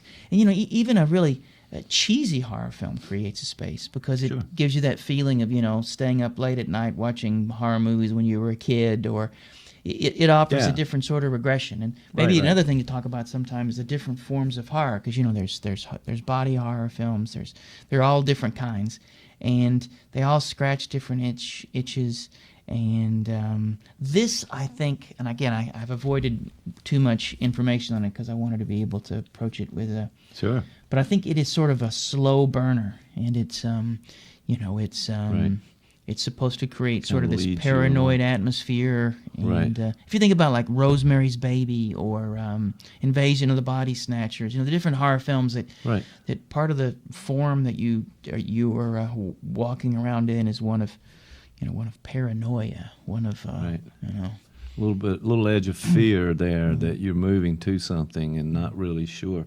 Well, I was thinking there are a couple of questions. One is the idea that I've been in some of those movies where the audience is laughing and really laughing loud and with some realism, but then they're shocked at the same time. So this is sort of give and take with how people are responding to it. And I wonder what that's about just a little bit, and then the idea that there is this bringing you in, leading you down to this point where, then you see the thing unexpected. So part of it is really going to the movie, to not knowing, like you talked about with this, is to be able to just let the movie kind of evolve and you be in that moment and see where it takes you. Well, think about, like we talked about this with the Tarantino film, that think about how he played with form, because we knew the character, we knew the character he was literally he killed them by bashing their head repeatedly up against, and in very spoiler alert, but you could probably it's not because Tarantino. Yeah, so it's but it was almost slapstick in a way. Yes. And the way it was edited, the background music, I forget what the music would have been while it was playing, but if instead the form had been different, what if it had been slowed down? The camera took you from the perspective of the individual being killed. What if the music was sinister? You could see where you could create a space where that experience would be experienced very differently. And so there are all these different things that would make a difference for that. Tarantino sort of set that up to be, over the top, comedic. I think that generates a different space. I think though that if in some ways having someone's stomach collapse, grow teeth, and bite your hands off is really far more extreme than watching someone's head get split open in a way. Okay. And there was nothing funny about that. No, how to make those comparisons? They're not. But, yeah. So in a way, I mean, I think that in some ways that goes back to the intent of the director. And, right. I mean, that is the issue, is it not?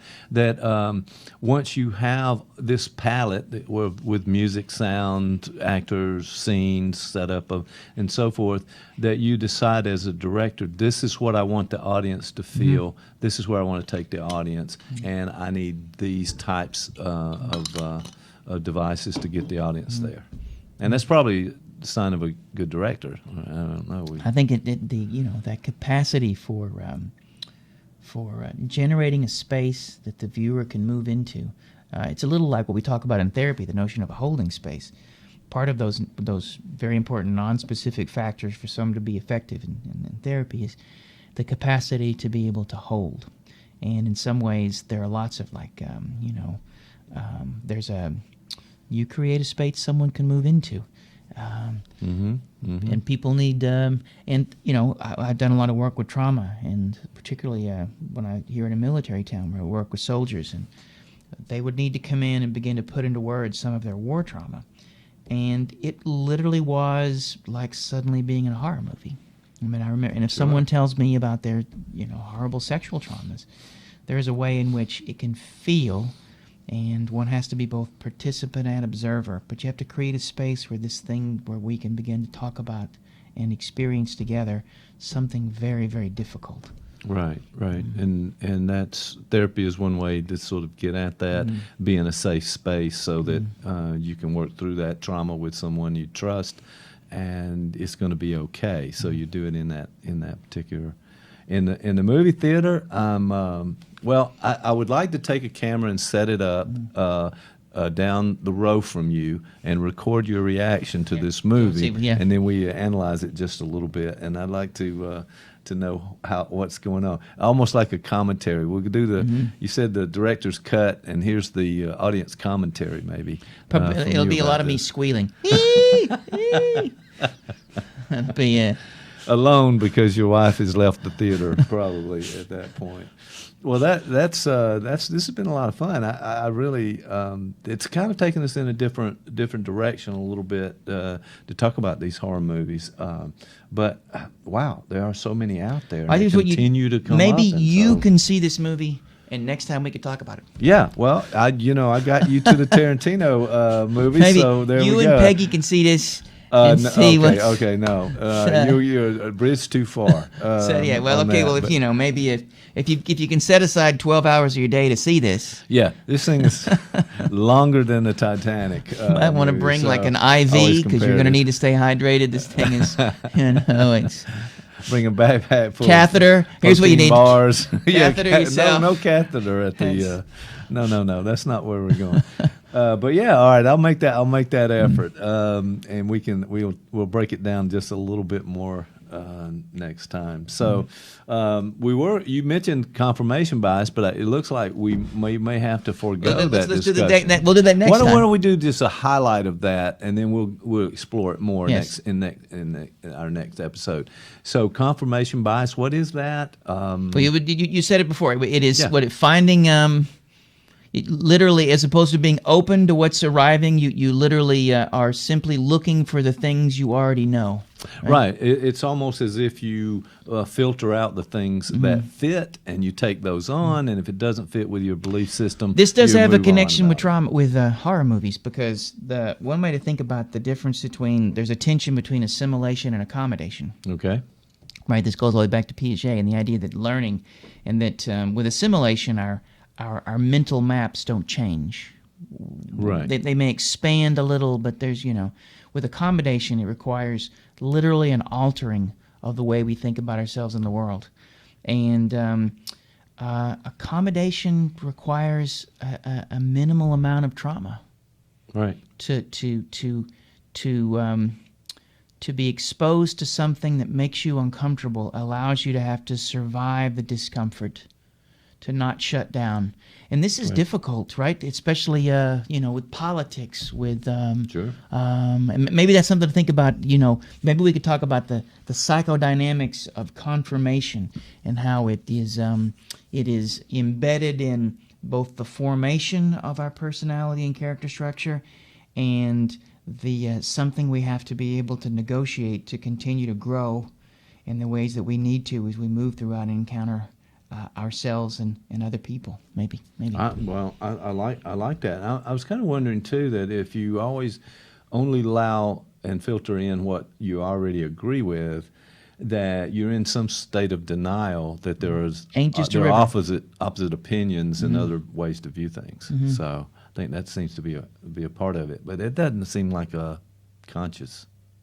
Maybe it is conscious. Well, I remember, probably a lot of really cognitive scientists would say that the majority of who and what we are is not conscious. And the role of the brain is to render as much as it can automatic. So there is a tyranny of automaticity, and so we are supposed to be on automatic pilot. It makes sense, right? Okay. So that's why I like that. I mean, that for me, that's a big concept right there. That the brain is kind of working to protect us in some ways from this, and only feeds us just enough so that we can do our best to survive in some ways. Yeah, that's kind Mark of Solms, interesting. He's a neuroscientist, and who's that? Mark Solms, SOLMS. He's got some talks on the YouTubes about this. And he wanted to turn Freud's ideas on his head, and that the ego is actually unconscious, but the id is conscious. And that the part of us that is alive is always trying to break through that tyranny of automaticity. That there is always, be it with joy, terror, whatever our affect states are, that there is a move to move us outside of that homeostasis. That the goal is not to stay level, but to continue to be in ways. And that a lived life is one of always courting chaos and fighting your way through that automaticity. Wow. Okay. Well, we're definitely going to talk about this confirmation bias next time. We'll probably get there and talk more about this, because I just think it's pretty interesting. And we sometimes talk about having an open mind and being open to learning new things and so forth, but I'm not so sure we all are. I think what we're doing is just reinforcing what we already know, and I've got this, I've learned enough, and this is how I am. So I think that's a real problem we need to talk about. So let's talk about confirmation bias this time. But I love this talk about horror movies. Let's do it. Well, good luck, man. Hope I survive. Yeah, I do too. Give when you see this and we talk about it next time, give me a little view or report of the people that were there with you. We'll see. And see what it's a 3-hour underground indie horror film. It may just be me and my wife. I'm thinking there's the two of you. All right. Could be, yeah, but we'll see. All right. That and a couple of guys in raincoats. I'm like, yeah. The guys they're always there. They're always there. All right. Big fun, Dan. Thanks a lot. I'll talk to you next time.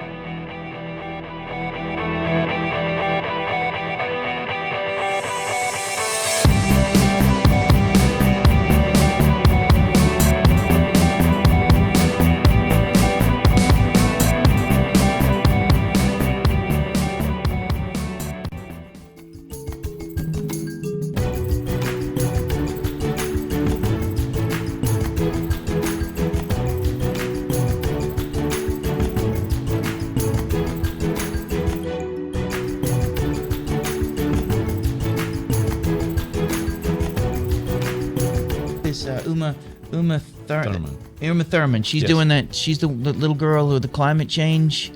Uma Thurman. No, that's No.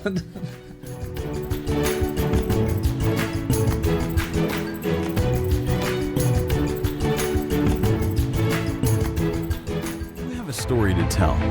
Columbus Podcasting can tell your story with a world-class video podcast of professional quality. Viewers and listeners can access podcasts anywhere, anytime. ColumbusPodcasting.com. Give us a call today.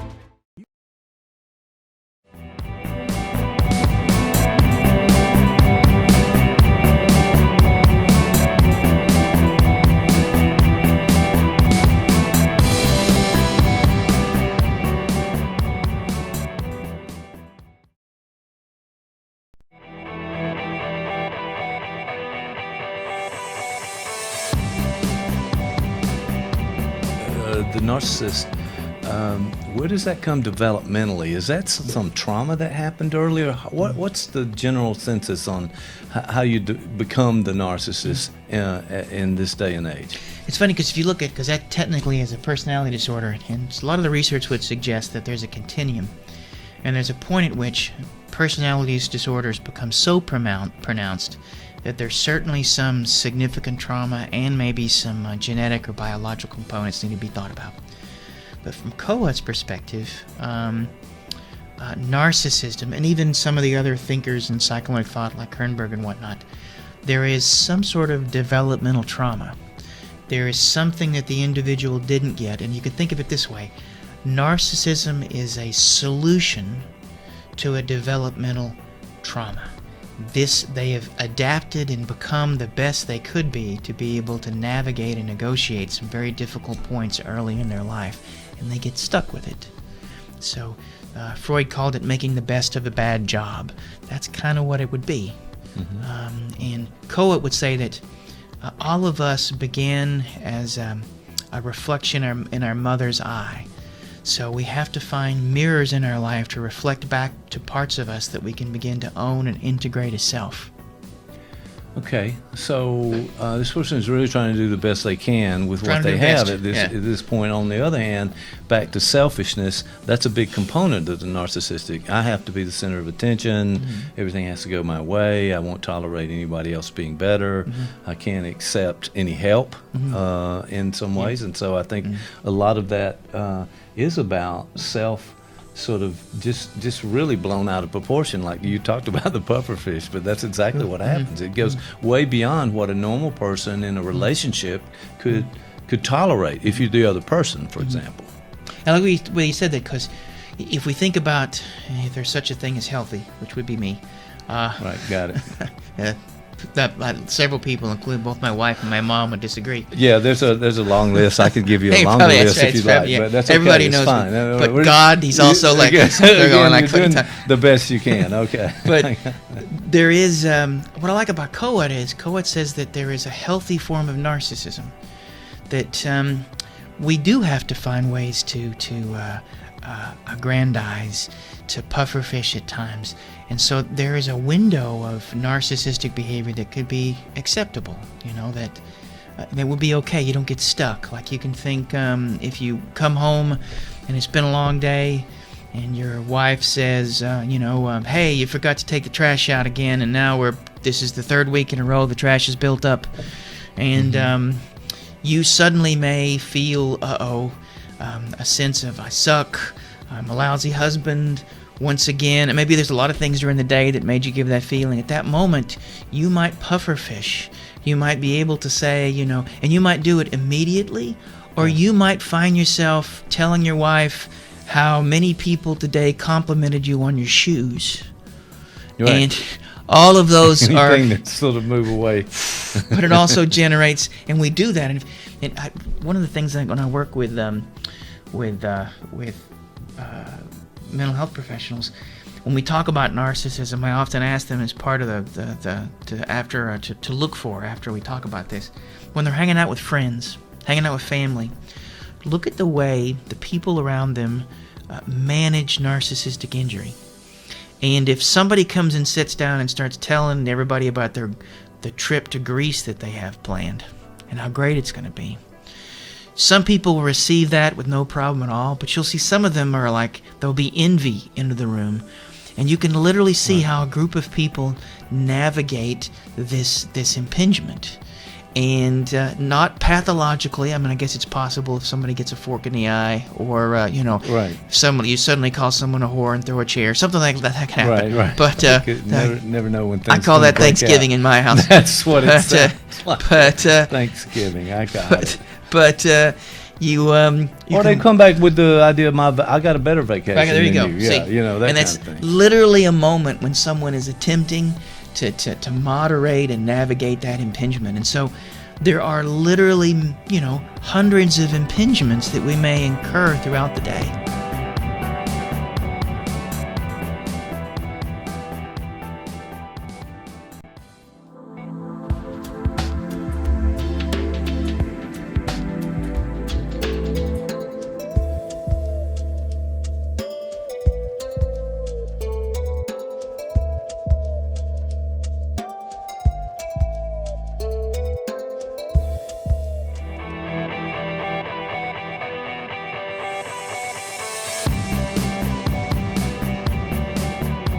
Well, you mentioned self-psychology because, the way self-psychology talks about this is that the self is sort of it is something, you can sort of we have to define the self. And from a self-psychological perspective, there is the brain, and then there's the mind.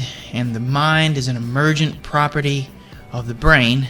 Okay. And the self is a system that it's an emergent property of the mind in context with other selves. So there are sort of layers to this. When you talk about self from a self-psychological perspective, it is in the self system requires constant maintenance. We have to be able to do something with ourselves. We have to maintain. Coep talked about it has to have rigor. It has to stay cohesive. Right. And so there are all these ways that we manage our self states to maintain some level of cohesion. And sometimes to manage those self states, we have to be selfish. And that's when we are using the people around us to help us as self objects. They can serve different purposes. There are what he called mirror self objects, where people will reflect back to us things that we need to see. Idealized self objects. People we have to look up to. They need to be ideals that we move toward. Twinship, where we can see that we have a lot in common. There are a couple of others too, but these are all ways in which we can sort of make use of the people around us to maintain some form of self-cohesion, to feel, and cohesion can be defined as a sense of who you are across time. Okay. Right. Some consistency of who we are. So we wake up in the morning, we know about our history, who we were before. We can feel, and that throughout the day we're often generated what are known as not me states. Parts of us that are parts of us, but we're, Lacan would call them extimate. They are part of us, but they feel external, or they feel alien to who we are. And so those also have to be managed. And they're often managed through projection or projective introjection, you don't want to acknowledge some of your own anger, instead you'll see it in the eyes of someone else. And that's a way of also managing this self-system.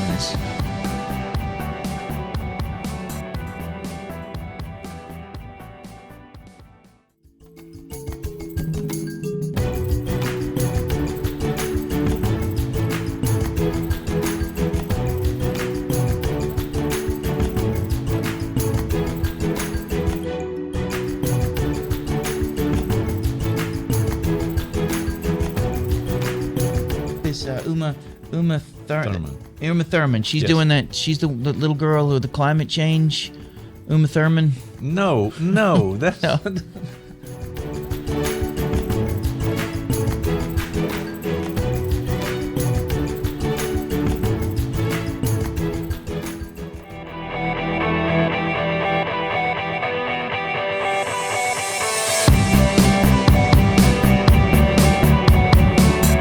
Dan, it's good to see you. How are you, my friend? What's going on with you Friday. today? It's Friday. That's what's good. That's good. I like Fridays. Fridays are something good. about Fridays. Like, we've concluded the week. We've finished our work. That's right, and now, whatever we want to do. And right? the some amount of freedom. And I have 2 days that if I want to do like intense psychedelics, I can go up and then. I'm kidding. I can't. Oh yeah, that's what I was thinking. I was waiting for the. I know how to do. See, all you have to do is pause long enough, and you're whatever you just said. Yeah, that's it. So yeah. I don't know. Now, actually, I'll tell you what. The inhalants. I know that those are no longer popular, but at one point, those were, just they were they were big with the youth. They were big with the youth.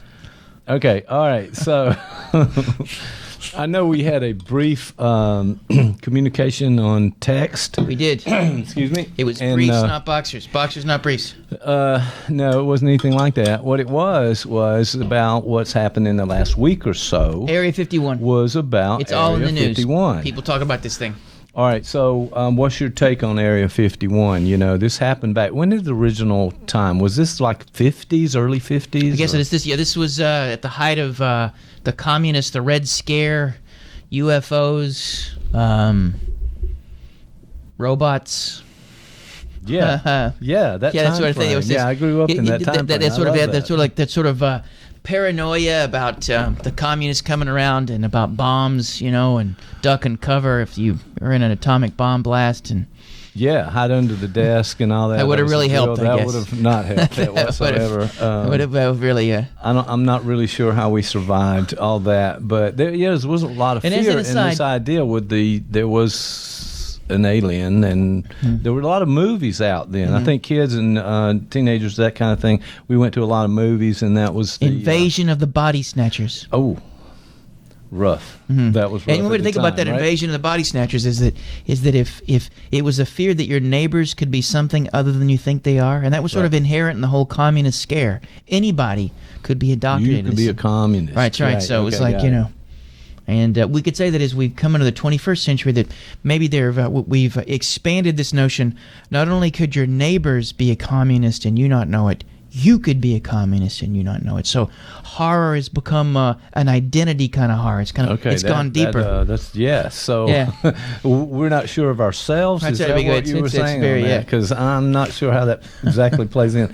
But I know what you're about to do, and I can those folks who've listened to our podcast before know. Yeah, that includes my mom and two people who are on death row. Exactly. That's about the entirety of it. And by the way, this is punishing for them. They only have one thing they can. It's this. So it's like, is this what they choose? And if they choose this, then okay. Well, and one of them, we need to perform well, do a good job. One of them I know for a fact fired his lawyer so he could speed up the execution process. I'm just saying. He said, "Look, I'm no longer. Let's get this over with." That's where he went. All right. So this idea of Area 51 and fear. We've talked about fear quite a bit there, but now we're talking about this being rekindled in the news lately.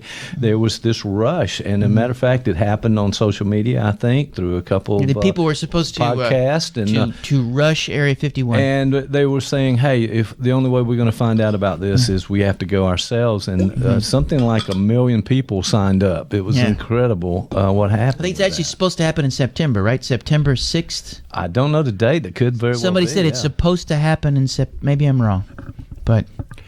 I think they've called it off, have they not? I mean, I'm not sure. I realize that there was a government response to this and warning about people showing up there. I don't know what's about to happen, but hey, here we are again. Area 51. Area 51. Area 51. Yes, it's the reprise. Well, okay. Here's my thought on this because go. The way to think about this is, why is this something that we might be interested in? Why is our and this, it seems to be sort of a central urban legend, at least in the United States, Area 51, all these sorts of things going on. Sure. And we want to think about how to sort of think about this outside of whether it is true or not, but why it might catch our attention, why it might be something that we could be preoccupied with. Why are all these TV shows about UFOs? Right, and there are a lot of those shows. If you, I mean, so many channels out there, but you it's all about ancient aliens and and UFOs and things that we don't have a lot of real proof about, but people seem to be really gravitating toward those things. And one element of the narrative that I think seems really important is that somebody knows something and isn't telling us. There is a mystery inherent in the aliens themselves, but also the possibility of somebody knowing something and not telling us. Right, and the government keeping secrets from us, that's an ongoing theme in lots of different ways, but certainly around this for sure. And just as an aside, I think they have a very naive faith in the power of our government to do anything properly and correctly. Right. And the idea that somehow they can maintain a secret such as this, I really think that is... you're giving them way too much, giving them way too much credit. It's not. I see where you're going. They're so inept they can't even keep a secret. So I don't know. They can keep it now. So I really think if history tells us anything, we would expect the cat would have been out of the bag a long time ago. Yeah. Well, somebody would have found that. Well, I do remember that Joe Rogan on his podcast, the Joe Rogan Experience, had a guy who worked at Area 51, and I can't recall his name right now, but he identified a number of things going on there and sort of really supported the idea that the government had found something, had found bodies, had found aircraft, and so forth. The news, however, was always about, some unidentified object, and they found parts and metal and things like that, and that's as far as it got from the government side of it. I find it really interesting that when the topic came up, so many people responded. Well, this is the part where we're... if we haven't lost the 2 death row inmates at this point, whoever else is listening, this is the part where we may lose them, because I'm a creature I'm a one-trick pony, a creature of habit, and I have a certain way of looking at the world. You're going to talk about psychoanalytic. I am. I'm going to a psychoanalytic exploration of Area 51. I'm good with that. And if I could sum it up in just one phrase, which I hope we can unpack. Okay. Is that we all know what Area 51 is. Okay. And it is Mom. Okay, we can end there if you'd like, and we stop there and let it go. Area 51 is Mom. All right, no, but you said unpack, so I think that's going to take just a moment here for us to kind of figure that out. There's something sort of primal there going on with us. Well, and when we think about this, and there's this guy named Jean Laplanche. My French has gotten better. That's very French. Laplanche. Go. And Jean Laplanche is a French. Actually, he's not. He's from Jersey. He's not. I'm kidding. It's typical. All right, go ahead. No, he's from France. And he has this notion of what he called the enigmatic object. Okay. And what he said is that if you can think about the birth of subjectivity, the part of which you begin to become you, and that begins probably somewhere in gestation, certainly in birth, all that sort of stuff. Right. But it involves very early on a tight orbit between you and the maternal object, and that doesn't have to be Mom, but usually it's Mom. Yeah, of course. So there is this dance that goes on, and it is just as Mom is growing you, you're growing a mom. There's a mutual growing of each other that occurs in this sort of dance between baby and child. And Laplanche says there's something about that, though, because the way we see both ourselves, the world, and the people in it are going to be affected by both the quality and quantity of that experience. Okay. But there are certain things that are certainly universal, regardless of quantity and quality. Okay. And that is you as a nascent subjectivity, you as someone whose nervous system is immature is in the presence of someone who has a mature nervous system. And they generate a tremendous amount of mystery. Mom, adults, and thereby the entire world generates a certain enigma. Okay. And this is where it gets even funkier, because Laplanche says not only are we then sort of mugged, or the shadow of this enigmatic object falls across us and we are jointly confused, whatnot, we are also enticed. We begin to sort of, we learn to not only survive and to accept, but even to be invested in these dances of mystery. Okay. Right? So we're really trying to figure out some things in these early stages, and there's a lot of mystery. We don't know, and we're trying to, who is this object that's taking care of me? What is going on in the environment? And the building of their own personality and structure and so forth.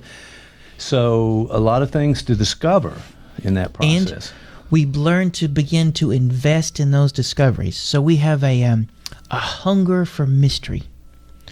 So, and it's interesting because if you watch, ever watched any of them in detective movies or read them in detective novels, like that sort of thing, if you ever read them. That's my thing, man. You like, yeah, really? Got one going on right now. Really? So you like we can talk about that later, but. Well, notice how, and there's certainly something satisfying about finding out the killer, but the real satisfaction is in the chase, right? Yes. In the getting lost, in settling into the rhythm of the enigma, and to almost luxuriate in this experience.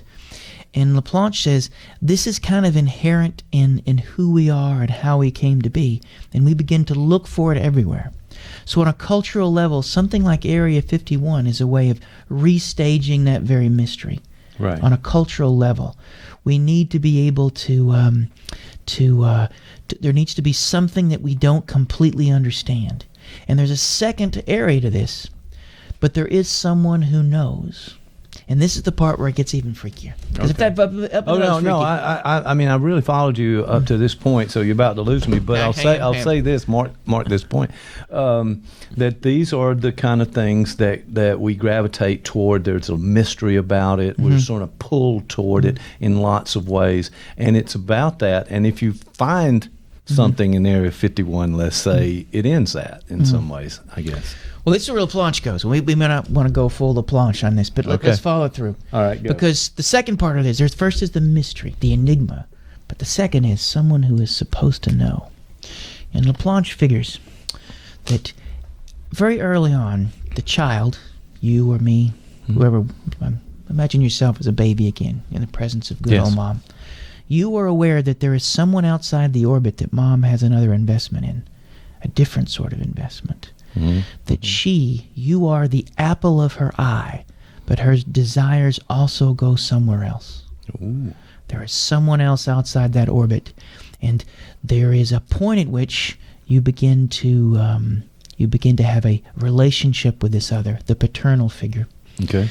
But before that happens, you swim with this enigma, and this also someone who knows your mom in ways that you do not.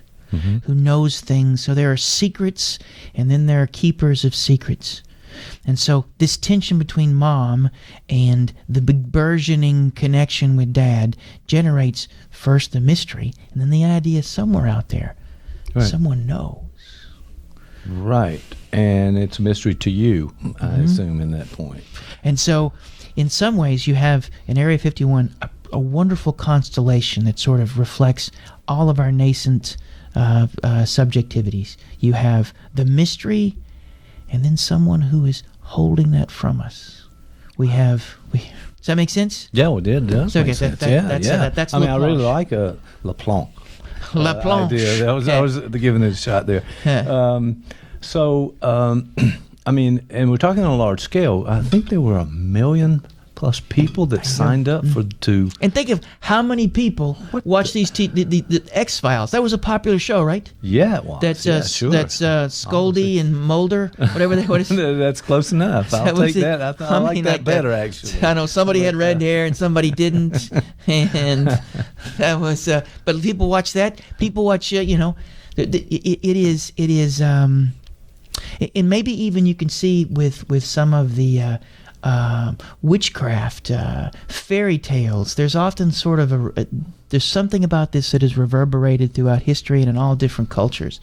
And Laplanche wants to sort of touch on that part of what makes it reverberated, it is a dance we do with the world outside of us and the world inside of us, and it at least partly is a reflection of this subjective birth we have to go through in a dance both with a maternal object and later a paternal object.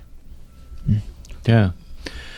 Well, I think that can explain a lot of things. That this structure between the child or baby and the mother kind of set the stage for this to continue throughout their lives. In other words, so what about the people who are not interested in Area 51s? The ones who could care less, or they didn't sign up on the internet to charge Area 51. Which they're dead inside. Sound like a.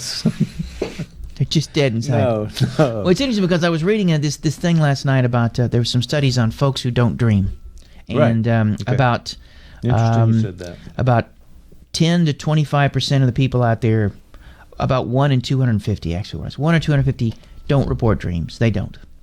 And these are folks that typically, and it was interesting because they were more likely to have the have profession of engineering or something highly analytical. Okay. So they tend to, they tend to dream. Right. They also deconstruct things there. They also have their emotional reactivity is narrower too. Okay. So it is possible that if there was a continuum, the folks who are really hooked by Area 51, maybe they have they are not analytical enough. Maybe they are their capacity for affect regulation is a little it's not as good, and so what they generate is what's known as a paranoid system. Because people who are really, really focused on this, there's something out paranoid about the whole thing, right? Right. They're aliens. They're keeping it from us. Right. Invasion of the body snatchers kind of stuff. All the fears and the thrill and fear at the same time, those kind of things. So maybe we could draw a continuum, and we might surmise that folks who are really caught up in this thing, man, they're like, they have some paranoid trends and whatnot, difficulty with affect regulation and modulation. And then on the other end, there are folks who may be more constricted.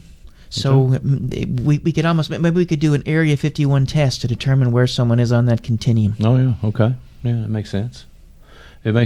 Well, there's a fascination and a thrill to it that I think people get swept up with, and evidently what you're saying is this was already within that person, and it sort of ignites or connects in some ways too, that thrill, that fear, someone else knowing when you don't know, but that one thread seems to be something that is in our society, the lack of trust in government. That's a big thing now. No one can trust government anymore. It seems kind of strange.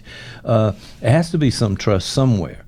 So let me ask a question. If the person has been developed in a healthy way and they've come along, they've had nurturing, Talking about me. They other than you, and they had these kind of healthy environment and so forth and so on, they may be have less of this or more of this. Where did they fall? Maybe we could say that they have a curious interest. They can have they can have just enough distance from their interest in this, because one of the ways to sort of gauge if you found it fascinating, this Area 51, right, and that is different than someone who puts on the tinfoil hat and believes that the government is going to try to steal their soul and put it into some sort of alien who's currently... I've never worn a tinfoil hat. I just want to say that for the record. Okay. Well, I have worn a tinfoil fedora, because if you're going to... Hey, pretty classy move there. It's a little advanced, but, Yeah, kind of get back to the 40s there. It's the same time frame of this. Actually, if you can wear any sort of pimp wear that you can also combine with aluminum. I hesitated to mention that, or trying to be a joke there, but then you keep going. So I will refrain for the rest of this podcast and not do that. All right. So, so those people, what? They not interested in it. They have less capacity for maybe we say that we want folks who have at least a mild amusement. Okay. Or the capacity for investment in it. Okay. Because I think a complete dismissal or a complete falling into it, the paranoid state, maybe we want to find some way to be between those 2 points. Because, inherent in this, and in Laplanche's notion of the enigmatic object, is we have to cultivate a relationship with mystery. We want to be able to pursue it. We want to be able to feel some joy, some pleasure in the unknown. When you mention detective, that's what detective fiction does, right? It puts you in a place, it generates mystery, and that you stay there as long as you can. And if the writer is good enough, he will continue to generate roadblocks. Right. It delays the possibility of foreclosure as long as it can. So your capacity to live in that space and to find some sort of joy may be very important. Right. The paranoid gets lost in it.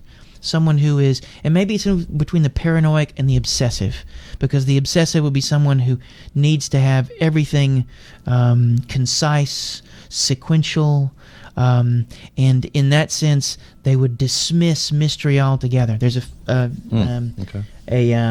believe it's Daniel Dennett, the philosopher, who talks about disparagingly he calls them Mysterians, folks who really want to who want to preserve mystery, and he sees that as sort of, and I can